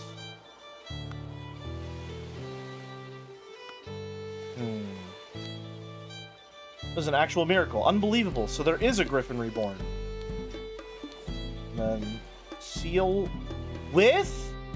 Oh my god. Heavy seal. It's admission, I think. Instead of heavy ores. 5 strange looking masks. Door is locked from the inside. This fucking guy again. The lighthouse from... Oh my god, we have conjunctions now. Jesus Christ. Lord Angus McBain. Lord Alistair Cock. I'm mature, I won't laugh. Even though I want to, I won't. Who are you? Dr. James Turner. Walter Keane. Fucking Lazarus Hurst. You cheeky motherfucker. In charge of notes, Nicholas Maker. So we have all the pieces already? Well, I guess everything up here will just be context clues. Dear Water Snake Brother Maker. So he's a Water Snake brother. Okay. As the director of the Seven Seas Trading Company, I do not assess work applications. Please go through the official channel so that my staff can evaluate credentials as an attorney. Darkhand Master, JT. By guarding the lighthouse, you guard the Empire. General Alistair Cock. Trapdoor that connects the staircase at the top of the lighthouse, not locked.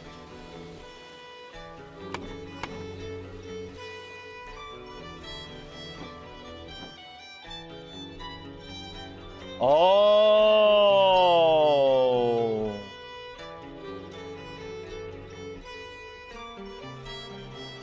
Did he safely descend?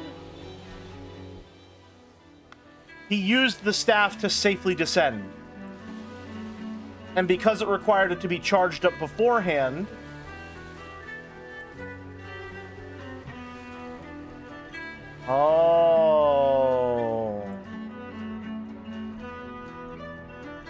And he gave him the wrong instructions.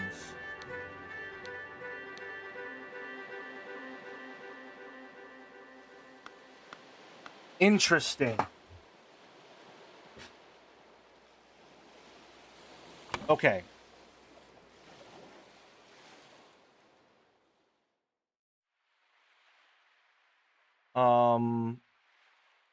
The miracle of flying.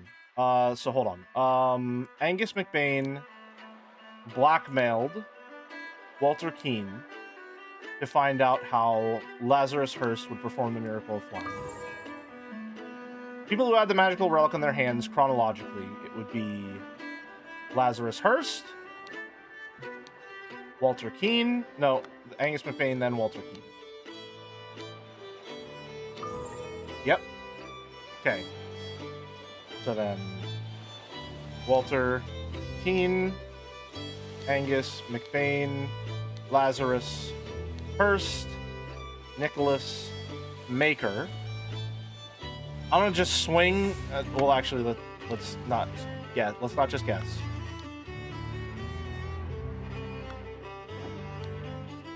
General.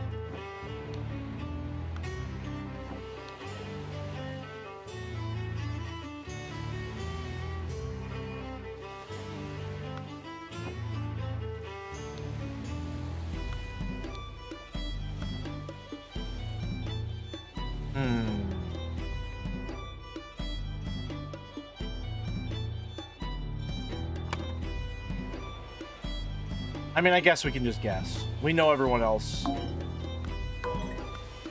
Yep. Alright. Whenever Little Pip isn't on screen, all the players need to be asking, where's Little Pip? Me, whenever I'm so brain-rotted from playing Bethesda RPGs that I can't navigate from location to location without using the minimap or other UI elements to guide me. Where's Little Pip?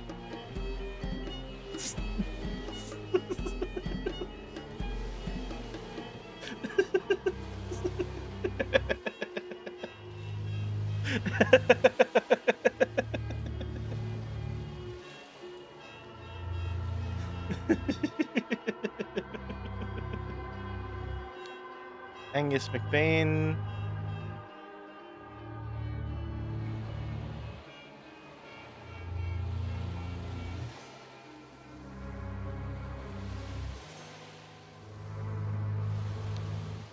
Demonstrate the miracle of flying and become Griffin Reborn.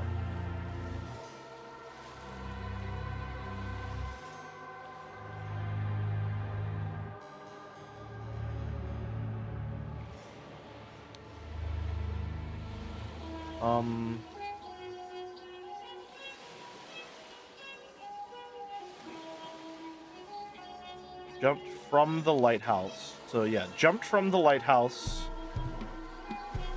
using the idol. Lazarus Hearst jumped from the lighthouse using the idol to demonstrate the miracle of flying and become the Griffin Reborn. Angus McBain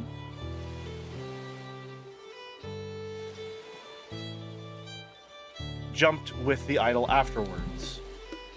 This resulted in Angus McBain's death from a head wound.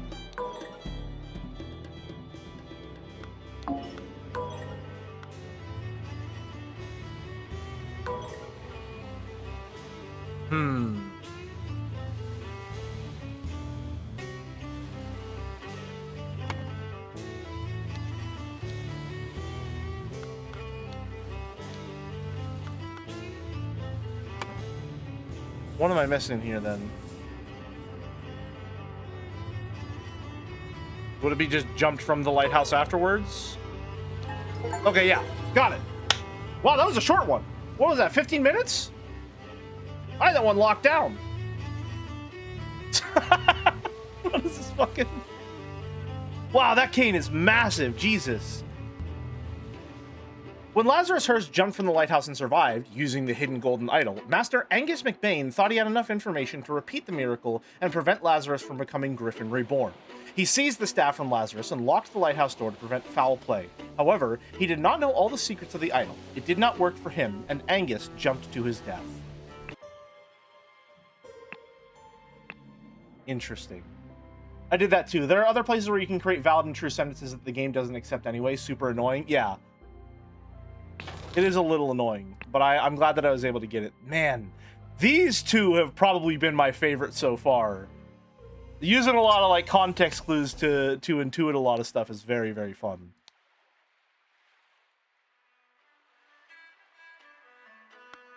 What's with the opium case though? Is he just fucking zoinked out of his mind right now? Is that what's going on? I still can't believe you named yourself Lazarus. Like, come the fuck on, man. Really?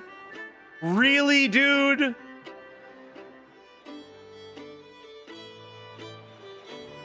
Lazarus? Fuck off. Oh my god. Oh man, this is fucking awesome so far. I'm really, really, really enjoying this. Not only is the actual like puzzle solving method and the process of going through it really fun, it's like a mix of a hidden object game and kind of like what the Return of the Obra Dinn had going on. It's really, really, really fun to put this all together. But also, I like that there's a reason to be able to like go through and look at all these previous cases, because there's a lot of information that's present in them that you wouldn't be able to understand at all until you're further on. Like, this is just right here in the second chapter, just this weird mask and the coat. You have no way of knowing it, but right now, in the second chapter of the game, you already know that he is, whatever the fuck, Beast something. I can never remember. Beast Blood? Beast Blood Steward. Like, right then and there.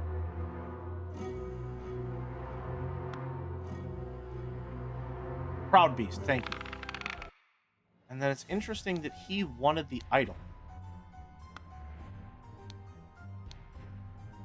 Oberon Geller has the rights to 1/3 of all valuables, any gold statues found, for providing a map to the expedition.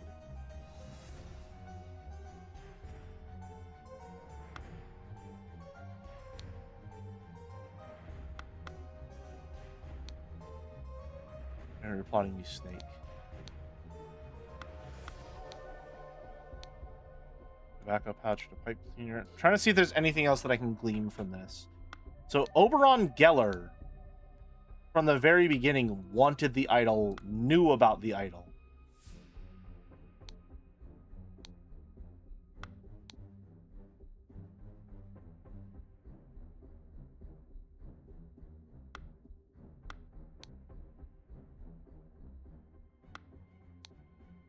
What did he know?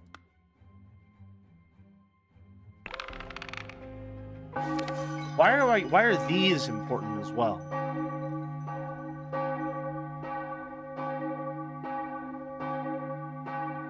(1733). When is this taking place?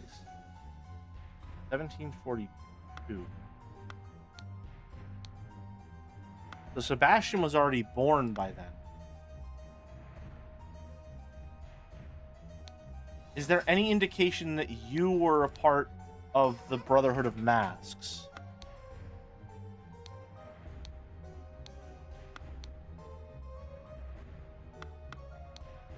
Doesn't look like it.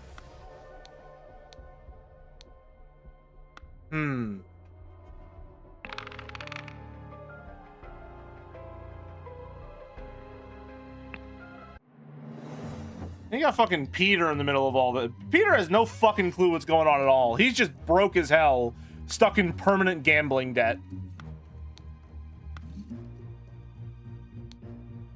And then this fucking guy. Interesting.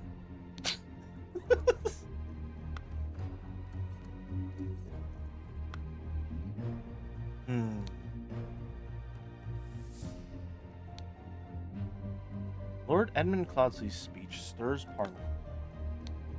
I can see it says Lorem Ipsum right there. Lord Edmund Cloudsley, and then it's just gibberish.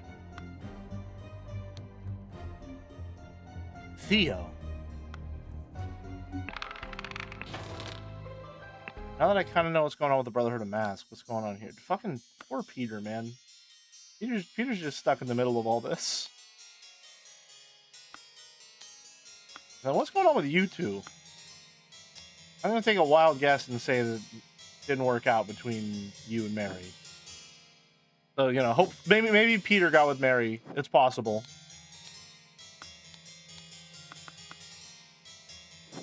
And then you were gone after that. They probably killed you because you tried to poison Edmund. Let's see. George Bridges.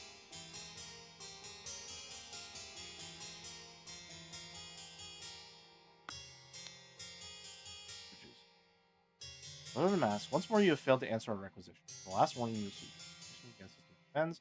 The course of action you have is to surrender yourself to our justice. Last chance for repentance. Revolution will come for the likes of you. You'll pay for your sins with your blood. Final Vanguard. This is unrelated to the Brotherhood of Masks. None of this isn't anything to do with the Brotherhood of Masks at all.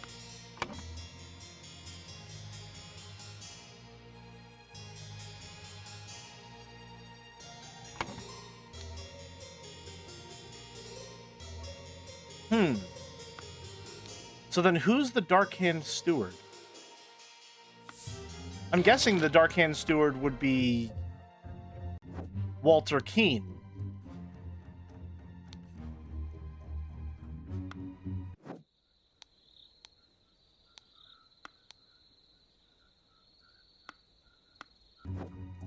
Poor Hardy Abe, killed instantaneously.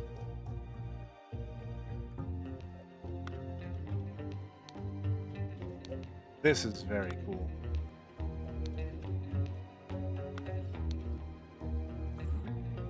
Hold on. He has this. What is this tattoo? We don't know what that is at all. I don't think.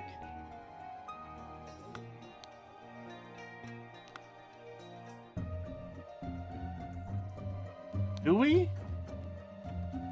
It's just a clue that his name is... Oh, yeah, because it's crossed. Okay, gotcha. Noted. Noted. And what was this? Is someone coming to see? Good morning, innkeeper. Got a man. Range convict, hit him in. No, bugger off. And then it shows the ring, because the ruby ring means that the Brotherhood is there. Although, this is probably... Oh, no. It's the Brotherhood. And then...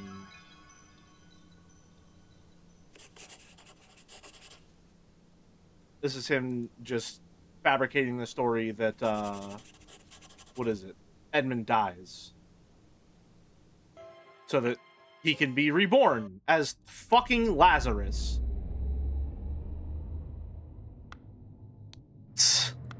Oh my god. How fucking on the nose can you get, man? God damn it. Anyway, that's all for today. We've been live for like 4.5 hours. So that is going to be all. Is there anyone live that we can raid? I think Allison should be live today, right? Allison is live and Topi is live. We raided Topi last time, so I think we're going to raid Allison this time. /raid a la Sindera. Go. This was awesome. I had no idea what to expect going in, but this is like just the kind of game for me, man. This is a really, really, really fun puzzle game. Thank you very much, Dude, for requesting this. I'm having a great time with it. We'll be finishing it up tomorrow around 3 p.m. EST. Until then, have a good one, folks. See ya.